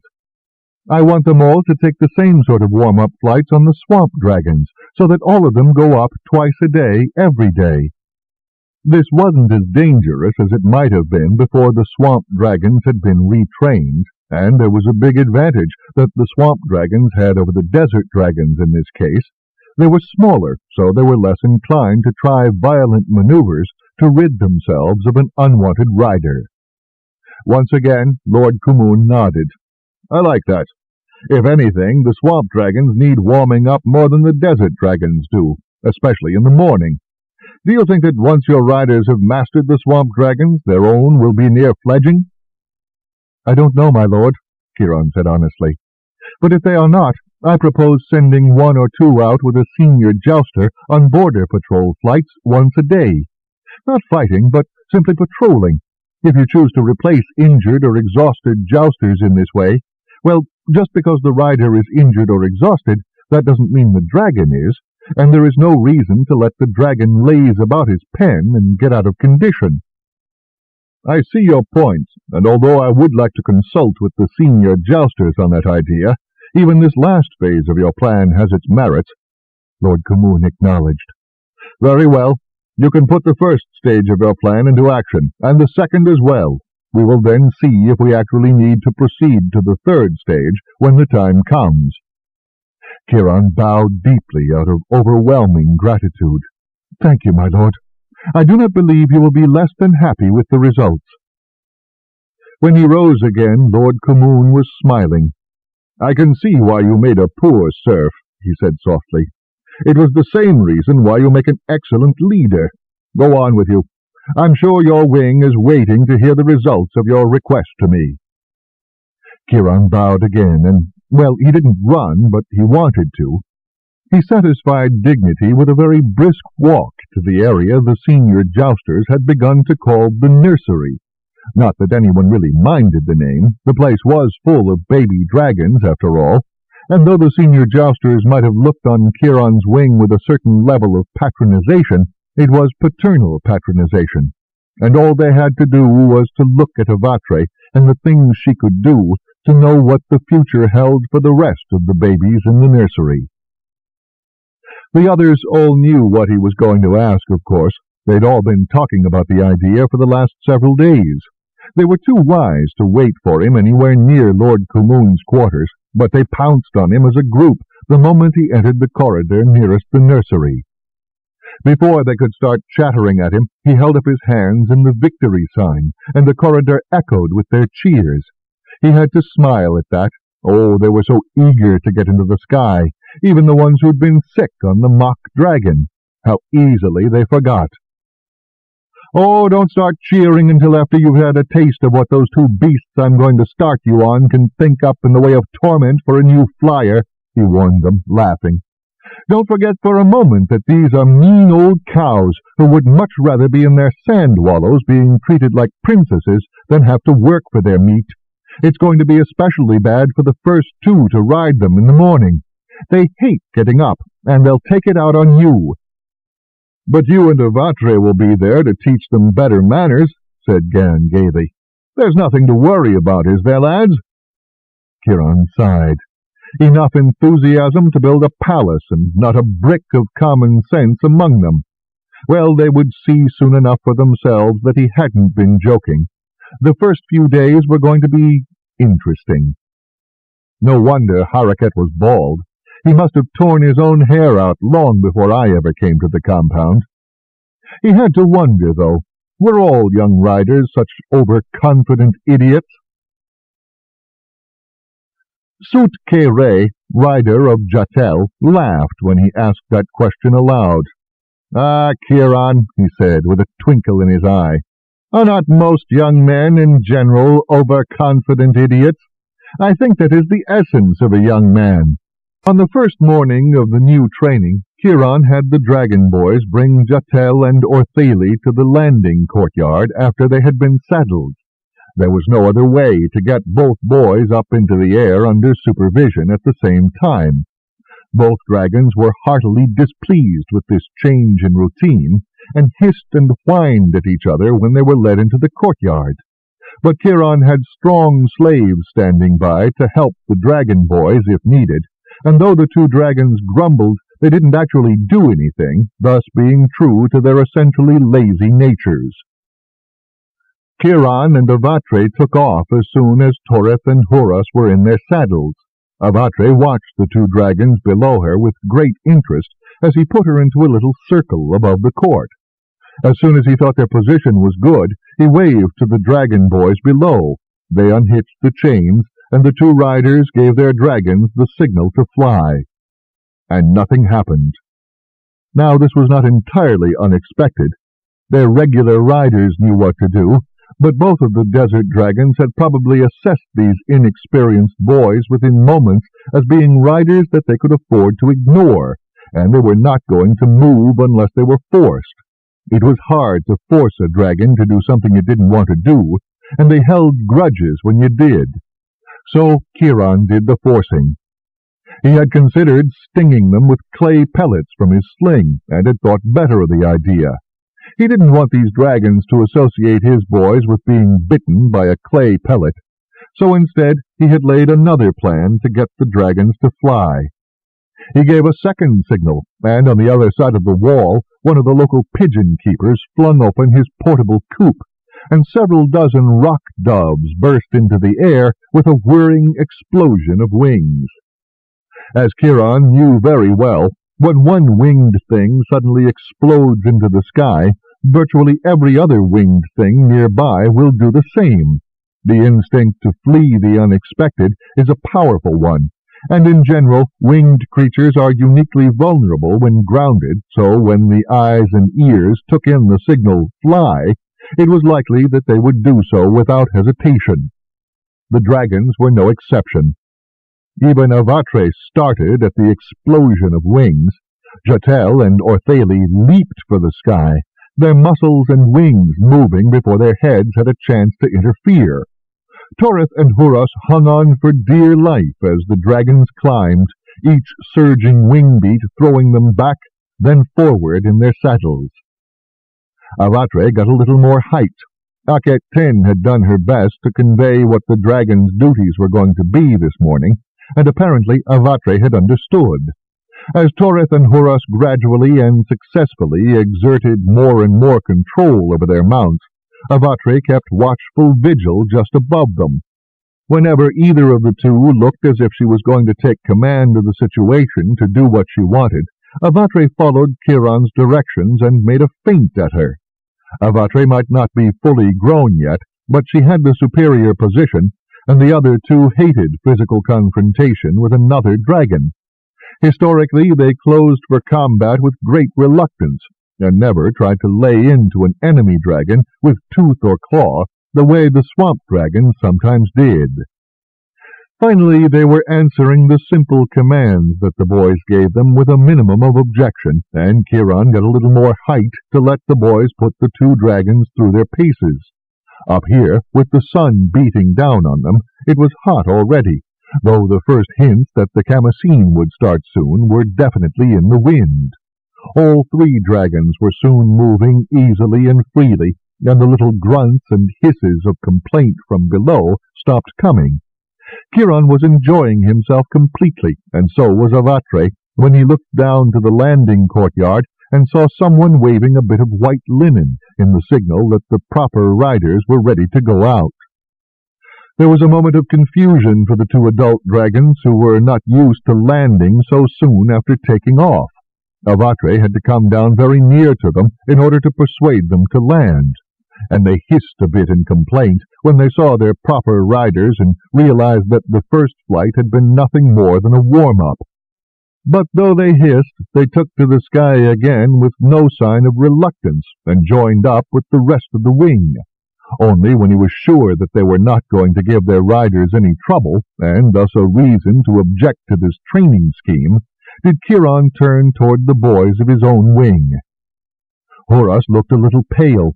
Torith, however, was gazing after the departed dragons with a look of longing. "It will be too long until the day after tomorrow," said Torith. Huros snorted. "For you, maybe," was all he said. Kiron recalled his own first experience with real flight and sympathized. Speaking, something that requires eye contact. She never once dropped her gaze. It doesn't seem to bother him at all that I can put thoughts into his head, and what's more, he knows that they're mine and not his own. She tilted her head to the side. I thought I might have been sensing something like that from the dragonets, too. Haven't you ever felt that from any of the other adult dragons? He asked curiously. She shrugged. If they do have some form of speaking, the Tala blocks it. I can't look away right now, by the way. If I do, I'll be saying he's the stronger of the two of us. I'd gotten that idea, said Kiron. Did you have something in mind by coming here? I did. She continued to stare. Was the dragon beginning to look a little uneasy beneath that unrelenting gaze? I wanted to see if these swamp fellows were just as smart as their desert cousins. I wanted to have a look into the head of one that wasn't completely foggy with Tala. I never intended to get into a staring contest, but I don't dare back down now. It's either predator or prey, and I must prove which one I am, for he only respects the former. At just that moment, the dragon gave up, dropping his eyes and his head in a gesture of submission. Aket-Ten stood up, slowly and carefully, her eyes still never leaving the dragon's. She moved toward the pool. As Kiron held his breath and got ready to pull her to safety, the dragon slid his way through the water toward her. She held out her hand fearlessly, but palm down, not up. With infinite care, the dragon moved forward until the chain was stretched tight and pushed the tip of his nose beneath her hand. He closed his eyes and sighed and waited. What does that mean to a dragon, he wondered. The nose was the most sensitive part. You couldn't kill a dragon by slashing at its nose, but they're like crocodiles, he realized at that moment. He'd seen the dragonets immobilize each other briefly in play by grabbing the muzzle. You could make it impossible for him to attack you by holding his mouth closed. And if you were a dragon and you seized your rival by the nose and you clamped down on it and closed off the nostrils as well, your rival would be dead. You'd smother him. So that was what it meant to a dragon. Total, complete surrender. For the moment, anyway. Like all wild things, the hierarchy within a flight of dragons was always changing. One was always challenging another. Mostly staring contests, though, and perhaps Aketen was right. Perhaps they did some shoving about, invisibly, will to will as well. She rubbed the sensitive skin around the dragon's nostrils. "Give me a brush," she demanded, without looking away. "What?" he asked. "A brush," she said patiently. "I'm getting into the pool with him to give him a scrub. It's the equivalent of a sand rubbing. This is what they do. The one who wins grooms the one who lost." Kiron looked around and saw that sure enough there were several brushes with heavy, stiff bristles hanging on the wall. He got one and brought it to Aketen. She held out her hand without looking at him, and he put the brush into it. Only then did she wade into the dragon's pool, handsome yellow sheath dress and all, hissing a little at the heat as she got in.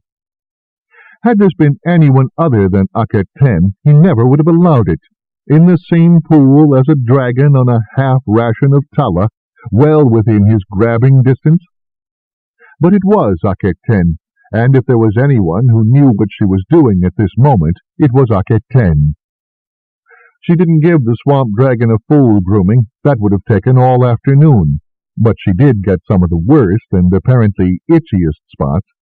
The dragon moaned and sighed and leaned into her strokes until she patted him on the shoulder and climbed out, her dress streaming, and leaving nothing at all to the imagination. He flushed. She didn't seem to notice. Then again, she was being very careful around an unsedated dragon. A little thing like having a dress that was now so transparent you might as well be wearing nothing at all was not going to trouble her. Whatever she was putting into the dragon's mind worked. He didn't even snap at her. When she was out of reach, Kiron wordlessly handed her a towel. "Now is the point when I ask you what you thought you were accomplishing when you started this, rather than what you were doing," he said after a moment, as she dried herself off as best she could. "Since you seem to have worked out how to be the king dragon on her part, and there was nothing he could do about it because—" "Of course," she replied with a disarming smile. "I've done all the thinking." "Too late." Kiron sighed and intervened. "She's just teasing you, Orest." But the explosion he had expected didn't come. Orest just shrugged. "I'm not much good at thinking," he said with complete candor. "She can do all the thinking for both of us if she wants. I like the swampy idea, though. Be one in their eye if, just as they think they have us outnumbered, we show up with a 2-to-1 advantage, and dragons that can fly rings around theirs." "That it would," said Torith smoothly, as Aketen gaped at her brother. "So, Aketen, tell us more about how you approached this dragon today." By the gods, he thought, listening to the boys question her closely. Aketen isn't the only one growing up. So is her brother. Indeed, they were all growing up, and none too soon, because by the end of the dry season, if his own calculations were correct, they were all going to face the enemy in the field for the first time, and the advantage, numerically at least, was still with the enemy. If they weren't grown up by then, it would be too late. The dragonets were being fitted for their first saddles and harness, using Avatre's outgrown harness as a model. And for once there were servants here in the dragonet pens who didn't have to be persuaded that the babies were tame. The old harness maker and his assistant swarmed all over Wastet like a pair of cleaner birds on a river horse. Wastet regarded them with bright curiosity, while Orist stood by. "And your colours are blue and scarlet, young lord?" asked the assistant, taking notes on a potsherd. "May I ask why you have colours at all?" "To differentiate us, not only from our fellow Alta Jousters, but more importantly from the Tian ones," Kiron replied for Orist. "We don't want someone from our own side seeing a desert dragon and thinking it's ridden by a Tian." "And we want to be able to keep track of the others in our wing," Orist added, "so we can do things that we've practiced together." "But why different colours for each of you?" the assistant persisted. "I should think you could make out who is who by the colours of your dragons. No one is going to mistake this beetle-coloured beauty for any of the others." "First of all, we didn't know they would all hatch out different colours," Kiron replied. "Second, from a distance they can still be confused. Take Avatre, she's scarlet and gold, which is awfully close to Peatep's Dioth, who's red and sand-coloured. Or Callan's Seatmin, brown and gold, who could be taken for Asit Ray's copper-red Apetma. And third, we're only the first wing of tame desert dragons. There are 2 female desert dragons that can provide us with more eggs every 2 years. Eventually, there are going to be jousters with the same color dragons. We need ways to tell them apart in the air, and we might as well start now and get our eyes used to looking for the combination of dragon colors and rider and harness colors." "Ah," the assistant said, contented now. "You see, I like to know why one is asked to do something unusual." "And thus you are too damned curious and prying, you young whelp," the old man growled. "If you worked as well as you jabbered, we'd have the harnesses done by now." "Yes, master," the assistant said, sounding not at all subservient. He turned back to Kiron. "And you are wanting streamers that can be easily torn away in the same colors as well?" Kiron nodded. "We'll be using them in training to teach the dragons to get in close for harassment, but I don't want something that is going to interfere with flying." The assistant dismissed that with a shrug.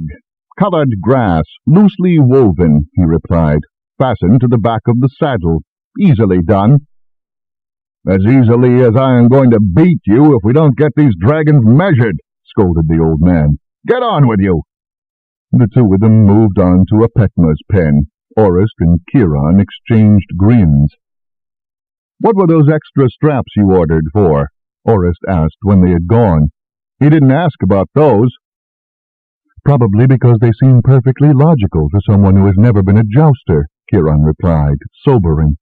"I don't want any accidents. Avatre and I still haven't mastered the falling man catch. Maybe the senior jousters will think this is a feat, but I want all of you belted down into your saddles when we begin training." Hot and very humid down here on the ground, with the green, rank scent of the canals everywhere. In Alta, the dry season wasn't actually dry, not with all of the canals around. Kiron felt sweat trickling down the back of his neck and making his scalp prickle, and wished he was up there. The layer of humid air stopped about halfway to where the dragons were playing now, and that was where the dry Camasine wind began. He listened to the spectators with half of his attention. They found the ribbon chasing to be absolutely enthralling. He couldn't blame them. The game was fun to watch, and even more fun to participate in. On the other hand, one of the near-ground tactics was a combat trick, and was going to be extremely useful. One of the things that Tian dragons did was to dive down on an Altan army and snatch a commander right out of the midst of his men, rising in the air to drop him to his death. The swamp dragons weren't big enough to pull that off. Neither were the fledglings, nor would they be for at least another year. But they would try to do anything that their riders asked them to, once Aketen put it into their heads, and one of those things was a new and potentially deadlier equivalent to what the Tians did. It, too, was intended to serve the purpose of eliminating important enemy commanders. The fledglings took to it immediately, for it fit in so well with their natural hunting skills that they hardly had anything to learn. They would rise to the top of a thermal, and their rider would pick a target and signal the general area where it was. Since Tian commanders wore blue war helmets, the fledglings themselves were able to tell exactly who the target was now. They would fix their eyes on the target, then fold their wings and dive. At the last possible moment, they would snap their wings open and turn the dive into a blindingly fast aerial dash at just out of spear reach from the ground. If they had been hunting, that would have ended in them smashing into their prey, knocking it over and soaring up again to come down a second time on the now unconscious prey to kill it. Since this was a combat maneuver, they would aim straight for the target, and at the last possible moment, the rider would launch a javelin at it. What with being thrown from the back of a speeding dragon, when the javelins hit, they usually went all the way through the straw targets, out the other side, and buried themselves a good hand length into the dirt. How often they did hit depended on the skill of the rider. Orist was the most accurate of the boys, hitting his targets well over 3/4 of the time. Horace, the least, a little better than 3 out of 10. Kiron himself was somewhere in the middle, and as a consequence preferred to use the weapon he was most familiar with, ended simultaneously. The other two looked as if they would go on until all 4 dragonets were tired. Kiron put his fingers into the corners of his mouth and whistled shrilly. In answer, the combatants broke off and returned to the ground, leaving the sky free for the older jousters. "Kiron!" called Torith, as they all led their dragonets toward the compound. Kiron left the crowd of spectators and joined them. "Good matches," he said approvingly. Torith nodded his head. End of side 6. To continue, change side selector switch and turn the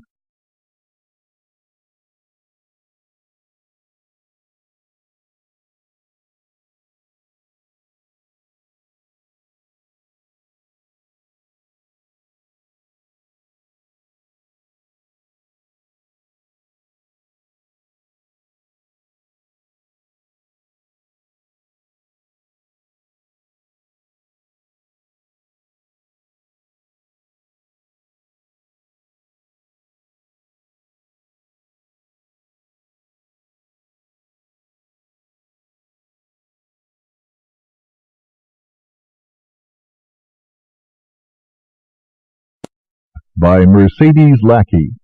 Continuing on page 248.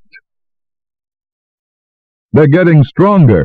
I think we need more practice time," the prince said. "And I know how you feel about practicing over a net, but what about practicing over water?" "Not the canals, surely," Kiron replied with skepticism. He couldn't imagine using the canals instead of a net. Their movements would be even more restricted than over the net. "No, I thought the ocean," the prince replied, looking eager to try the experiment. But Kiron shook his head. He hadn't yet actually seen the ocean and the port of Alta City, but he was not exactly eager to do so either. Water stretching as far as the eye could see? All right, he knew how to swim, but not that well. And neither did the others, he suspected. "If someone goes off, there's no easy rescue," he pointed out. "It's one thing to go off the back of your dragon to rescue someone when you know the water's no deeper than your neck, but it's quite another to go plunging into water deeper than you can even imagine. And what about waves? I've heard there are waves big enough to swamp huge boats. What would happen if one of those hit you?" The prince's face fell.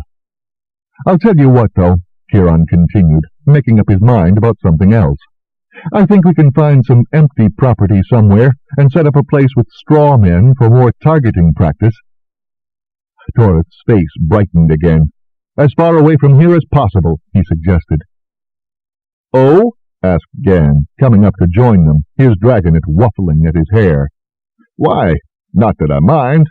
I have quite enough admirers as it is, and I weary of women flinging themselves at me." He fanned his face with a languid hand and got the laugh he was looking for. "Because I want them." Torith jerked his chin at the jousters practicing in the sky above them. "To get the attention, not us. I want them to be the heroes all the time. Let them come watch us if they want, and try some of what we do if they can. But I don't think they should have to share the attention and the glory with a wing of boys who've never flown in battle. It's not fair, and it's not right." Oris tossed his head to get his hair back over his shoulders. "Rumblings of discontent?" he suggested. "Not yet," said Torith. "I want to prevent them." Peatet nodded. "They're good men, and right now they're grateful to you for coming up with ways to counter the Tians, but I've already heard some jokes about us being the pretty ones that everyone wants to watch. Once the jokes start, there's the possibility the joking will be covering resentment." Peatet tended to spend more time around the senior jousters than anyone other than Callan, since his experience with training lions and cheetahs. This time the ragged chorus answered him instead of Torith, all in the affirmative.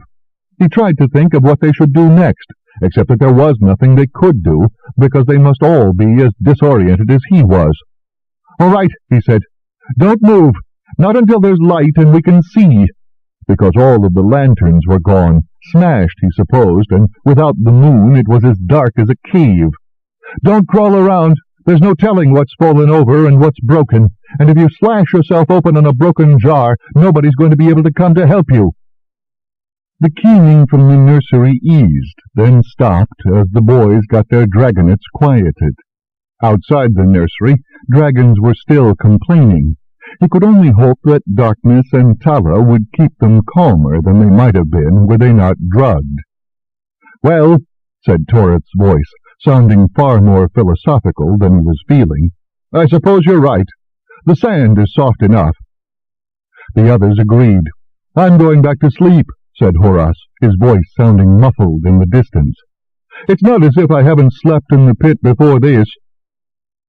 He heard nothing more than whines and murmurs then, as the rest of them soothed their dragonets. He stroked Avatre's snout and wondered, though it was hard to describe a thought so fearful as his as mere wondering, just what had happened. Had it been some evil spirit that had attacked them? Was it the anger of a god? How could the ground move like that? Had it only been the Jousters' compound, or had the whole city been rattled like this? If so, he'd heard the stones groaning. How could any building stand under something like that? The soldiery here on Third Ring were probably all right. They lived most of the time in tents anyway. But what about the temples? What about the manors and palaces? What about all the mud brick buildings on Fourth and Fifth Rings? The mud brick farmhouses on Sixth and beyond? He began feeling sick. Mud brick was only stacked with more mud between in lieu of mortar. It surely couldn't have held. And at night, in the dark, if he'd had trouble getting out of a single room, how hard would it be to get out of a house? Avatre whimpered and shook, and he held her, talking soothingly until she stopped shaking, then stopped whimpering, then impossibly fell asleep again. And he felt the heat of the sand soaking into him, so at least whatever had happened hadn't broken the magic on the sand pit. Her head was in his lap, but she was big enough now that he could lean over sideways and rest against her chest and just shut his gritty eyes for a moment and let the heat soothe his bruises. He woke for the second time with a yell, and blinked in the soft monochrome light of pre-dawn at Aketen, who was crouched in the sand beside him, one hand on his shoulder.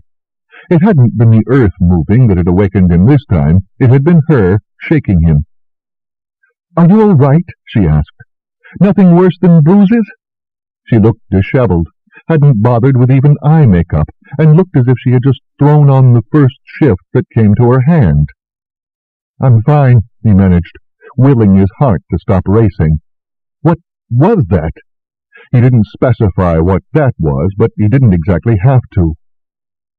"Earthshake," she said matter-of-factly.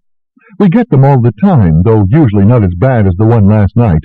But of course you were born and raised far enough down the Great Mother River that even when your family was still part of Alta, you never felt them, did you? Some people claim it is the anger of Seth that does it, but the winged ones know it isn't." She hesitated a moment. "Or at least, if it is, no winged one has ever seen the actual hand of the god doing it.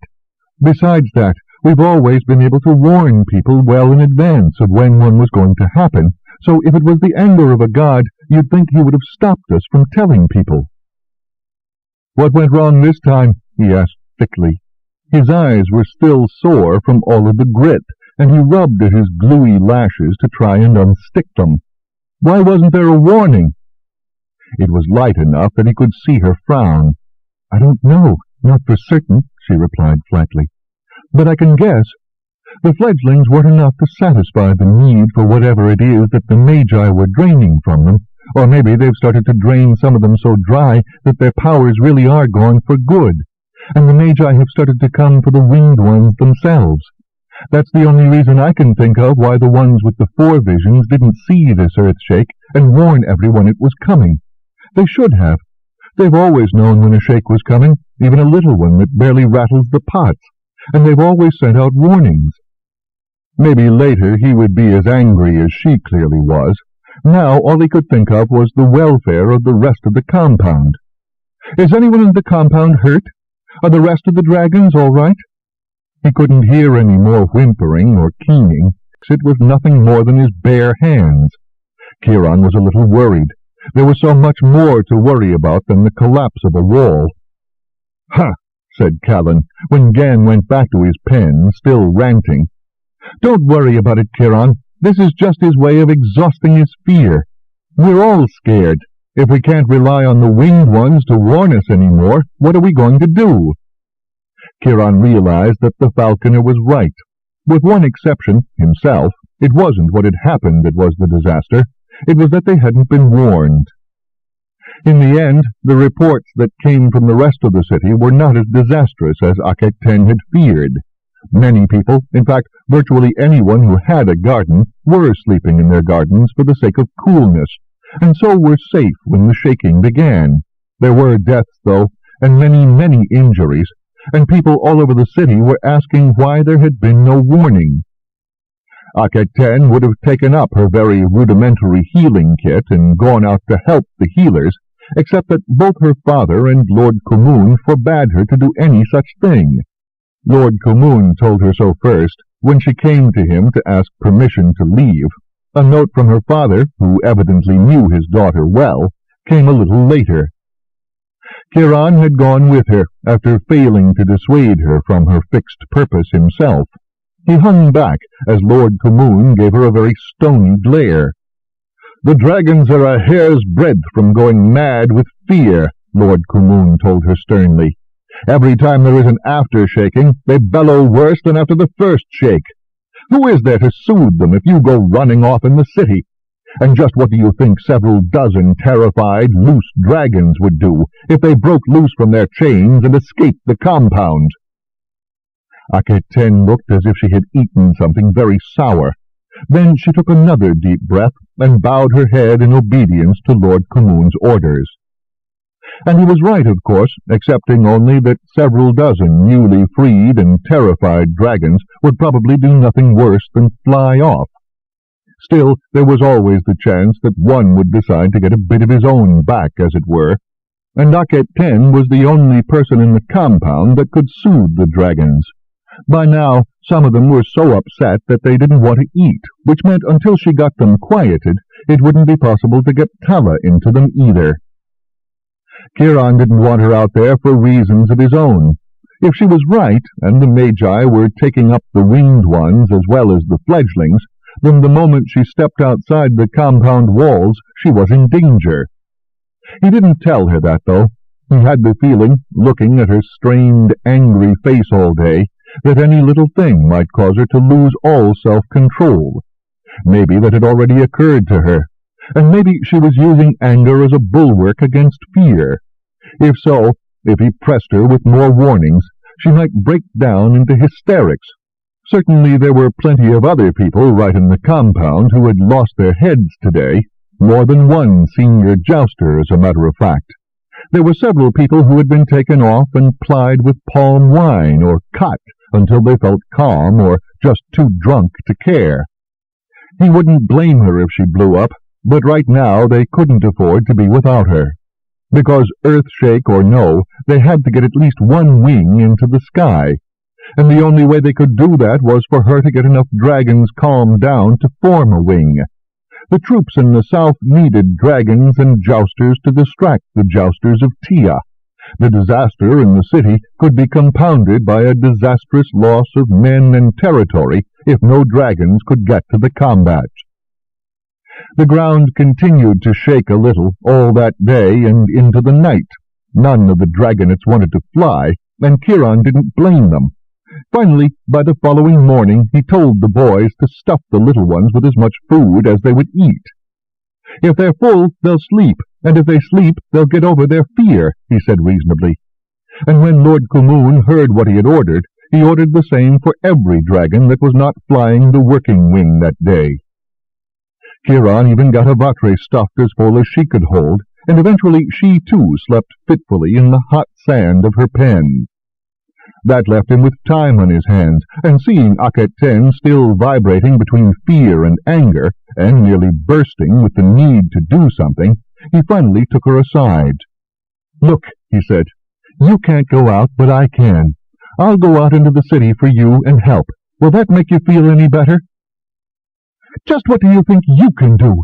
she responded waspishly, then clapped her hand over her mouth. "You come back looking like you sucked them up dry and threw back the husk. Then that's not good enough for you, and you start taking the winged ones, them as is supposed to be our protection, and they come back a-looking the same. You think we'd be blind? You think we'd be stupid?" Since this was probably precisely what the Magi had thought, they exchanged bewildered and alarmed gazes. "Well, we ain't," shouted the first man. "We know what's what. 'Tis your fault my sister's boys are dead. 'Tis your fault innkeeper's girls lost a leg. Without your meddling we'd have had our warning as is proper. 'Tis your fault, all of it." The crowd began to shout, and just as the Magi belatedly realized their danger, the crowd became a mob. At that point, the winged ones seemed to come out of their stupor, and with looks of alarm scuttled back to their temple. They needn't have worried. They weren't the targets of the mob's anger. The Magi, however, were. Not just anger, either. People at the rear were picking up stones and pieces of wood, and there just happened to be quite a bit of that sort of thing lying around at the moment. And at that point, Kiron decided that the smart thing would be to leave. He doubled back on his path and took the long way back to the compound, leaving the shouting behind him as he dropped any pretense of dignity and ran.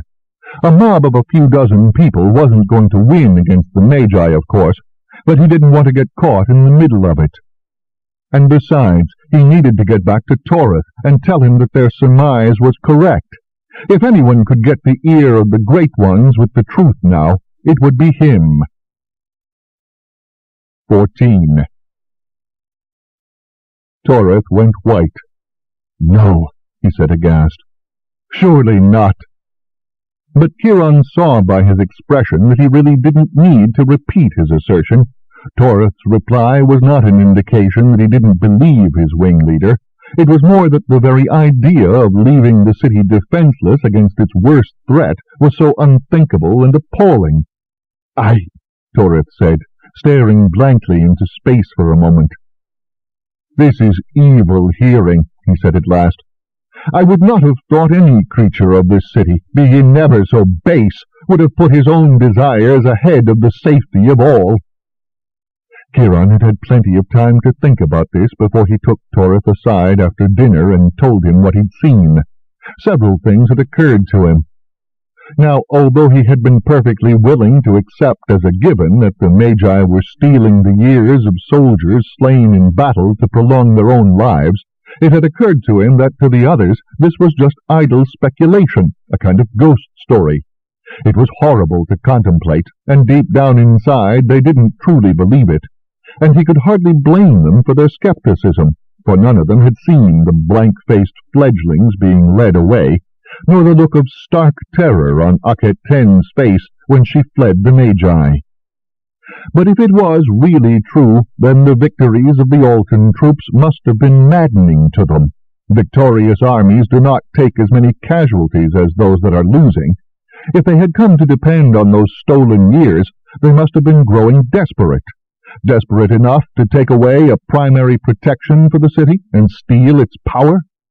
Desperate enough to take that protection away in the hopes of making up the falling number of available deaths? Kiron thought it more than likely. Consider that our thought was right. They may have been battening on the deaths of Altan soldiers to prolong their own lives, Kiron said bluntly. Is it so short a step from stealing the years of dead soldiers to stealing the years of children crushed beneath a falling wall? May the gods save us if that be so, Torith said softly. I find it hard to countenance. He doesn't know how ruthless the very ruthless can be. It made him sick. It made him angry.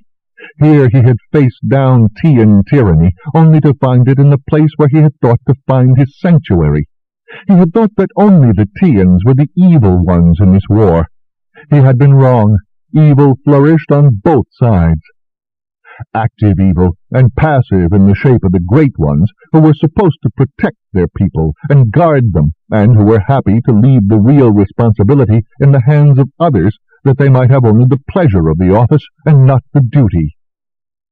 Here is another prediction, then, Kiron retorted, who had seen the fear on the faces of the Magi facing the mob. Men like that did not like being made to feel fear.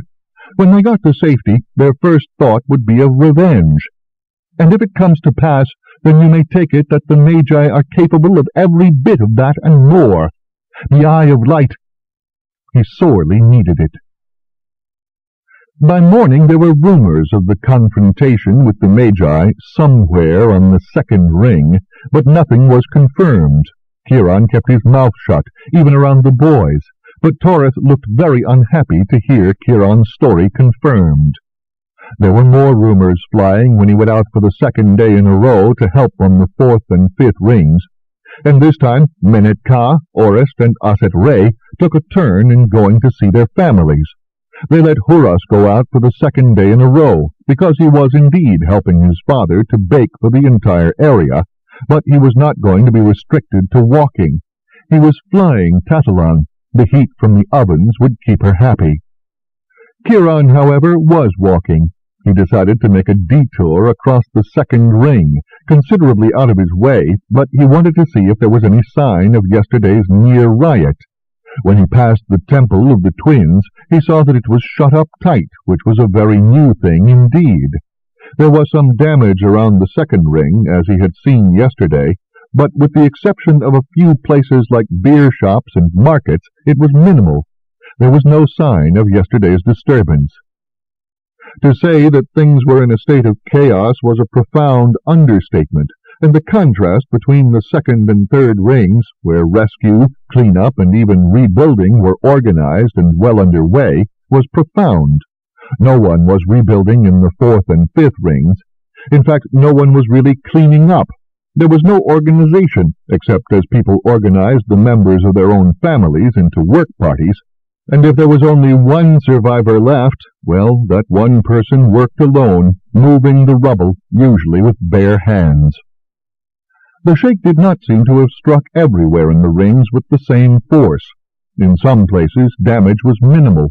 In others, shocked and bewildered people sat outside the piles of broken bricks and cracked timbers that had been their homes, unable to comprehend what had happened to them, or were slowly and methodically moving over the piles, removing them brick by brick, hoping to find something to save or someone.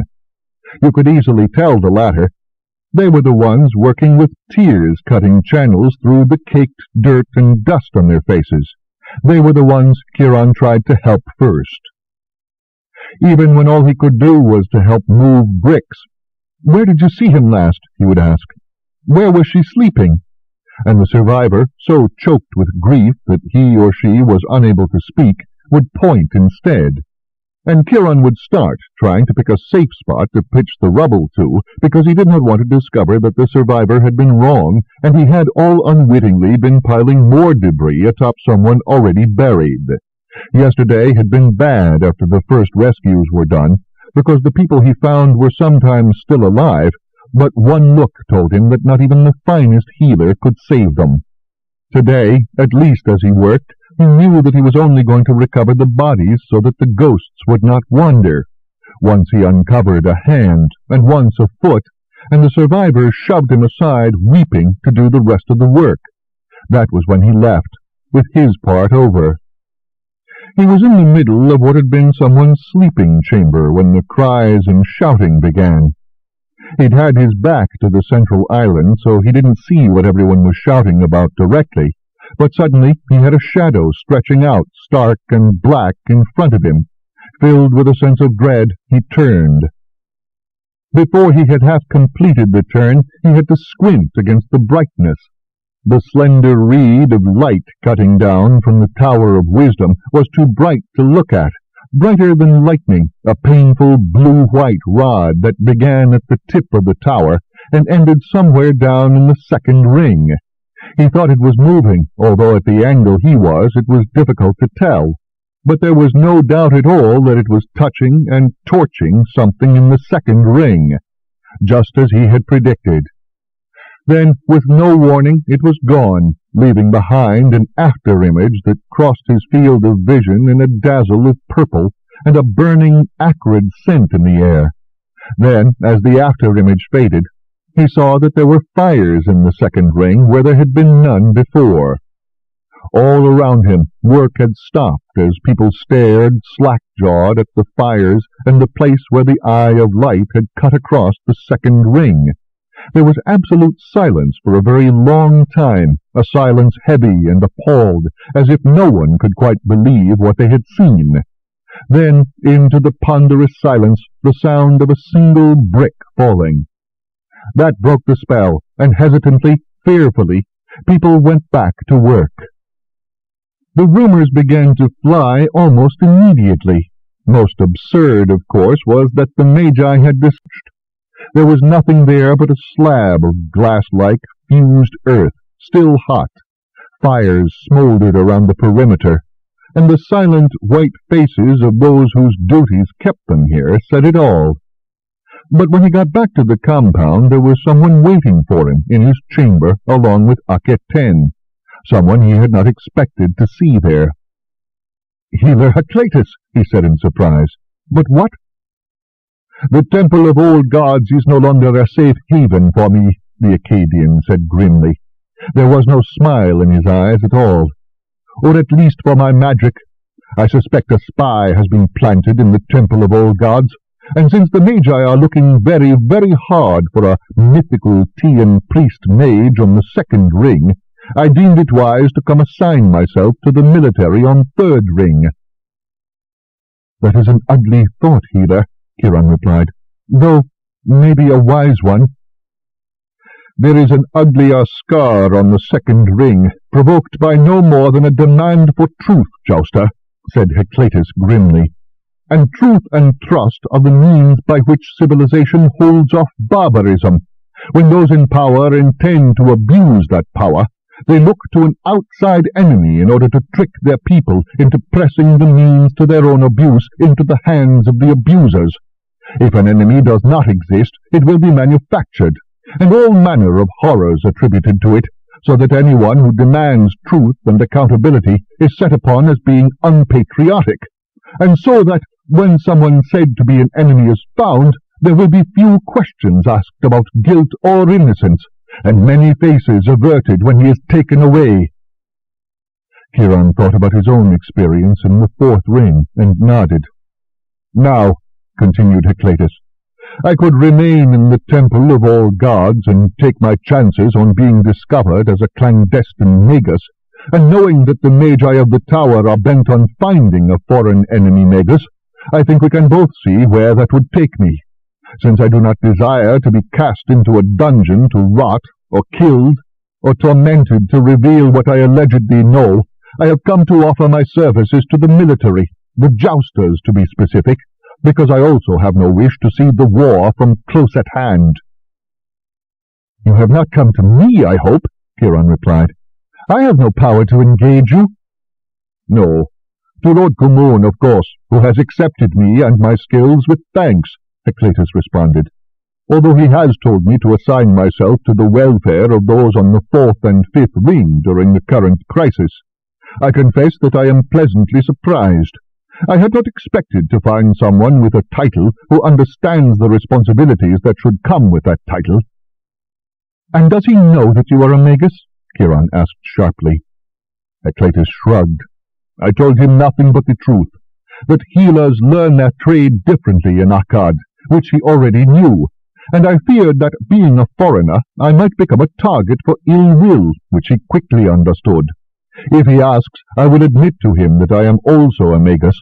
If he does not, my silence is his best defense, should I be traced here by your magi. Kiron, who had been about to open his mouth to rebuke the healer for not telling the whole truth, shut it again. Heclatus was right. I hope you are going to be discreet, then, he said. Heclatus snorted and favored him with a look of withering scorn. I believe, he replied, that I am aware of the dangers, especially as I was close enough to the lash of the eye today to have cooked my dinner in its fires. They gave no warning? Kiron said, aghast. He had assumed that the Magi would at least have warned people that the punishment was coming. Even a moment or two would have been enough. None. And while I have not heard of any that died there, well, the question is, would I? Heclatus asked.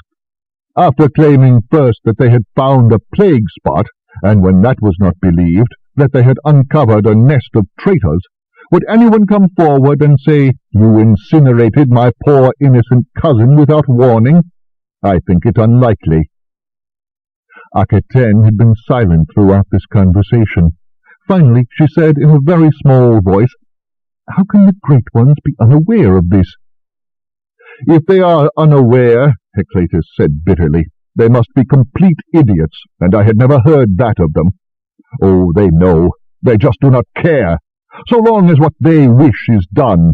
The Magi are too useful to them for some reason, and they count the lives of mere Altan citizens of no account, I suspect. But they will never admit that they know what the Magi are doing, because then people would say that they did not care about untruth and injustice, and they will not welcome anyone who tries to enlighten them as to true conditions. Oh no, Aketen said in dismay. What? Both Heclatus and Kiron said sharply, and curled into her sands like a blue and silver shadow, ignoring him. They will imprison him. They will have him exiled. No, he knows too much, and while he lives, he and Calith are still the heirs. They dare not leave him alive. He remained in Toreth's pen, but with no hope. So when the prince himself stumbled into the pen near to dawn, Kiron at first thought he was a ghost. He certainly could have been. He was as pale as if he had been drained completely of blood. His eyes were bloodshot and swollen, as red as the eyes of demons, and he stared at Kiron with no sign of recognition. Toreth? Kiron gasped. Prince? Toreth shook himself all over like a dog. They would not listen, he said dully. I never got past the first words. They told me not to meddle in things I could not understand. They treated me like a boy who has come to complain that a war chariot on the way to battle has broken his toy. So, Kiron dared to hope, the Magi don't know that you know what they are doing? Toreth shook his head. No. Yes, I don't know, he said finally. I didn't tell them. I hardly got more than a word or two in. I am disgraced, you see. They brought in my father and lectured me in front of him. Then they brought in my betrothed, Nofret, and did the same. They cannot take my dragon or my place in the Jousters, but they have made it clear that a dog in the street will have more chance for advancement from the ranks than I. I am not quite being declared a traitor, but I am being held up as an example of how dissension aids the enemy. They cannot cut me from the succession, but, oh, Kiron, I had not seen them close up in more than 2 years, and now they look no older than 30, and the Magi are the same. I did not see a single grey hair among them all. So, they have another way to solve this. They can and will outlive us. At this rate you will die of old age, and they will still be sitting on the twin thrones, Kiron replied, a cold numbness spreading over him. Toreth's head sagged. We are defeated, he said, and I am disgraced and friendless. Ah, said Gan, putting his head around the doorway, his hair all tousled from sleeping. So I am no friend, then. Toreth started. Clearly he had been so sunk in his misery that he had not heard Gan come behind him. No, he protested, but surely your parents will not wish you to associate yourself with a known traitor. My parents can take themselves off on a scenic tour of hell before they tell me who my friends will be, Gan said pleasantly, and I suspect every lad in the wing will say the same. Besides, most of them won't have to defy their parents, Kiron pointed out. Certainly Lord Yatirin has no love for the Magi. Enough of us are commoners that their parents will not care. We followed you before. Nothing has changed that I can see. Toreth looked like a man who has suddenly been reprieved. Do you mean that? He pleaded. Of course he means it, said Asit Ray with irritation. Didn't we all stay up most of the night to greet you when you returned? Kiron is right. Nothing has changed, except the opinions of a few stupid people whose parties you wouldn't have wanted to attend anyway. Now go to bed, Toreth. We'll discuss all of this later. He withdrew. Gan did the same. Toreth stared at Kiron as if he could not believe what had just happened. Go to sleep, Toreth, Kiron said. Asit Ray is right. But, Toreth began. Go to sleep.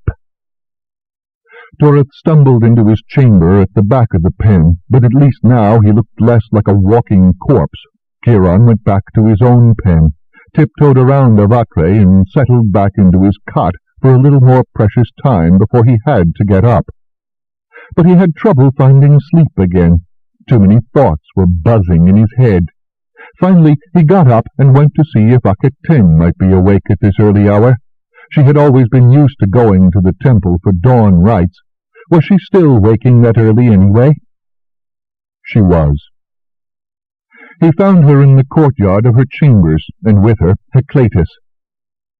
Toreth came back, he said as they looked up, and gave them the gist of what the prince had said. Heclatus heaved a sigh of relief. They looked at him and saw a handsome, muscle-bound fool, the healer replied. Good, it half covering Toreth's body. It hissed and flared its hood, daring all of them, because by now the doorway was crowded with people, to come any closer. The dragon went silent. In the silence the cobra rose farther above Toreth's body and swayed back and forth. There was a murmur of fear, and as the cobra bent forward, they all moved involuntarily back. The sign of the gods, someone muttered at the back of the crowd. Don't touch it, cried someone else. It is sacred to the gods. Not my gods, said Heclatus impatiently. He looked around swiftly, seized a sling and a handful of pellets from the weapon rack against the wall, and before anyone could stop him, let fly. It was either the best or the luckiest shot that Kiron had ever seen in his life, for it hit the cobra right in the head. The snake tumbled off Toreth's body, and Heclatus made sure of the beast a moment later.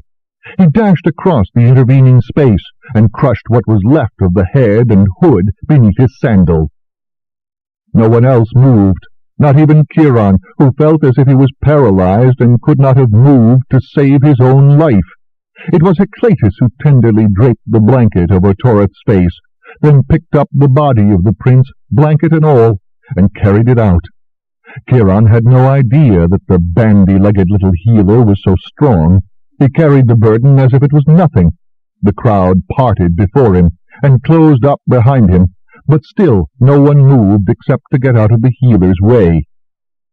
The sign of the gods, someone else murmured.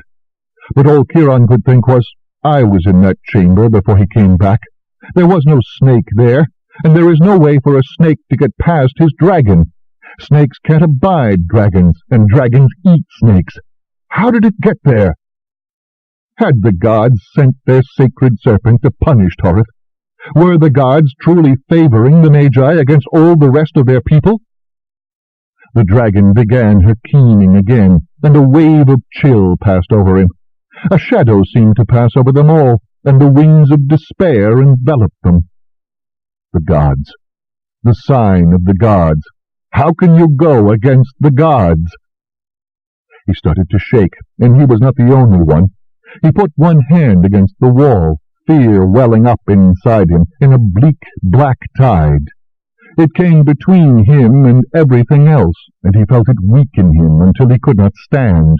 Slowly he sank down into the sand pit as the dragon wailed her heartbreak, and people began to back away carefully, as if this place and everything that was in it held some dreadful curse. He lost himself in despair and grief. His eyes burned, and yet he could not weep. His throat felt choked with a lump of tears that would not leave him. His eyes burned, and he closed them, but the images in his mind kept playing over and over. Torith, alive but a few moments ago, and now dead, with that look of terror on his face. This foul creature was sent. He looked up, startled to find that he was no longer alone. Heclatus stood there, face set in a mask of rage, towing what was left of the cobra. "What?" he asked, somehow getting the word past the lump in his throat. "This was no accident, and no act of the gods," the healer said flatly. "This snake was sent. It is a fetch, a thing called into a place by magic and commanded to act by its master. Someone brought it here specifically to attack and kill the prince. I can taste the magic, smell it, a vile odor." He shook his head, the grey-streaked curls of his hair bouncing. "They must not have known there would be a Magus here, or they would have covered their tracks." He glanced over at Kiron, who was staring at him in bewilderment. "You don't understand what I'm saying, do you? Let me put it simply. The Magi murdered Torith, and did it in a way that would look like either an accident or a god-sent curse, depending on how the murder was interpreted. And they did it before anyone outside the court learned what it was that brought Torith before the Great Ones. They did it while his disgrace was still vivid in everyone's mind, and before anyone got a chance to think about what he said and wonder how much truth was in it."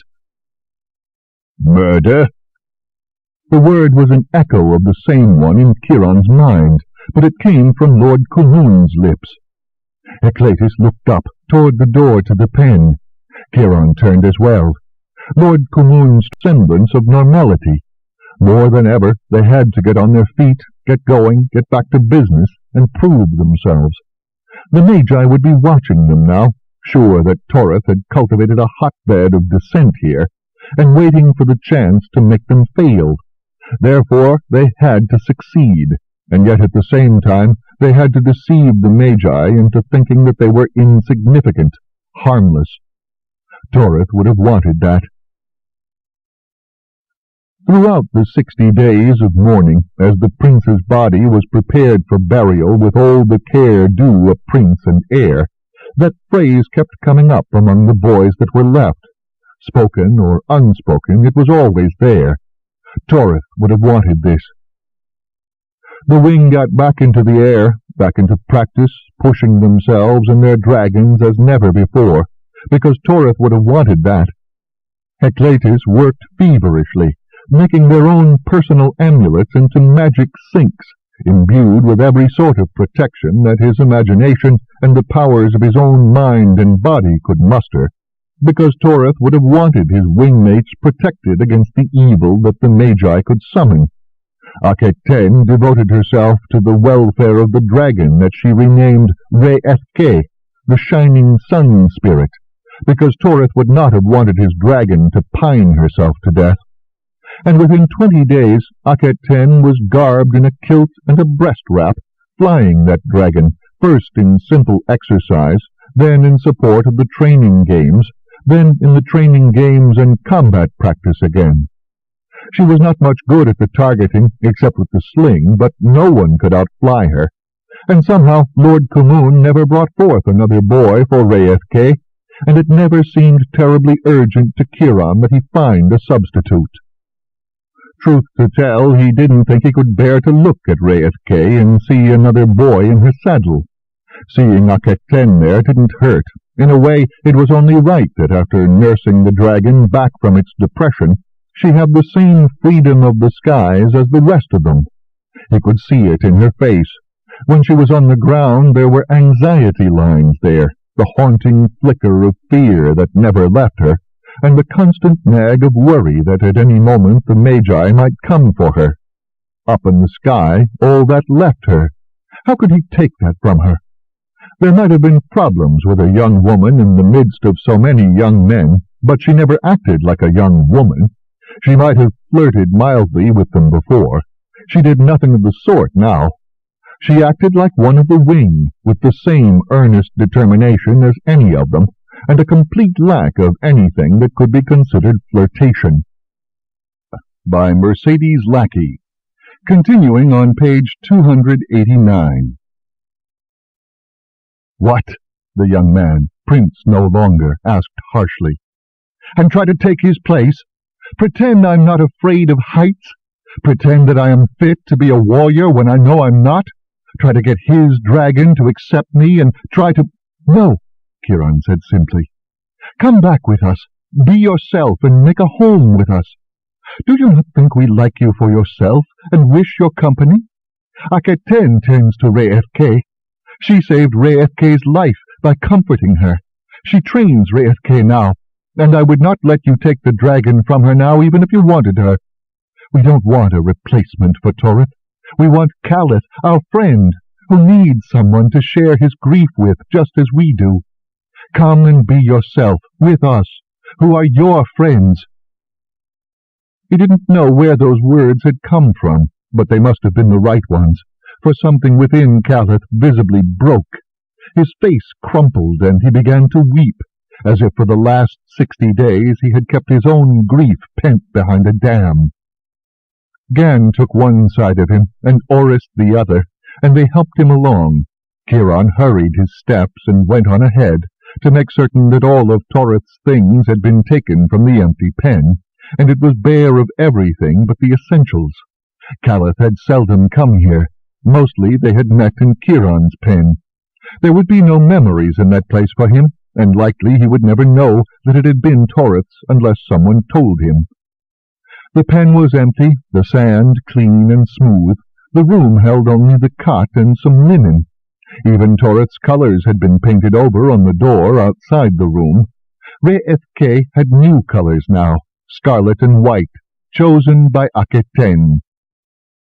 Kiron found an unoccupied slave and sent him in search of the things that Calith would need for his comfort. Then he went in search of Heclatus, and told him what was toward. "I don't know what his parents think they're doing," he said bleakly, "but something tells me that if we don't get him away from them, he'll do something drastic." The healer nodded. "Good. This is the best place for him. I will make a potion so he can sleep when he is wept out. I suspect he has done as little of that as of sleeping." Kiron sent a message to Lord Yatiren.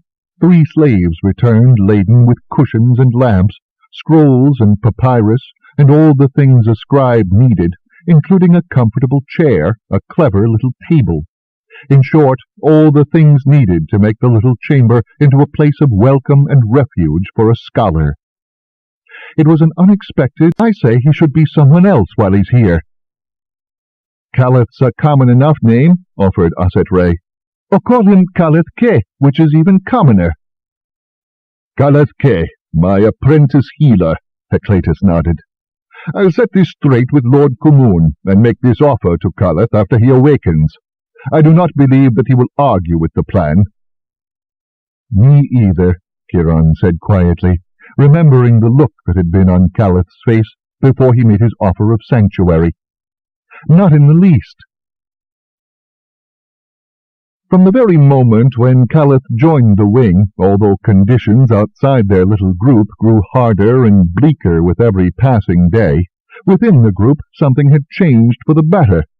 Within the group there was a sense that they had become more than a team, that they had become something of a family, with Heracleitus standing in as father, perhaps, and a family in which there was little quarreling. It was just as well that this was so, because outside the compound things were not going so well. As the winter progressed, the physical damage done by the earthshake was finally all repaired, but the mental and emotional damage only worsened. Kiron felt it every moment he was outside the compound, and he wasn't even a winged one. He could hardly imagine how difficult it must be for those who were sensitive to such things. The people of Alta were afraid. They were afraid that the next earthshake would also come without warning, and they were right to be afraid, because the Magi were still raiding the temple of the twins and the winged ones for their victims, and even, so the rumor went, casting speculative eyes on the temple of all gods and the healers. All over the city, people were trying to concoct ways to protect themselves when the next shake came. Some solutions were better, some worse, but all of them had one thing in common: they were expensive.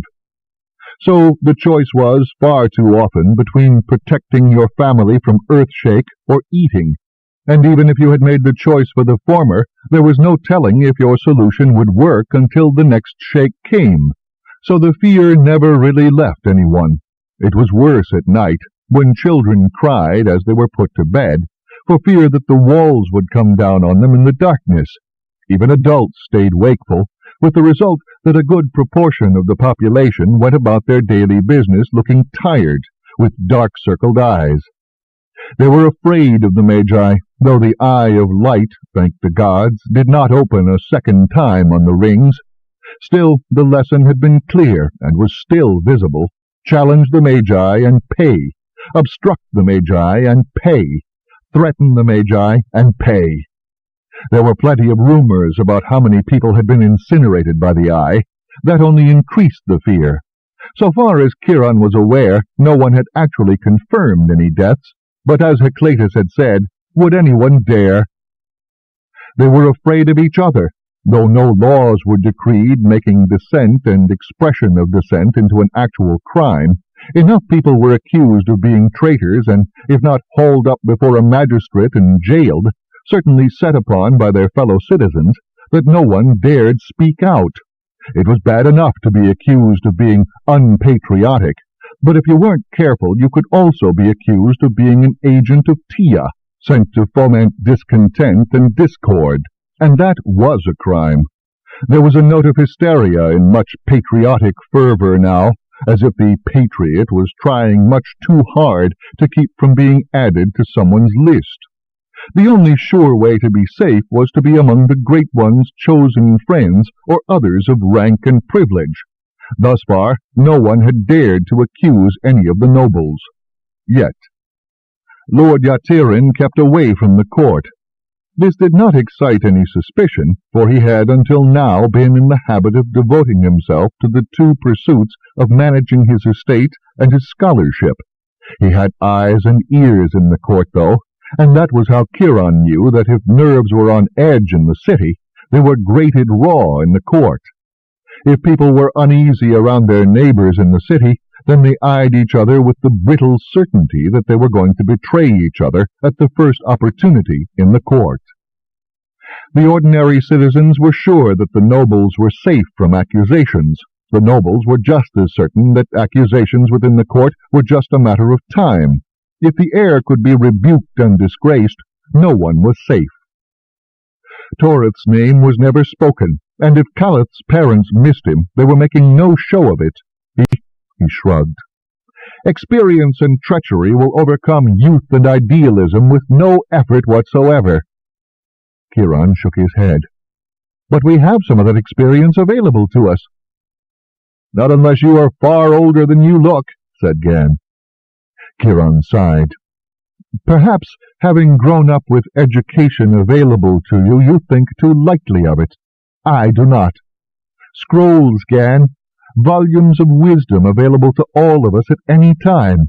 You have studied more of them than I. What do our texts, the words of our great generals, say to do when an enemy has superior resources? Run away? Gan suggested brightly. Move to a theater where he no longer commands those resources, Caliph said immediately. Find ways to deny him those resources. Kiron turned to Aketen and Heclatus. This is where I ask you if you have an answer to that question I asked you some time ago. He didn't actually expect an answer. He really just wanted them to say no, or that they were still working on it so that he could explain to the rest what his idea was, an idea even more urgent now that Torith was no longer with them. But to his shock and amazement, the two looked at each other for a long moment, and then Aketen answered soberly, I believe that we do. 16. Gan looked from Kiron to Aketen and back again. I don't suppose you would care to explain that? I don't mean to be rude, but, well, I'm not completely sure just how a girl and a healer could fit into this situation, no matter what you asked them to find. Kiron ignored Aketen's glare. He knew she'd have a few words later, with him or with Gan or both, but she would just have to control her annoyance for now. Torith's long-term plan was to put enough jousters into the field that we could negate the Tian jousters without needing the storms that the Magi were sending, he reminded them.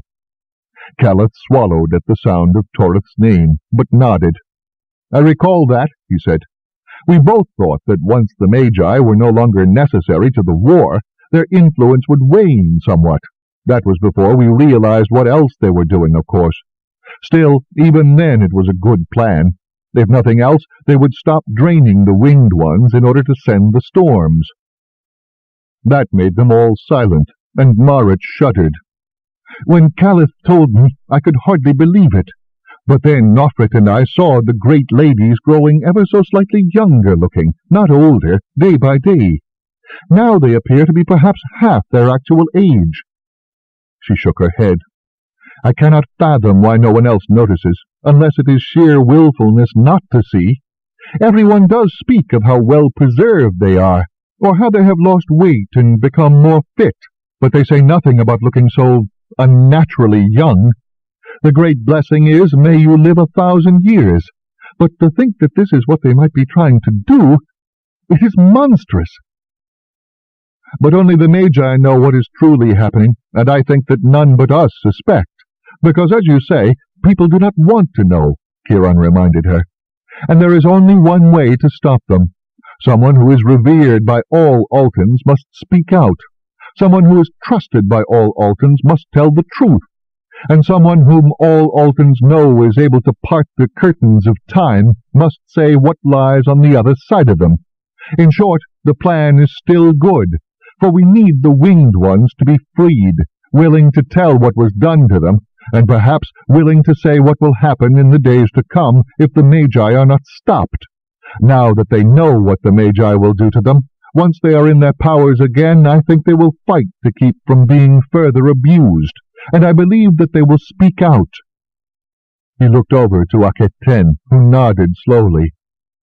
They were foolish in allowing the Magi access to them before, but I think that they will rebel once they are no longer controlled and drained, she said. At least I hope they will. Her voice faltered. But they are only human, and they can still be compelled by fear. I do not know what would be the greater for them, the fear of the Magi, or the fear that they will be accused of aiding the enemy by refusing to be used by the Magi. They will, Caliph said, in an odd, flat tone of voice, a voice which nevertheless had a strange sort of echo to it, as if he spoke from within a cave. It was so odd, in fact, that all of them looked at him in sudden concern. Then he said, It is not for me to fight them. Perhaps I will be of some use. I am of little other use, so far as I can tell. Kiron coughed. More than some use, he said, as the attention turned back to him. You have confirmed what I had only hoped, which means that my plan, and Torith's plan, is sound. If there is a path in the future that frees the winged ones from the clutches of the Magi, then it can only be by one means that I know of. It would be useful, Gan complained, if we could but hear this plan. So far there has been nothing but mystery from you. It is hard to judge any plan when there has not even been a hint of what you intend to do." Kiron took a deep breath and looked around at them all before beginning. "If we cannot negate the Tian Jousters with our own numbers, then the only other answer is to remove the Jousters altogether, on both sides if need be, and to be honest, I think that this may be required. I asked Atlantis and Aketen to find a way, thinking perhaps that in magic and the powers of a winged one combined, there might be an answer." "And we have one, we think," she said slowly, "though it is not what you might have been thinking. If Atlantis were not a magus and a healer, I do not think that we would have found it, but, well, it is simple. The Jousters are nothing without their dragons. The Magi have dealt with them by keeping them grounded with storms, but we realized that if we could keep the dragons out of the sky by some other means, that would be the end of the Tian Jousters." "We didn't want to poison them," Atlantis said. "For one thing, it would be very hard to do, and for another, it would just be wrong. For the same reason, we didn't want to give them a disease." Aketen nodded. "That was when we realized that without the Tala there are no Jousters, because without the Tala the dragons who are not tame cannot be controlled. And if we found a way to keep Tala out of the dragons, eventually the effects would wear off, and you know better than I what that would mean." "And?" Kiron prompted, as the others made various noises indicating surprise or agreement. "We looked for something that would kill the Tala plant," she said. "We didn't find it, but instead we found something better." She held up her hand to keep him from interrupting. "You know, if we started to kill the plants, the Tians would surely notice, and perhaps find something to take the place of Tala. What we found is better, because it does not kill the Tala. It makes the power of the berries weaken once they are harvested. The strength is gone in days. In less than a moon, they are no longer good for anything, and the Tians will never suspect until it is too late. How long a stockpile do you think the Tians have, Kiron?" He thought. "Once the new crop is being harvested, a month perhaps? Certainly not more." Aketen nodded. "So, when the dry starts, the berries begin to ripen, and they begin harvesting. Once last year's berries are used up and they start to use the tainted berries, within 2 or 3 days their dragons will be uncontrollable. There is just one problem. Once we spread this disease, we cannot confine it to Tia. It will come to Alta as well." Kiron winced. "Ah, that is a difficulty." "Not so much as you think," said Lord Kumun from behind him. They all jumped. Kiron leaped to his feet and turned. The light from the lamps on either side of the door fell on Lord Kumun's face, illuminating features that were unwontedly bleak with weariness. "My lord, what have you heard?" "From the time that young Caliph began to prophesy," Lord Kumun said heavily, "and you have awakened both my fears and my hopes. Something must change in Alta, or Alta as we know it will cease to be, and soon, and I should not like to live in the society that will take its place. When the power is in the hands of those who stand in the shadows, shadows come to fall over everything. Young Torith's murder was only the first, I fear, of many, and to tell the truth, I am not altogether certain it was even the first. Too many of those who have been taken up as agents of the enemy have never been heard of again, and no one knows exactly who might have fallen under the eye." Kiron shivered to hear the words spoken aloud. Young Torith's murder. So Lord Kumun knew the death for what it was. "At least we aren't alone." "You may have wondered why I have kept you of Kiron's wing from being sent to the fighting," Lord Kumun continued, in what seemed to be an abrupt change of subject. "It is because since Torith's death, the Jousters are being flung to the enemy like tidbits to jackals. You have not seen it. I have kept the knowledge from you deliberately, for I was not letting them loose." She shrugged. "The Magi will contribute nothing to the war once the Jousters are gone, unless they create another Eye of Light that can be taken to the enemy." "I do not think they can," Atlantis said broodingly, "which is just as well for all of us, of course. Recalling the carnage that the eye had caused, Kiron shuddered. "More than just as well," he replied. "I am not so sure but that it would not be better for Alta if the thing were destroyed." "There are those on the second ring who would agree with you," said Heclatus, and left it at that. There really was not much else to be said after that. Heclatus and Aquitaine reckoned that it would take until the start of the rains to produce a sufficiency of the dust to infect the Tala plants. And then Aquitaine produced another little surprise for them. "I will borrow a swamp dragon and take her up to release the dust in the clouds above the storms," she began casually. "Hoy," he said sharply. "What do you mean, you will borrow a swamp dragon? You've never flown any dragon but RFK." "I can control any dragon in the compound," she retorted.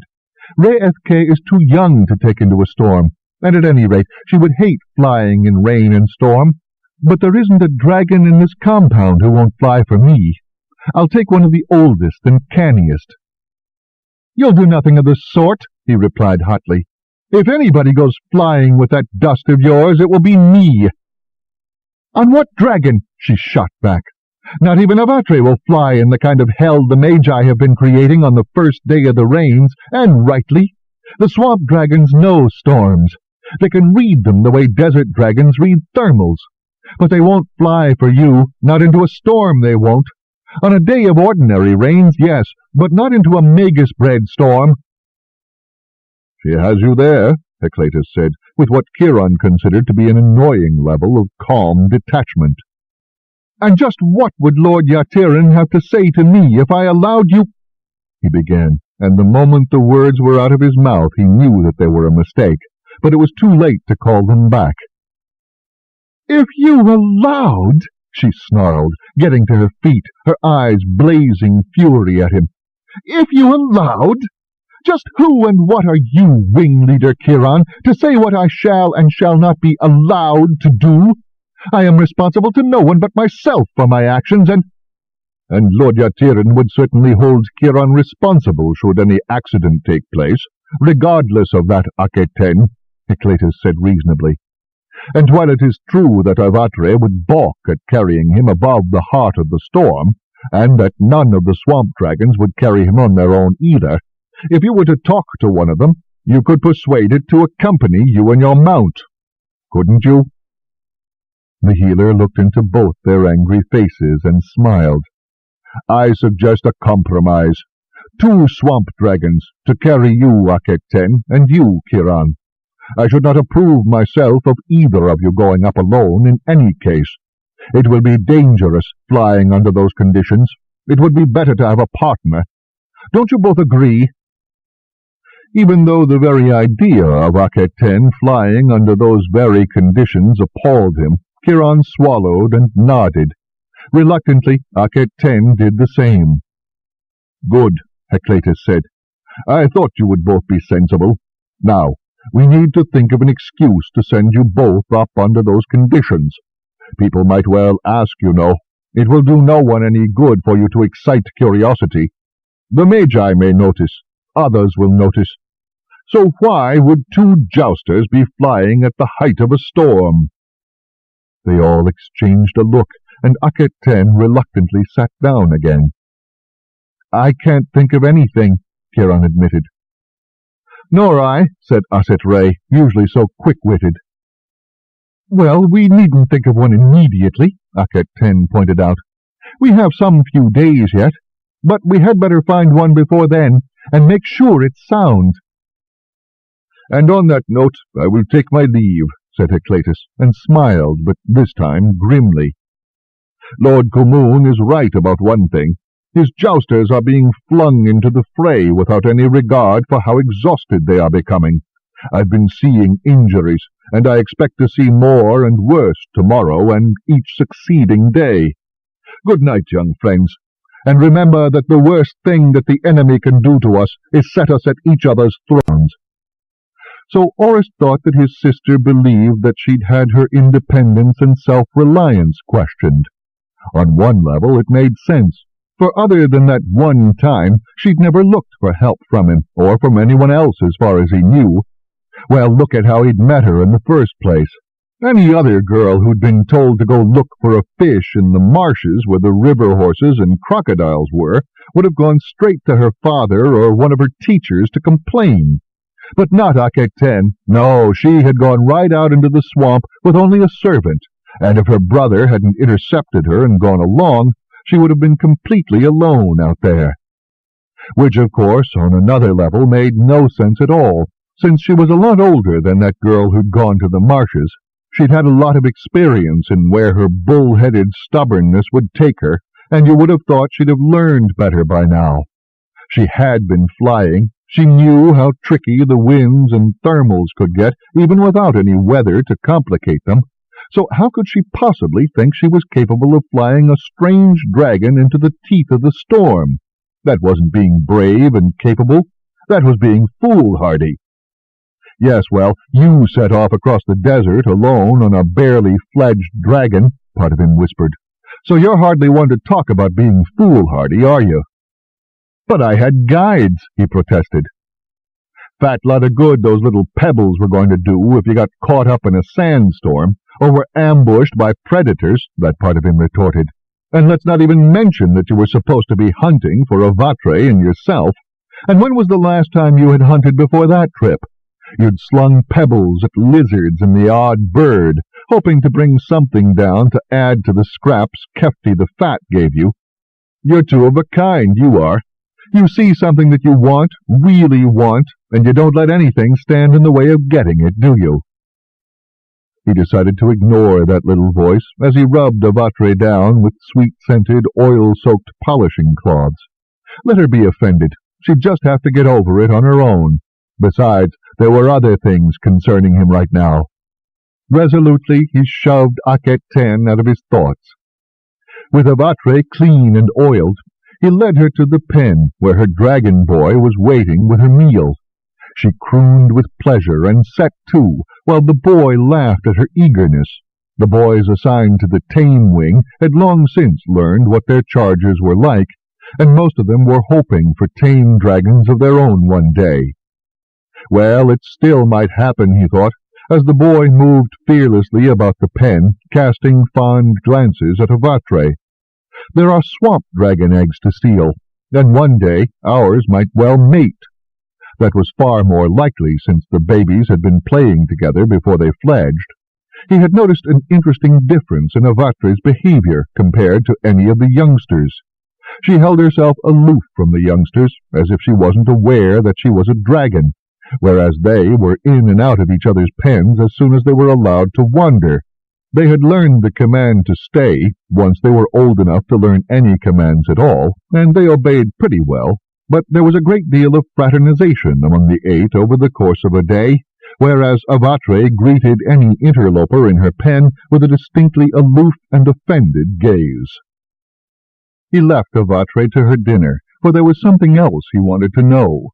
2 somethings, actually, and he didn't have to go to Aketen to find out either of them. Heclatus spent most of the morning making the disease dust, and most of the afternoon and evening resting afterward. So he was resting in the courtyard just off his rooms when Kiron went looking for him. He was lying on a cot in the middle of the tiny courtyard, basking in the sun like a lizard on a rock, and he greeted Kiron's footsteps with a raised head and an ironically lifted eyebrow. "I hope you are not seeking my aid in reconciling you with Aketen," the healer drawled. "I am not particularly interested in mending the quarrels of young lovers." Kiron flushed. He thought about protesting that he wasn't Aketen's lover, and thought better of it. If he did protest, Heclatus would only be more certain that he was, and probably tease him about it. The healer had an acid wit, and was not reticent about exercising it. "I wanted to ask you about the dust you're making, and about some other things," he said, sitting down on a stone bench in the shade. "But first I want to know about the dust. Is it safe around people? I mean, could I get the disease by breathing it or something? And how are you making it exactly?" "Well, it is always bright sunshine, and usually on or around noon. I think that the main part of the eye is a lens, and the rest is perhaps some magical or mechanical way of gathering and concentrating a great deal more sunlight than just a simple lens could account for. A simple lens would not be able to reach very far, for instance, but I expect it would be as much a mechanical contraption as it is magical. Which explains why they have not made a smaller eye, Kiron hazarded. A smaller eye would not be nearly as powerful? Heclatus nodded. Such an apparatus would not be very portable either, and I suspect that there is some source of power there, in or under the tower, and only there. That would account for the beam of light. So, if we were to go and try to wreck the eye at night, or on a cloudy day, they would not be able to use it against us, Kiron said, in sudden speculation. So I believe, Heclatus nodded, and the best way to get to it would be to come at it from above. They exchanged a look. Dragons, breathed Kiron. And that is why the Magi dislike the Jousters. Dislike? I would have said that they fear the Jousters, as they would any force that can take that special weapon from them. It seems logical, agreed Heclatus, and I would go further than that. I believe that the stronger they grow in their power, the more they come to hate and fear the Jousters rather than less, and the more they wish to destroy them if they can. You know, Kiron said after a long pause, that is not the most comforting thing you have ever said to me. Heclatus did not smile. 17. Sometimes Kiron had thought there would not be enough time before the rains began, others that the awaited day could not come quickly enough. Meanwhile, the dragonets, swiftly and daily growing so large that they really needed to be called dragons now, continued to grow in more ways than just size. Take little Re'ethke, for instance. She might be small, but she was as quick as a thought, and exquisitely sensitive to emotions. It wasn't hard to tell how Akhet-Ten was feeling. All you had to do was look at Re'ethke. When Akhet-Ten was happy, the blue and silver dragon would bounce everywhere, and flirt through the sky like a bit of thistledown. When she was depressed, Re'ethke became a shadow, and when Akhet-Ten was angry, well, it was best not to get in Re'ethke's way. Tathalon, the huge and striking female belonging to Huras, was, like Huras, quiet and serious. When she was in the air, she was all business, and very single-minded about everything Huras asked her to do. And then there was Wastet, Orist's beetle-blue male.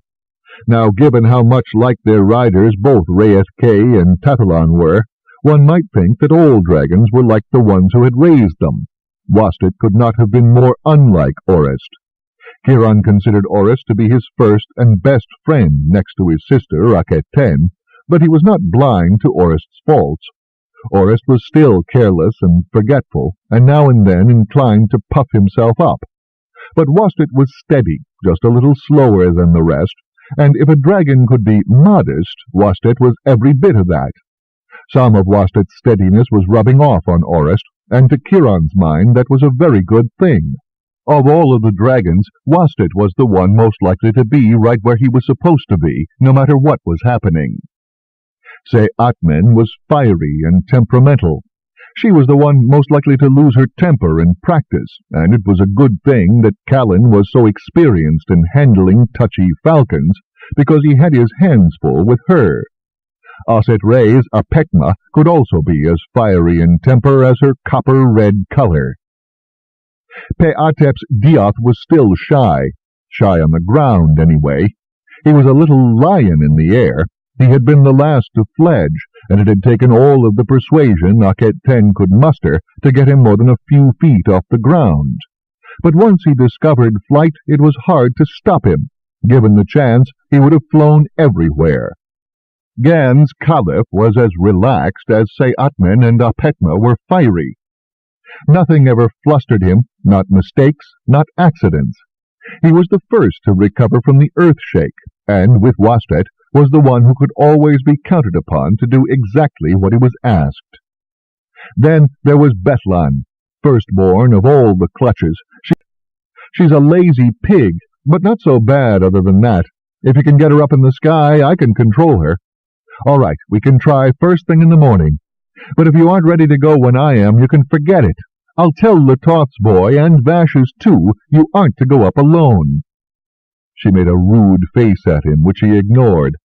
"I'll be up before you are," she said, with just a touch of sharpness in her tone. "You just go get us permission to borrow them." If anyone was listening, they heard only that we're going to try flying dragons in the storm. That can't possibly be of any interest. With that set up, he left her to ready Re'ethke's pen for the reins on her own, and went off to report to Lord Kumun to get permission for the borrowing from the 2 senior jousters, and, as he had threatened, to tell Letoth and Vash's dragon boys that they were not to allow Akhet-Ten to take a dragon out in the storm by herself. Akhet-Ten, for all of her bravado, would not dare to borrow a dragon without permission, for the senior jousters might well take it into their heads to reward such impertinence with a thrashing, and it would not matter to them whose daughter she was. They had thrashed boys of higher rank than she was. They were technically her father's equal in rank. And they also knew that Lord Yatirin would punish his daughter himself for taking a dragon without permission, and so did Akhet-Ten. Indulged she might be, but she was not spoiled. Kiron had the distinct impression that Lord Yatirin had raised all of his children with a very clear set of rules, and the knowledge of what happened when you broke those rules. She knew, of course, that she would get short shrift herself from the senior jousters if she asked them, which was why she had told him to get the permission. They were still of the mindset that a girl of any rank was best employed in housekeeping and child-rearing, or, if she happened to be a winged one or a priestess or healer, properly doing her job in the appropriate temple. Girls did not belong in the jousters' compound except as servants and entertainers. She had pushed the line by being a healer for the dragons, but although that pushed the line, she had not quite crossed it. But this business of flying a dragon had them looking at her narrowly. While they were grateful that she had stopped Re'ethke's keening, and they grudgingly accepted that she had to fly the dragonet to keep it healthy and exercised, they were one and all adamant that a girl had no business thinking of herself as a jouster, and only the carefully fostered illusion that Kiron and Heclatus were in control of her kept her from being snubbed or worse. So it was Kiron, wing leader of his own wing, respected trainer, and the boy who had worked out ways of making the smaller, lighter dragons able to challenge the larger desert dragons, who approached to ask permission to borrow Vash and Letoth. Kiron, the senior jousters felt, had earned their respect. He was, if not quite one of them, certainly their equal. "It would be damned useful to find out if we can get anything to fly in the worst of the muck," said Vash's rider thoughtfully, when Kiron approached him. "We might have an emergency where a dragon would be the fastest messenger, or need to fly a hit-and-run attack." Letoth's jouster said much the same, and added, "If you can get above the clouds, I'd bet you can teach that old sow it's not so bad up there. You'll have to go pretty high, though, and the winds will probably be fierce. She won't mind, not while she's working, but you might want to wrap up." "I'd thought about that," Kiron replied, grateful beyond words that the jouster had already outlined exactly what he planned to do. It made him feel better that someone with far more experience was warning him about things he'd thought of. Should anyone ask, in fact, he could say that he'd gotten advice from both senior jousters. "I had one of the slaves copy the wool leg coverings and shirts that those amber-trading barbarians wear, and I got some sheepskins to wrap up in, too." The jouster shuddered, with the look of someone who did not care to find himself wrapped up in wool at all. "Better you than me, boy. Deflee yourself after. The gods only know where those sheepskins have been or what they've collected." Kiron laughed and promised, and went off to Lord Kumun to report what he and Akhet-Ten were going to do. And Lord Kumun gave him a look that asked, "Is this expedition concerning something I don't want to know about?" Kiron gave a terse little nod, and went on with his explanation of what he and Akhet-Ten were going to wear to keep from turning blue with cold. Lord Kumun gave his permission readily enough, and so the path was clear. He could hardly sleep at all that night. He lay in the darkness, tossing and turning, trying to relax and trying not to fly the whole plan in his mind over and over and over, and especially trying not to think of all the things that could go wrong. Finally, he managed to wear himself out so badly that he fell asleep, pulled back the covers over her head, and dumped the contents of the pot over her face. Then he jumped back, and a good thing, too, because she came up with a yell, swinging wildly at the darkness around her. She was awake now, all right, angry and spitting fury. And it was a good thing that she was still tangled up in her blanket, because she probably would have given him a bloody nose for his little trick. But she was tangled up in her blanket, and the time it took her to struggle free was enough for him to protest and try to explain, with all the sincerity he could muster, and from the other side of the chamber. "Ten, I'm sorry. I swear I am sorry, and I will make it up to you. It was the only way I could wake you up, I swear to you, and I tried, I really tried." She stood there in the semi-darkness, kicking free of the blanket, and he was terribly glad that it was semi-darkness that filled the chamber, because she wasn't wearing anything at all beneath that blanket. All that wool suddenly felt very hot and very prickly as he flushed. Not that what she usually wore was much less revealing, but still. She stood panting with anger, but it was anger that was cooling as she listened to him babble out his explanation. Finally, she tossed her wet hair over her shoulder and said with great suspicion, "You swear on your father's ghost? You swear that my brother didn't put you up to this?" "I swear," he said immediately. "And there's something very odd going on. There's not a single other person awake, and I bet if you were to lie down you'd be asleep in a moment. What's more, I bet if we tried to go wake any of the others up, they'd be as hard to stir as you were. It was just like this at the start of the rains last year. I was the only one awake. It was—" He shook his head. "It was disturbing." "The Magi," she said instantly, confirming his suspicion. "There must be something that they don't want anyone to see about the start of the rains." He couldn't see her face, but he could hear the frown in her voice. "I'm not sure I want to know what it is, or why." He swallowed. He wasn't either, now that he came to think about it. If the Magi were not at all reticent about people knowing they were interfering with the winged ones, what was it they felt they had to hide, and felt it so strongly they had to put the entire city to sleep? His mouth tasted sour. "I can't do everything," he reminded himself. "All I can do is try to follow Torith's plan, and hope that once we take the Jousters out of the mix, it will weaken the Magi. Only then can we try to come up with the next plan." "Whatever it is, it's nothing we can do anything about," she said flatly, echoing his own thoughts. "We take the Jousters out of the war and free the winged ones. They have more authority than we." She moved over to the wall, into the complete darkness, and he heard with both of them for some time before they heaved huge, hot sighs that smelled of iron and blood, and allowed themselves to be led out into the rain. End of Side 8. Change side selector switch.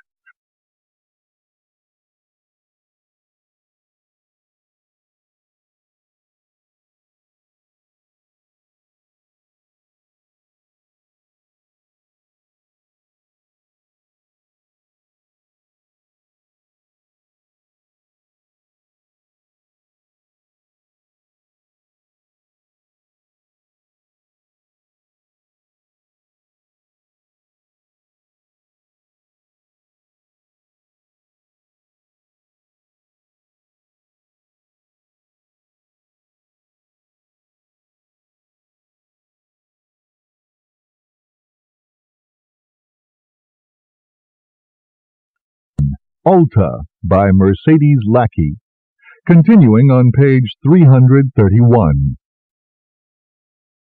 And once in the rain it was impossible to speak except in a shout. The dragons snorted their distaste and tossed their heads unhappily, while Kiron and Ten found themselves wrapped in sodden, heavy cloth, and if the wet wool wasn't cold, it also wasn't particularly pleasant. It was heavy, it clung and made it hard to move, and it stank of soggy sheep. They made their way into the center of the court, Ten got both beasts to lie down, and the two of them clambered up into their saddles. Vache got to her feet first, groaning. Letoth followed suit. It was Ten who gave the signal to fly. Letoth rose first, flying heavily, and Vache followed her a moment later. With the rain pouring down on them, they wallowed into the sky. Kiron and Ten were just baggage at that point. For his part, Kiron couldn't see anything beyond the curtain of rain, and certainly couldn't hear.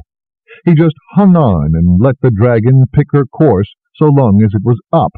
Her wings pounded through the sodden air as she labored upward with all her might. Kiron was just glad that he and Ten were much smaller than the jousters who usually rode these beasts, or they never would have gotten into the air at all. It took forever. There was no way to keep track of time, as Vache's lungs heaved under his legs, and he felt her muscles straining to drive her upward, while his muscles ached from the strain of being in the saddle of a dragon in a steep climb. Occasionally there was a flash of lightning, followed by a distant roar of thunder, but somehow the dragons were staying out of the area around the tower.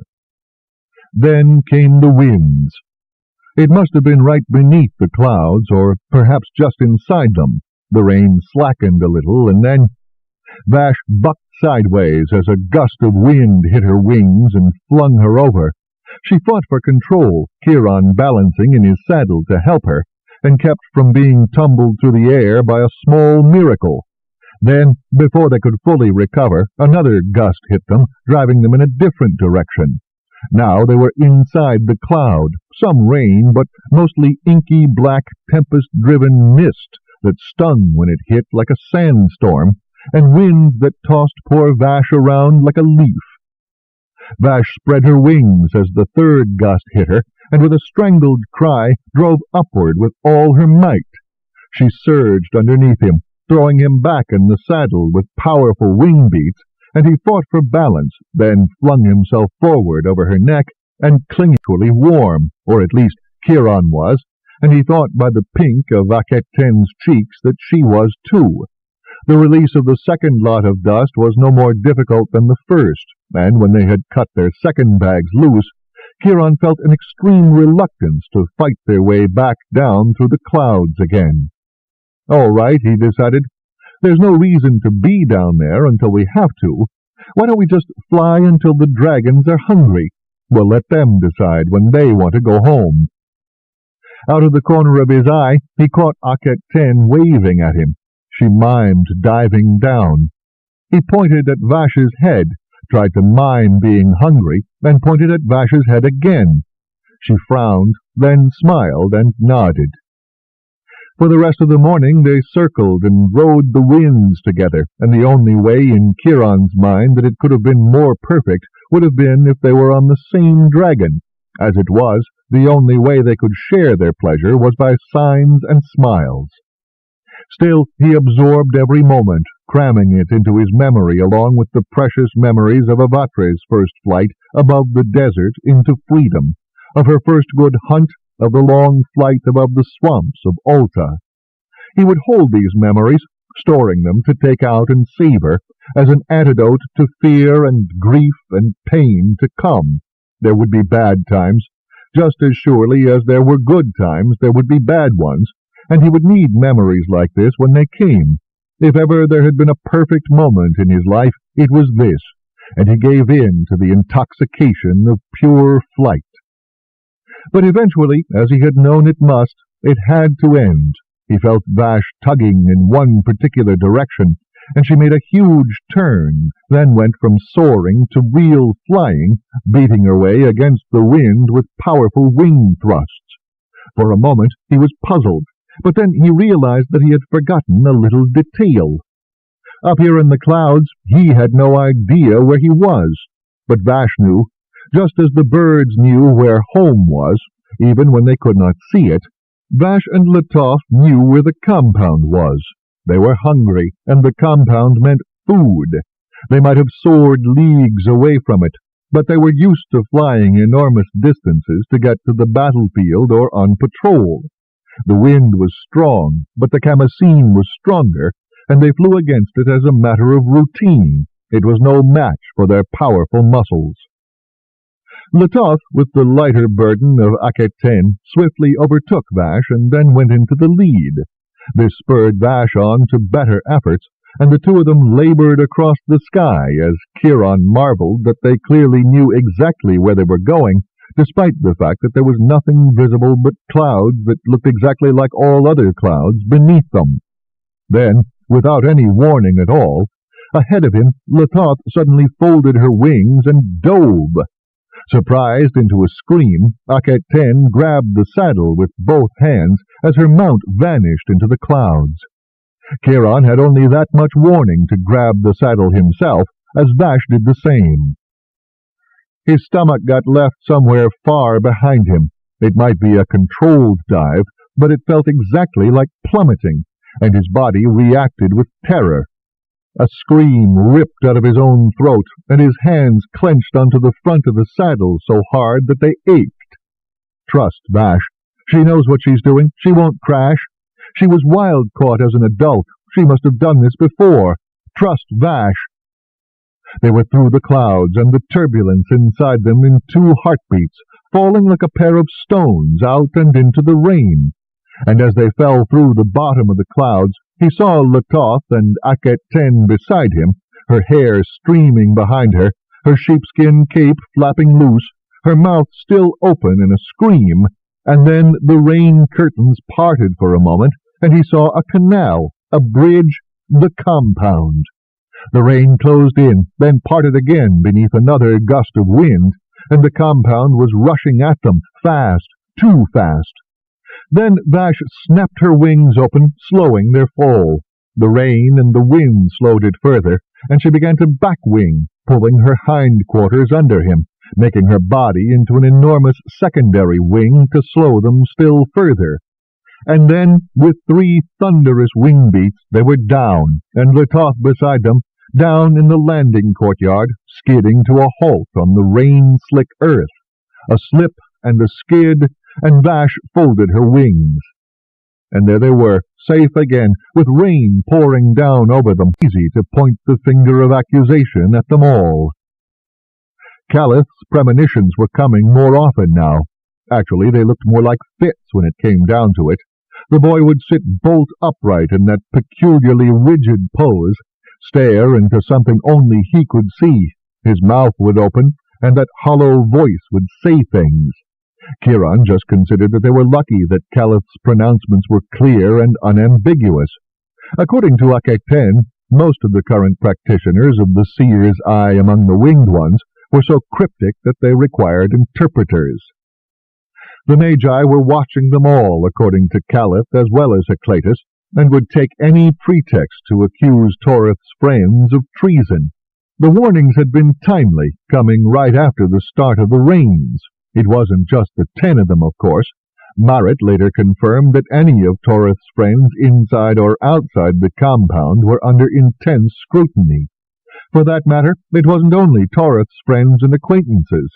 Outside of that circle, it seemed there were rumors of people being hauled off and imprisoned every other day on suspicion of disloyalty. Tempers were always a little raw during the rains, but this year nerves were being stretched to the breaking point.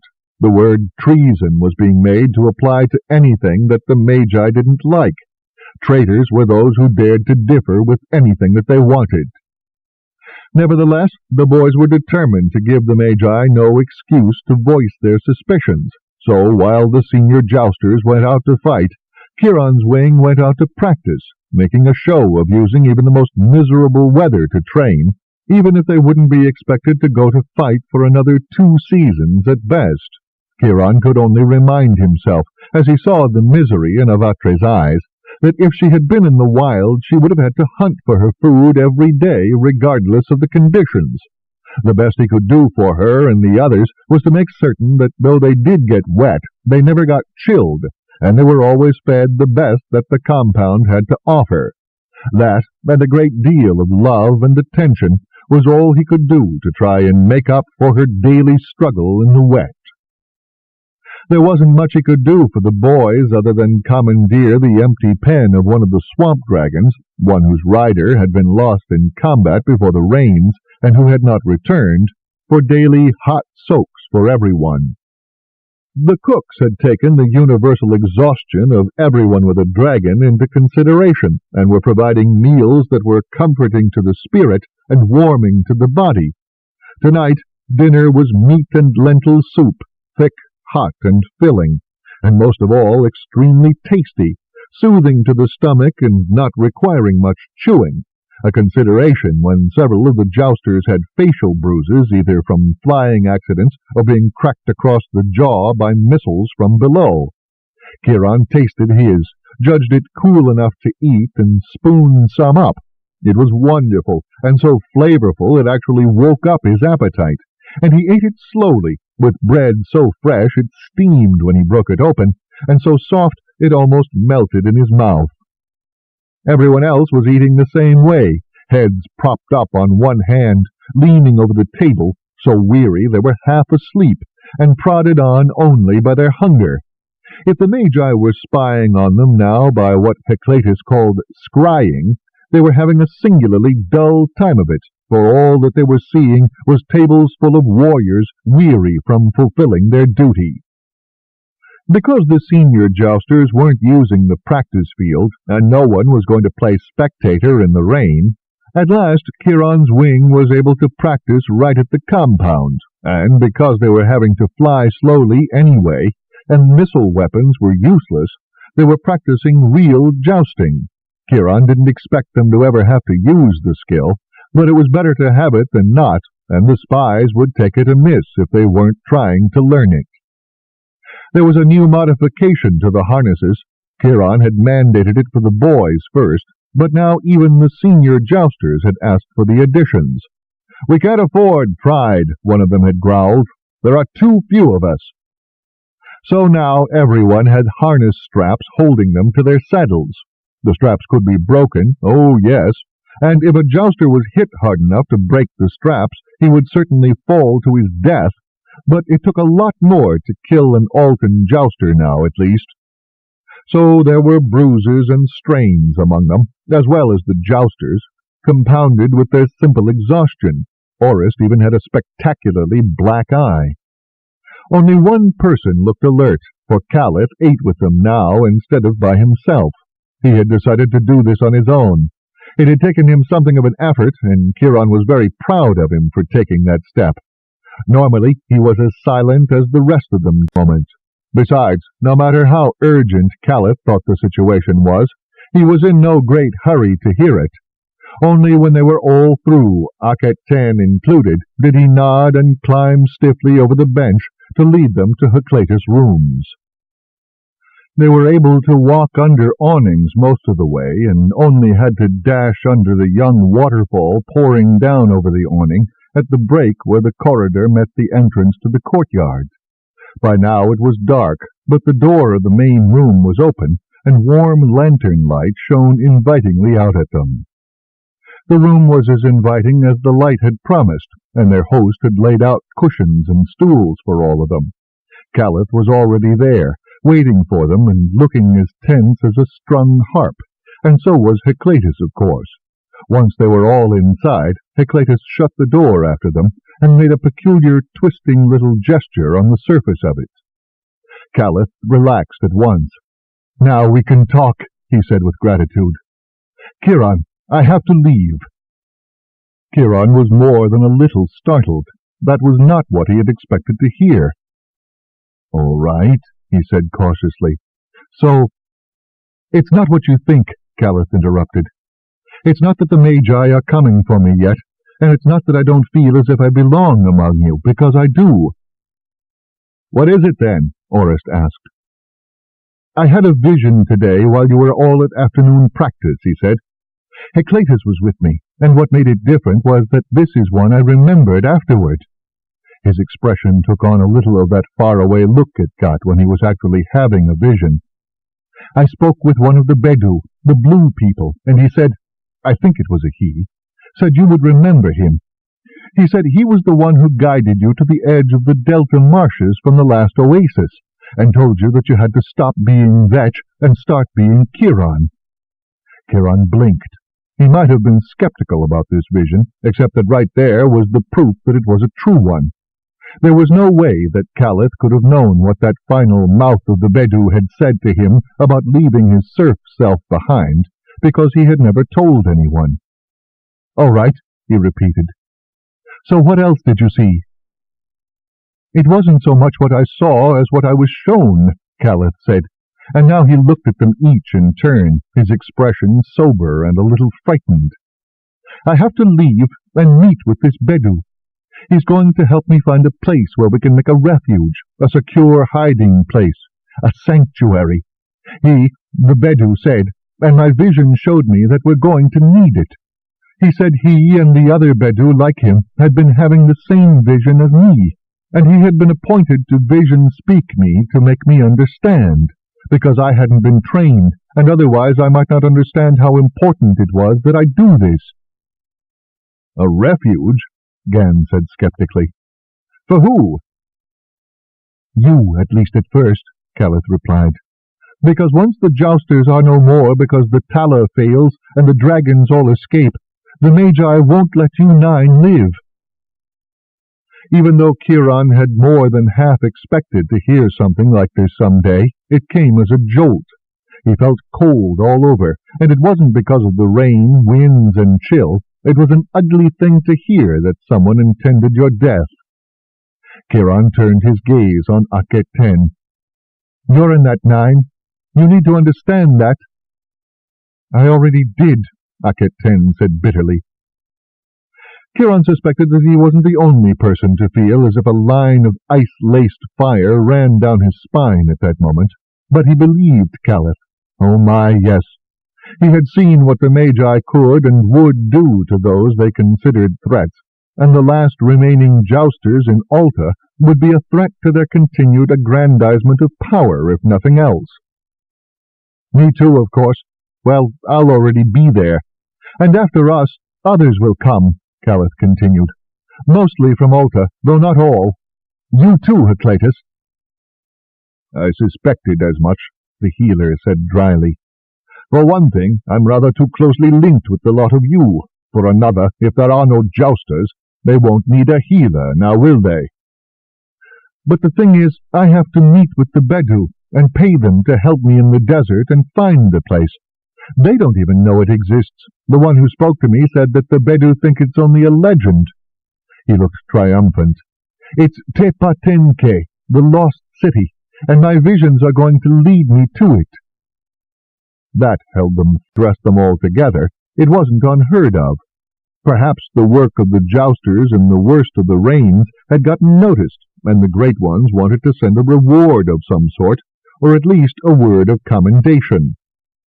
They certainly deserve it, he thought, with more than a bit of bitterness. More than the Magi, if you were to ask me. After all, they were having to fly in that magic-befouled weather, and because of their efforts, the border had been pressed back yet again, almost to the place it had been when Kiron's own village had been lost to the Tians so many years ago. But when Lord Khumun finally appeared to the restless crowd of Jousters waiting for him in the kitchen courtyard, he was not alone. There was a Magus with him, and at the sight of the man, the muttering men in the courtyard went deathly quiet. It seemed at that moment that every drop of rain on the awnings overhead and dripping down between the gaps in the cloth was terribly, terribly loud. Akhet-Ten sucked in a breath, and Kiron was very glad that she was sitting at the back of them all, and they were at a table at the back of the wall. There were a lot of taller, older men between them and the Magus, and yet the man's penetrating eyes seemed to sweep the crowd and see all of them. Kiron would very much rather have been in complete shadow at that moment, and he hoped that the Magus had only seen a sort of shape, and not that there was a girl among them. He did not want Akhet-Ten to be noticed. It was not a comfortable sensation. Those eyes were as cold and as dead as opaque pebbles, and Kiron would have wagered at that moment that he was looking at a man who would bury his own mother alive if it got him something he wanted. But at least his gaze didn't rest on any of them. "This is Magus Mut-Kere," said Lord Khumun carefully, too carefully, into the silence. The Great Ones have decreed that he is to have oversight of the Jousters, in order that the Magi may make the best use of us. Our tactics, so successful now, they say, will become even more successful with a Magus to guide us." There were worlds of hidden meaning there, and Kiron was under no illusion that he could read more than half of them. It would have taken someone like Torith or Caliph, versed in the double dealing of the court, to decipher all of them. Some were clear enough, though. Lord K'moon was under no illusion that the Magus was there to help the Jousters. "The man is here to spy on us, he means," Kiron thought instantly, and was passionately grateful that now there was nothing to hide, no dust, no plan to spread it, and no Caliph with his visions. What would the Magi have done had they discovered Torith's brother had become a winged one, untrained and of the sort that they dreaded most? At the least, he could have expected to be dragged off to the Tower of Wisdom to be used and used up. At the worst, Kiron preferred not to think about what the worst could be. He had the horrible suspicion he couldn't possibly imagine it. No wonder Caliph had said that he was in danger. If he'd had any hint from his visions that this was coming, he could only have read it as an imperative that he get away. And how fortunate it was that they had already found ways of explaining everything else that the Magi might take exception to. Everyone had the stories straight, and no one would deviate from them or fumble out contradictory explanations. The Magus nodded at Lord K'moon's words, but said nothing. He only looked at all of them, hunting with his eyes, searching for some sign of rebellion, perhaps. Kiron set his chin, straightened his back, and looked right back again.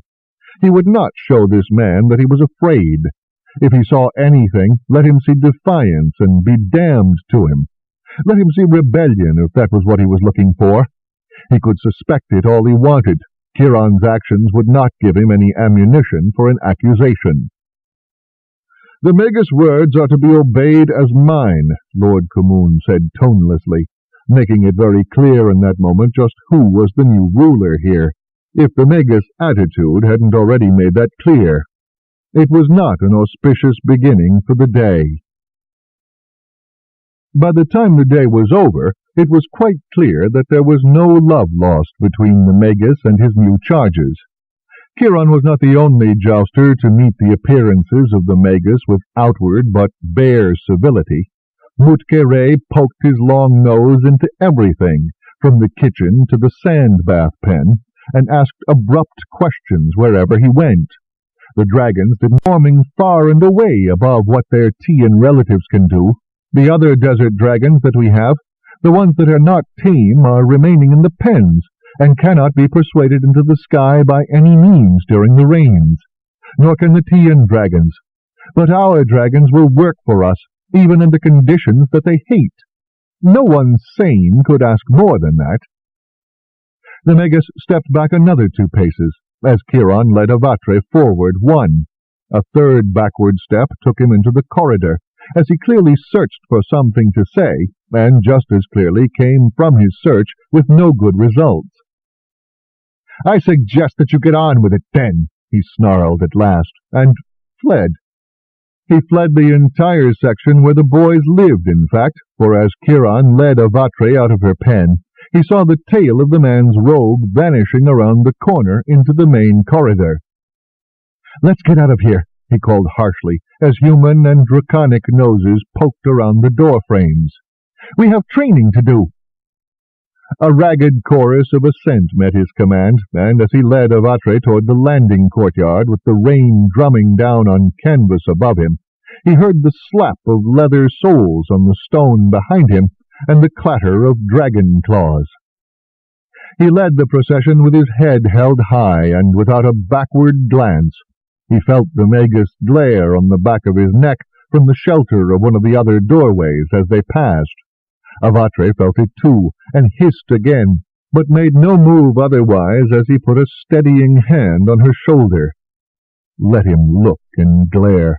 All he would see was Kiron doing his duty, despite conditions that would excuse anyone else from fulfilling them, and Kiron's wing, following their leader and their trainer, obedient and ready to serve Alta as soon as they were able.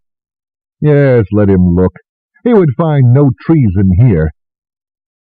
What they wanted was not treason to Alta. If anything, it would be the saving of their land, and he kept his head high as they went out into the pouring rain, secure in the sure knowledge of that, if of nothing else. 19. The Magus was wont to appear out of nowhere, drop an acidic remark or an impertinent question, and wait to see how badly he had shaken his prey. He was quite successful at it most of the time. He had Aerie so rattled that she fled whenever he was near, and he had even the senior jousters frowning and growling into their beer. However, Kiron felt that he had gotten the upper hand on their first, and thus far only, exchange. Perhaps that was why there had not been a second one. He did not succeed in rattling Heracleitus at all, not even when the inevitable confrontation over the magic guarding his quarters came, early in the afternoon of his second day as their overseer. Kiron was privileged to be there for that incident, and to his mind it was the one bright moment since the Magus had descended on them. He was actually seeing Heracleitus for a legitimate complaint, a badly bruised forearm. The dragonets were not big enough to do a falling man catch, so he had decided to try a different tactic.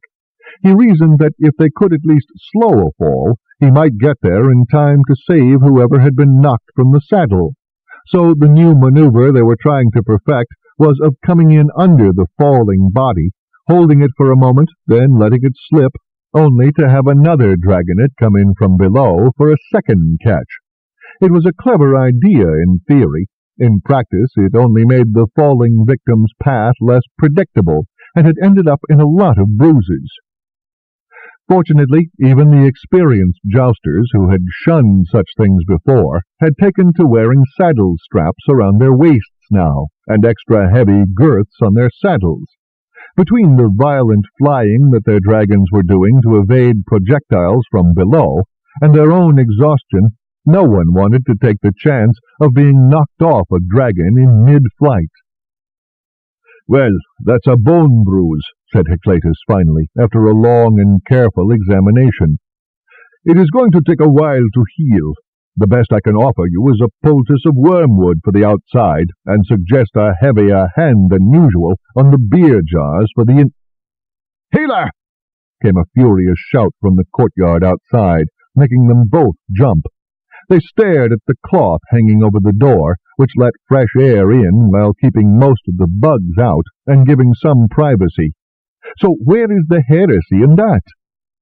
"It is—" But the Magus could get no further. He simply spluttered and shuffled his feet in impotent rage. "Are you suggesting that the Great Ones are planning on barring the worship of one's own gods in one's own household?" Heracleitus continued, eyes glittering dangerously. "I certainly hope that is not the case. I would not remain in this city for a single moment if I thought that was true, and neither would any other Acadian, and of course I would have to tell my compatriots of the change in the law as soon as I could." He held out his free hand and studied his fingernails carefully. "I think the Great Ones would soon come to regret that before too long, given the kinds of positions that Acadians fill all over this city." A veiled threat, and they both knew it, and they both knew that Acadians did serve in key functions all over Alta, and what was more, they would pack up and leave, taking their skills and their accumulated wealth with them, if they were denied the right to have images of their choosing in their household and worship their own gods. Heracleitus wasn't bluffing, and the Magus knew it. Point to Heracleitus, Kiron thought. The Magus seethed with impotent rage. "But of course, I am sure this is all just a simple misunderstanding," Heracleitus continued, turning a shining smile on the Magus. "And now that you realize that what you thought was foreign magic is simply the bountiful blessing of my gods, you know that there is nothing to worry about here. Well, at least, not magically speaking." To Kiron's surprise and delight, Heracleitus began to simper at the Magus. "And I wouldn't call it worry. But unlike mighty Theus, I find older, not younger men to be the best cup companions." The Magus made a strangled sound in the back of his throat, went dead white, and fled. Kiron stuffed both hands against his mouth to keep from laughing aloud until the Magus was well out of hearing distance. It was very hard, but fortunately he was laughing so hard that he couldn't get a sound out anyway. By that point, the convulsions that shook him made it impossible to breathe for several moments. Tears streamed down his face, and he had to sink to his knees, rocking back and forth as he clamped his arms to his sides. Finally, he sucked in air again in an enormous gasp and looked up. Heclatus' grin very nearly set him off again. "Oh, dear gods!" he gasped, tears still coursing down his cheeks. "Did you see his face?" Heclatus made a rude sound. "As if I would touch him with a barge pole," he said cheerfully. "Let me get dear old Theus back to his altar, while you get yourself under control before you do yourself an injury. You can dislocate your own jaw by stretching it too far, you know." That just set him off again, and Heclatus made an exasperated sigh and went back inside his workroom. Fortunately, he stayed there long enough for Kiron to stop laughing, wipe his eyes, and get back to his feet. "I think," the healer said as he came back into the courtyard again, "that I might just lodge an official protest with the Great Ones about this incident. I very much doubt that it will rid us of the man, but it will put them all on notice that I was serious." "Well, now we know that not only can he not scry past your wards, he can't even get physically past your wards," Kiron pointed out. "That's useful." "Yes," Heclatus replied thoughtfully. "The thing is, I wonder why. My magic has never had that effect before. I shall have to look into that very carefully." "I had better get back to the wing," Kiron replied with some regret, for it was comforting knowing he was standing in the middle of the one place in the compound that wretched Magus was never going to go. "Yes, go," Heclatus said, absently making a shooing motion. "Keep the poultice damp while you wear it, but take it off to fly or do other work, and keep it away from Avatre. I don't think she'll try to eat it, but it could make her ill." "Thank you, healer," Kiron said, but Heclatus was already going through the door curtain, mumbling something under his breath. When they all got together in Kiron's room later that night, there was something waiting for him, and Kiron was unsurprised to see that it was an Akkadian statue. This one he happened to know was no goddess. It was a simple artistic piece. "What did you do?" asked Gan, looking utterly stunned. "We went along with it, of course," Nofret replied. "The vows aren't valid. These men aren't in a royal clan, no matter what the Great Ones decree. The laws of the gods say that you can't create a new royal clan unless an old one dies out. And even if both our betrotheds were dead, which they aren't, we can't be wedded to anyone who is not of royal blood without our consent, which we did not give and were not asked for during the ceremony. No matter what words were spoken over us, we are not betrothed in the eyes of the gods, and that is all Marit and I care about." Marit nodded. "When Toreth died, we knew it was always possible we would be asked to marry others in the royal clans. Well, Nofret anyway. When Caliph went away, we did think it was possible we both might have to, so we started making plans of what to do." Now Nofret smiled fondly on her sister. "I didn't care. I liked Toreth well enough. He was a good boy, but—" She shrugged. "Marriage to him would have been fine, but marriage to anyone else who was tolerable would also have been fine. But Marit truly loves Caliph, and I won't let her be forced away from him. So we began laying all sorts of plans. We even tried to think of ways of faking our own deaths. I must say, though, it never occurred to us that the Great Ones would have done something like this. But we knew if we made a fuss, we would be watched like vials of saffron. But if we acted happy about it, which we did, we'd be allowed to do anything we pleased. So we acted like children given sticks of honey," said Marit. Her nose wrinkled with scorn. "Everyone must think we're brainless, or that we're frantic to get any husband. or else that we're so desperate to get back in the succession that we'd willingly marry the sacred baboons. Nofret made sure of that by babbling about how honored and thankful she was, and hanging all over that repulsive reptile they betrothed her to, as if he was a god. And when I figured out what she was doing, I just did the same. Oh, yes, Nofret smiled cynically. I was full of questions for the great ladies afterwards. How quickly could we be married?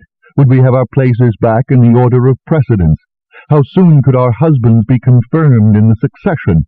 When we were wedded, would we get to wear the lesser crowns? Would we have our own set of ladies and attendants suitable to our station? I think I was being so greedy there at the end that even the great ladies were beginning to wonder if this had been a good idea after all. Marit tilted her head to one side knowingly. Serves them right.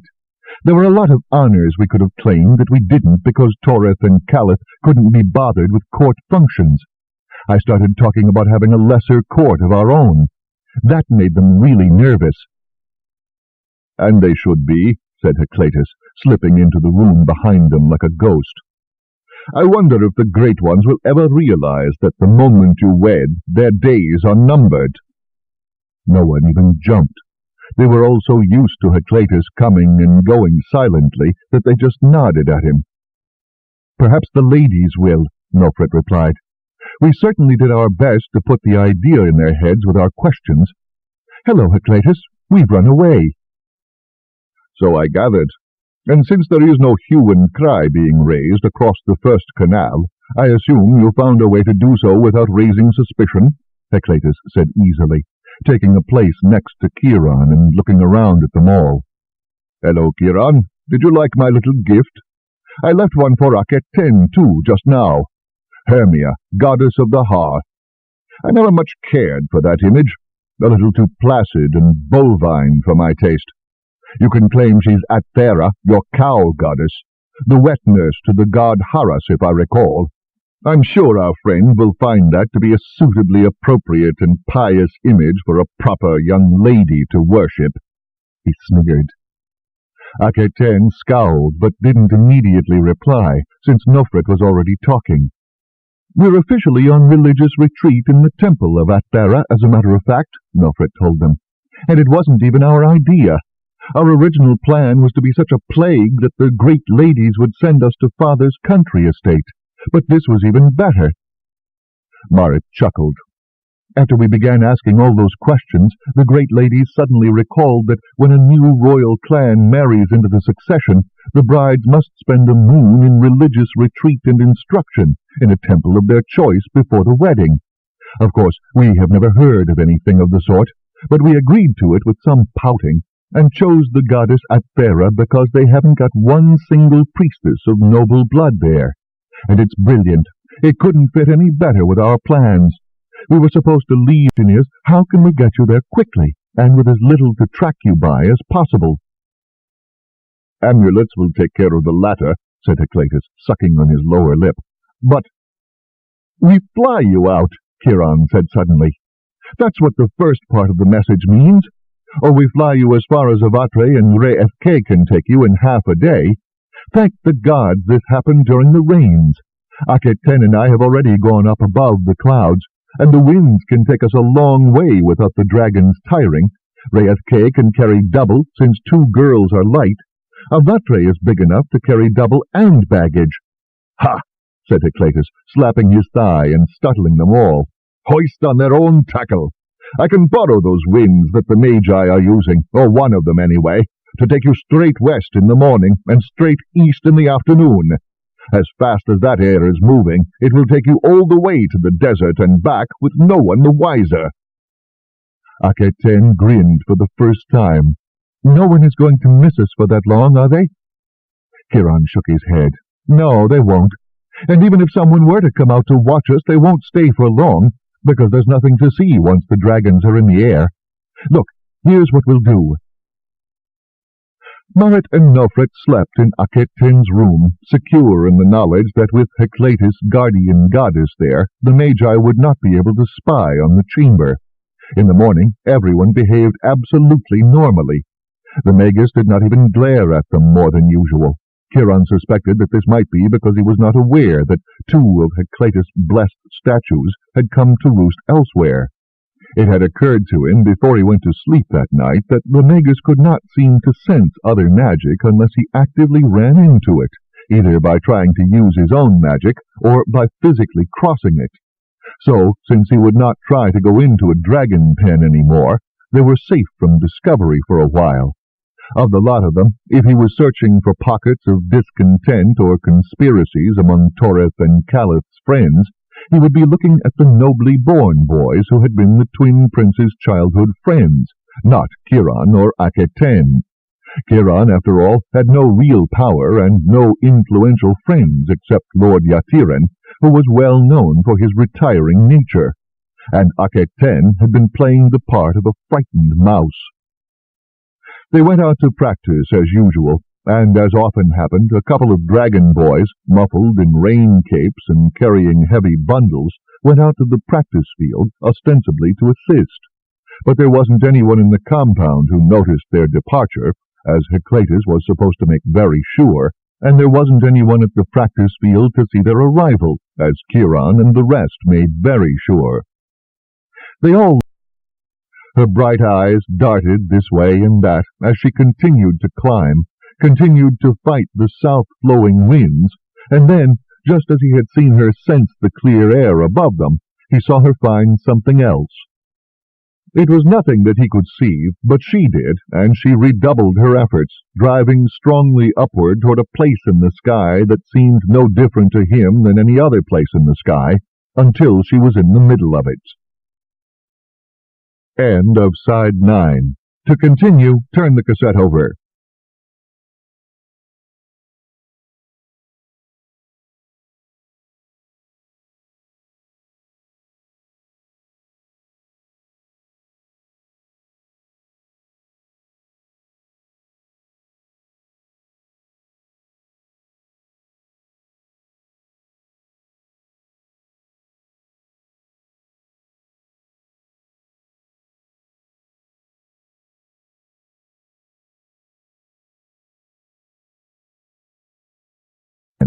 Alta by Mercedes Lackey, continuing on page 373. And then she spread her wings wide, and suddenly they were shooting westward, in the middle of a current that took them at right angles to the flow of the clouds underneath them. This time, with something to compare their speed to, it was clear that they were flying at a dizzying pace, both the highest and the fastest that he had ever flown before. He glanced around and caught a glimpse of Aketen right behind him. That was all he needed to know, that and the position of the sun. When it was at its zenith, they would have to go down, no matter where they were, because at that point this wind would die for a while, and then reverse itself. They hoped that this would be somewhere that Calith was waiting for them, but Kiron did not believe in counting on hope alone, no more than Nofret and Maret did. The boys had together scraped up enough ordinary currency in bronze and silver to get a cart and donkey. He and Aketen should have enough time to find a farm, buy a cart and donkey, and send the young women out to the desert's edge, where they could sell the cart and donkey and have enough money to provision themselves while they took some of their jewels apart and pounded things like rings and delicate ornaments into unrecognizable bits of silver, electrum, and gold. Then, if Calith had still not put in an appearance, they could go to one of the places at the desert's edge where the Bedu came to trade and buy their way into one of the encampments and wait there. Kiron never counted on anything, especially not luck. But before the sun reached the appointed spot, the clouds began to thin in front of them. Soon there were gaps below where Kiron could see the green of the farmlands, and then, when he looked ahead, he realized that it was not the white of more clouds that formed the horizon, but the white sands of the desert. And the farms beneath turned to scrub, the scrub to dry-scape plants, and then, just as the wind dropped away to nothing and Avatre went into a long, slow glide downward, the sparse desert-edge plants turned to true desert. This was the moment that he realized just how high they were. His passenger realized it at the same moment that he did. She shrieked in his ear, startling Avatre into a side-slip, and buried her face in his shoulder. He didn't blame her. Their woolens had kept them warm, but it had been a bit hard to get his breath. Now he knew why. Suddenly, Re'eth-K folded her wings and went into a dive. Taken by complete surprise, he only had the wit to direct Avatre to follow her, and raised it again, and looked at Kiron shrewdly. In the depths of the night we count those whose lives our actions have cost, yet the gods never tell us the numbers of those whose lives were spared because of what we have done. You may choose to think on that when the night seems long. He blinked owlishly above his veil. And that is as it is. Your part is yet to come, and after that it is in the hands of the gods. Fly fast and safe, Jouster. We will meet in sanctuary. Aketen was already in the saddle again, buckling on her restraining strap.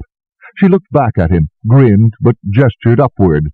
He took the hint and signaled Avatre to kneel, climbing up in the saddle himself. "Ride swift and safe, mouth of the Bedu," he replied, as he buckled on his strap. "We meet in sanctuary." His last sight of them, as the two dragons clawed for height into the clear sky, was of the 4 camels plodding back into the desert. He hoped that whatever was to come, sanctuary would live up to its name. 20. It didn't look like anything at all, really. Just a faint grayish haze on the surface of the 3 ripe tala berries in Kiron's hand. It could have been dust, except that dust didn't rub off. It could have been almost anything, or nothing at all, just an odd color on the hard little berries. Kiron handed them back to Herclatus, who took them with a smile and a raised eyebrow. "The harvest looks good this year," he said. "Yes," Herclatus replied blandly. "They're all like that, plump and well-colored. From here to the southern border of Tia, or so I'm told by the few who venture there. Whatever else, the rains were good for the Tala." Lord Kumun nodded gravely. "So, a week to dry, and then we can use them, which is just as well, since I think we have scarcely a week in stockpile." He knew, of course. He had frowned at the odd color of the berries, had looked up at Herclatus, who had nodded, then both of them smiled just a little. Kiron contained his glee with an effort, for he knew that the Tians had no more Tala stockpiled than the Altans did. The Altan agents had not been able to steal any Tala, but they had done the next best thing. During the rains, they had made holes in the roofs of the storage rooms where it was kept, to deny it to the enemy. The rain and the rot that followed spoiled it, or most of it. Only the Tala actually stored at the Jousters' compound had been spared. Lord Kumun's smile was a weary one. Once the rains had ended, his lot had been fraught with difficulty, for the Magus placed in governance over all of them had flexed his muscles and ordered impossible things. A return to traditional jousting. That had been the first thing, of course. Well, he could order all he wanted, but the Magi could not compel obedience on the battlefield, at least not yet, and the Jousters had bowed their heads and continued with Kiron's tactics.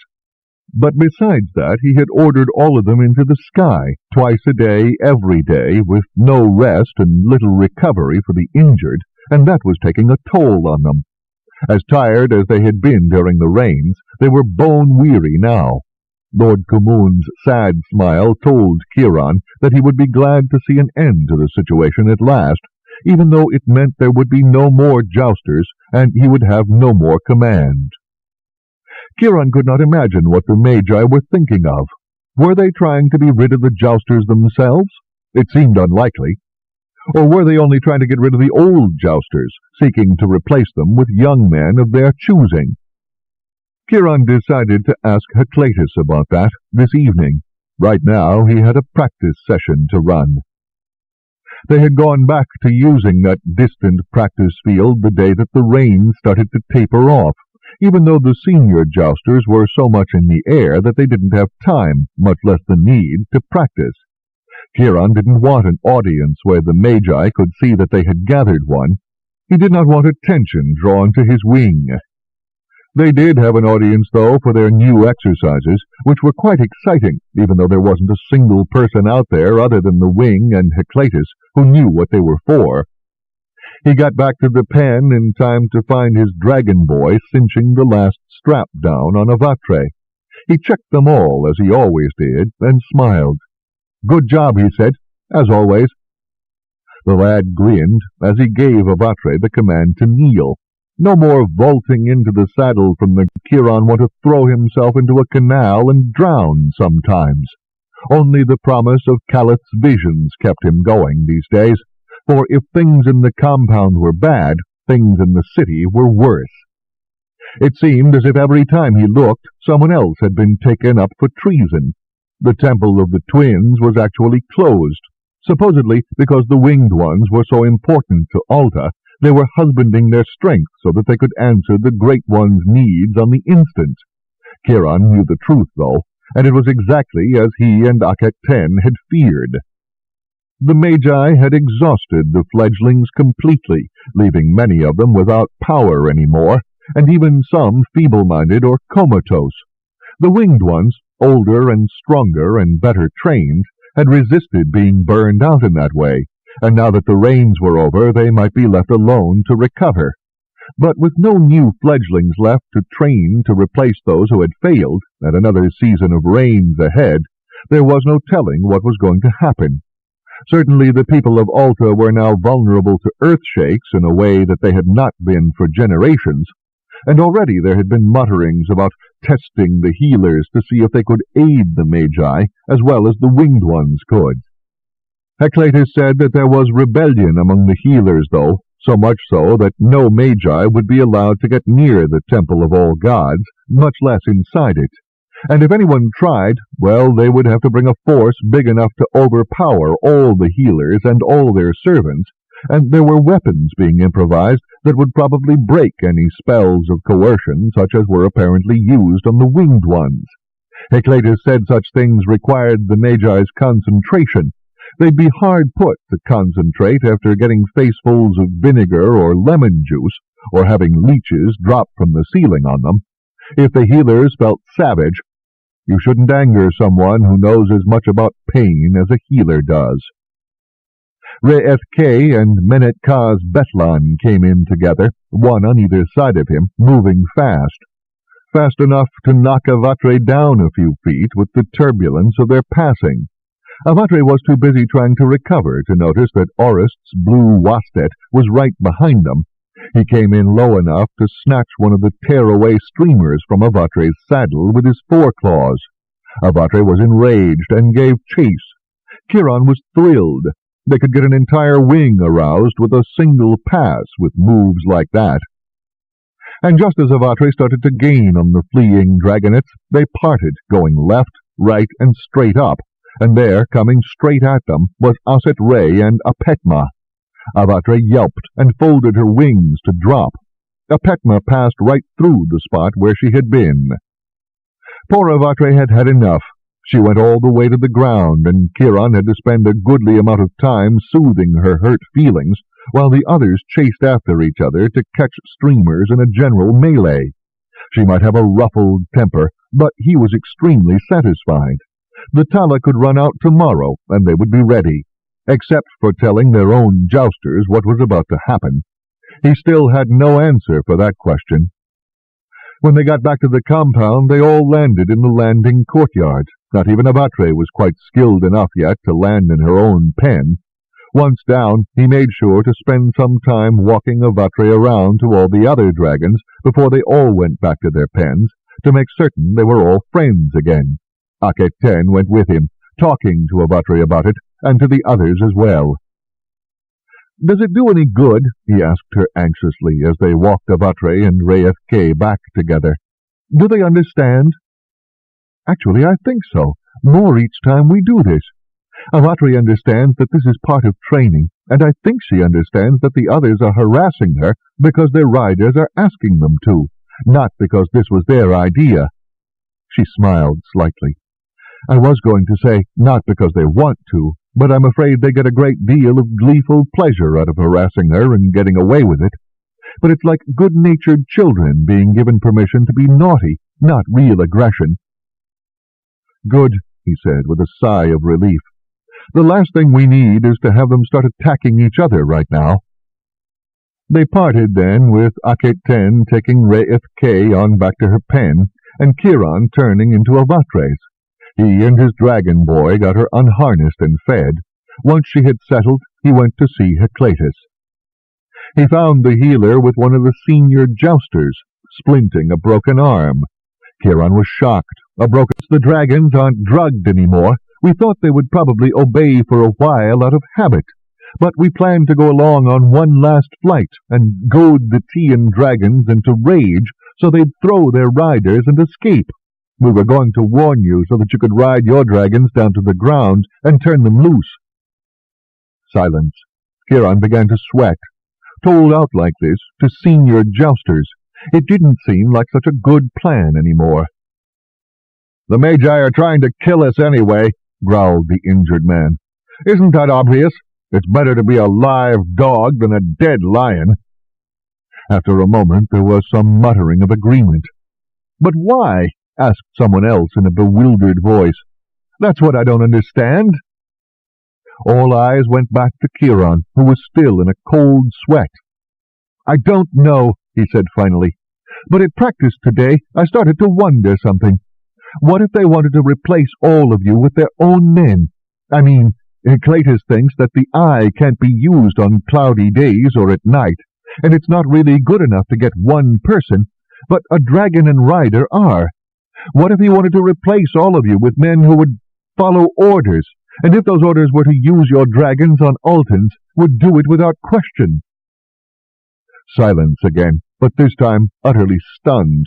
The injured man sat down with a thud. "Blessed gods," said one. Heclatus looked as if he had swallowed a sea urchin. "The theory fits," he said, with so much barely suppressed rage in his voice that those nearest him took a step back.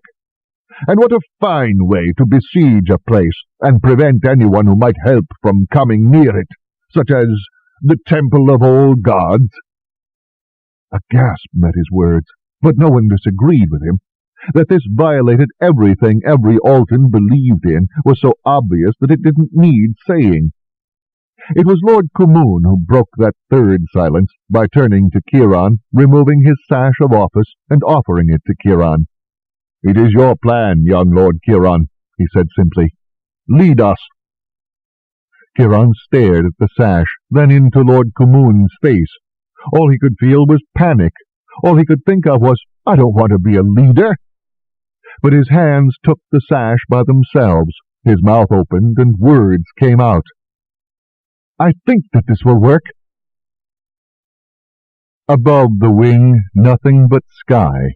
Below the wing, so far below that they looked like fancifully colored little songbirds, were the dragons of Alta.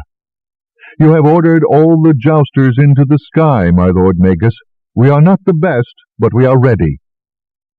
For the past 2 days, the dragons had been restive as the old Tala wore out of their systems. By now, the larger dragons of Tia must be getting very touchy indeed. Their dragon boys would be giving them higher doses of the false Tala. It would hold for a while, but not long. Certainly not long enough to get them through what Kiron's wing was about to inflict on them.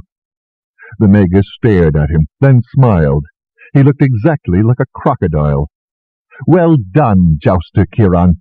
I will commend your loyalty and zeal to serve to the Great Ones." Somewhere out there in the desert, he hoped, Caliph was waiting. Whether they would all survive to reach him was another story. These were not fellow wingmates that they were about to harass. These were full-grown desert dragons, all wild-caught, and now all of very uncertain temper. Except, of course, for a single tame dragon that Kiron especially did not want to face. What would the Magi think when none of the jousters returned and they found a compound peopled only by slaves and servants? He hoped they would think that all of them had died, and that Lord Kumun and Heclatus had deserted, rather than be held responsible for such a massive failure. He really truly hoped that the Magi would send out trappers to take wild dragons and try the false Tala on them. That would be festive. Somewhere down there was a covered ox cart carrying an old peasant man and a quarrelsome old woman heading east. Hidden in the cart, beneath a false bottom, were a dozen images of Akkadian gods and goddesses, and one statue of a comely woman that was not a goddess, along with all the wealth that Lord Kmoon and Heclatus could put together. Heclatus had looked disturbingly comfortable in that linen gown and woman's wig, but the statues ensured that the Magi might look for them. Bleak eyes stared through him from within the slits of a jousting helmet. "I told you not to get on the other side of a joust from me," Aerie shouted, his voice hollow, his words filled with anger and pain, and he struck for Kiron with his lance. But Aerie was faster, and she had been learning evasive moves from the moment Kiron entered the Altan compound. She did a wing-over, and Aerie's lance swished through empty air. She turned the wing-over into a dive, heading for the ground this time. Kiron did not have to look behind to know that Kashet was in hot pursuit. This was a mistake. Kashet was as good at ground-scorching dives as Aerie, and he had more practice. He touched Aerie with a signal. She responded instantly, flipping over in a side-slip tumble that put them upside down for an instant. Kashet shot past. Kiron sent Aerie up and back in the opposite direction. It happened to be east. Time to run. He gave her the signal she wanted. For the second time in her life, Kashet pursued Aerie into the desert. This time the odds were better. She was stronger, bigger, and faster, with infinitely more endurance. He hadn't known that Aerie was trying to help them the first time. He thought that the jouster, his master, was trying to catch them to bring them back to a mutual captivity. Now he didn't know what Aerie wanted, but he knew what Aerie's devotion to duty would make him try to do, and he didn't want to find out if friendship would win over duty. He leaned down over Aetrie's neck, making himself as small as possible, and then gave her an entirely different signal. He dropped the reins. She was the best judge of what to do now. He would live or die by her instinct and ability. She responded at first only by deepening her wing beats and making her climb a little steeper. Then she turned her head just a trifle, looked back over her own shoulder, and did a wing-over to the left. Once again Kashet shot past. This time, though, he fanned his wings furiously to break, and she shot past him as she turned her wing-over into a shallow dive and continued on eastward. She had tricked him into dumping his speed. Kiron's heart leaped. Kashet had never fought a dragon that was his equal before, but Aerie had been training with 8 other tame dragons. So he might have more jousting experience, but she knew how to trick another dragon. Kiron longed to look back, but resisted the temptation. The battlefield was far behind them, but they were still not over the desert yet. Aerie turned her dive into a climb and glanced back, and ducked, spilling the wind from her wings. Kashet shot by overhead. "This isn't good. He's got more speed now, and more height than we do." And 2 more dragons shot past, a blue-black and silver-blue blur, and a purple-blue-scarlet beauty, Tatalon, who was nearly the size of Kashet, and Re-Eth-K, the largest and the smartest. Kashet was in the middle of a wing-over when Tatalon bulled past, using her own wake to send Kashet into a tumble. But the tumble sent Kashet where he wanted to go, straight into Aerie and the great blue locked claws with her, and they began to plummet toward the earth in an obscene echo of a mating fall. Kiron screamed in terror, seeing his death rushing toward him. A blue, black, and silver thunderbolt struck both of them. Re-Eth-K had rammed them with chest and fisted foreclaws. Kiron caught sight of Akhet-Ten's ashen face for a moment. Then Re-Eth-K flapped away. But the blow had startled Kashet, so that he let go, and Aerie wrenched free. She snapped her wings open. With a jar that shook him to his teeth, She back-winged for a moment, then got control again and lumbered upward. Another indigo dragon scorched past her, Bethlon cutting between Avatre and Cachet. Another, this time a red and sand streak that was Dios. Cachet wasn't going to be distracted. Kiron could almost feel Cachet's hot breath on the back of his neck. He was going to close again. Avatre ducked and tumbled, and Apetma, Seatmen, and Wastet slammed into Cachet from 3 sides in a copper, brown, and brilliant blue pinwheel. Kiron had often heard from old fighters that at a moment of extreme crisis, time seems to slow. He had never believed that until this moment, when he saw Aerie's body jounce upward in his saddle, saw the restraining strap snap with a sound like a whip crack, and watched Aerie tumble down over Cachet's shoulder with the same graceful language. "There never will be again. You are freed of your oaths." Aerie blinked. His lips twitched. "You, who speak for your gods, claim that?" "No," said Caliph, pushing his way between Aset Ray and Pe'artep. "I, who speak for the gods of both Tia and Alta, say that." This was not a Caliph that Kiron had ever seen before. Leaner, browner, full of fire and energy, and with a look to his eyes as if he had seen all there was of pleasure and pain, and had come to accept both as part of a greater whole. Now it was Kiron's turn to blink. And all he could think was, if only Toreth were here to see this, he would be so happy and so proud. For Caliph, who had always stood in his brother's shadow, had come into his own. Caliph had something else new. Around his neck was the hawk pectoral of a priest of Haras, and on both shoulders were tattoos of the symbol of the Winged Ones. "Priest," said Aerie falteringly. "And Winged One of Alta," replied Caliph. He took Aerie's upper arm in a firm grasp. "And as both, I say to you, you are freed of your oaths, which had come to strangle you. There are no more jousters. The dragons will answer to no bond save love, and so you have no duty to return to. I give you the wings of the hawk, to choose your fate. You may go anywhere you choose, and leave behind everything that has caused you such pain as made you ask, why did you not let me die?" "Or," asked Aerie, looking into Caliph's eyes, "or you may accept that pain, accept the burden of responsibility once again, and help us to do somewhat that may bring a cure to the disease that rots both Tia and Alta." Caliph's gaze was steady. "I promise nothing. The future is in flux, and my visions are not clear. But this I do pledge. Those who join us in sanctuary are vowed with one heart to the goal of ending this wretched war and casting down those who fatten upon it. We have hands, we have plans, and we will try." Aerie closed his eyes, and Kiron held his breath. He felt as if he balanced on the edge of a knife blade.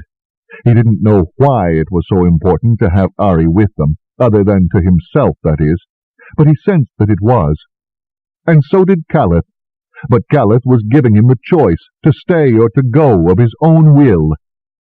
Aerie opened his eyes and looked straight at Kiron, then past Kiron to where Avatre guarded an exhausted Cachet, and flying away into the sky. And her hand inched toward his. And when they touched, their fingers curled around each other's, interlacing until they seemed that they had never been apart. "I believe, my lady," said Aerie softly, "that we must needs find you a dragonet of your own. I should not like to find you trying to win my Cachet away from me, and I would like to show you what the world looks like from above. It is strange. There are no borders, you see." Kiron found himself smiling, then grinning, and had to swallow to keep from whooping aloud, as Nofret leaned her head on Aerie's shoulder. "I should like that, Aerie. And please call me Nofret. There are no ladies here." With a start, Kiron realized that his fingers had somehow gotten entwined with Akheten's. "I think we should give them some privacy, don't you?" he whispered. hoping she could not hear how his heart pounded. "That might be a good idea," she whispered back with a grin. "And you know, we might want to go see if there are dragon nesting places around here. It's going to be a while before Sanctuary can do anything about the Magi and the war, and we're going to need more dragon riders when we do." "We certainly will," he replied warmly, basking in their shared dream. Perhaps he was no winged one, but the vision was clear to both of them. "We certainly will." End of Alta,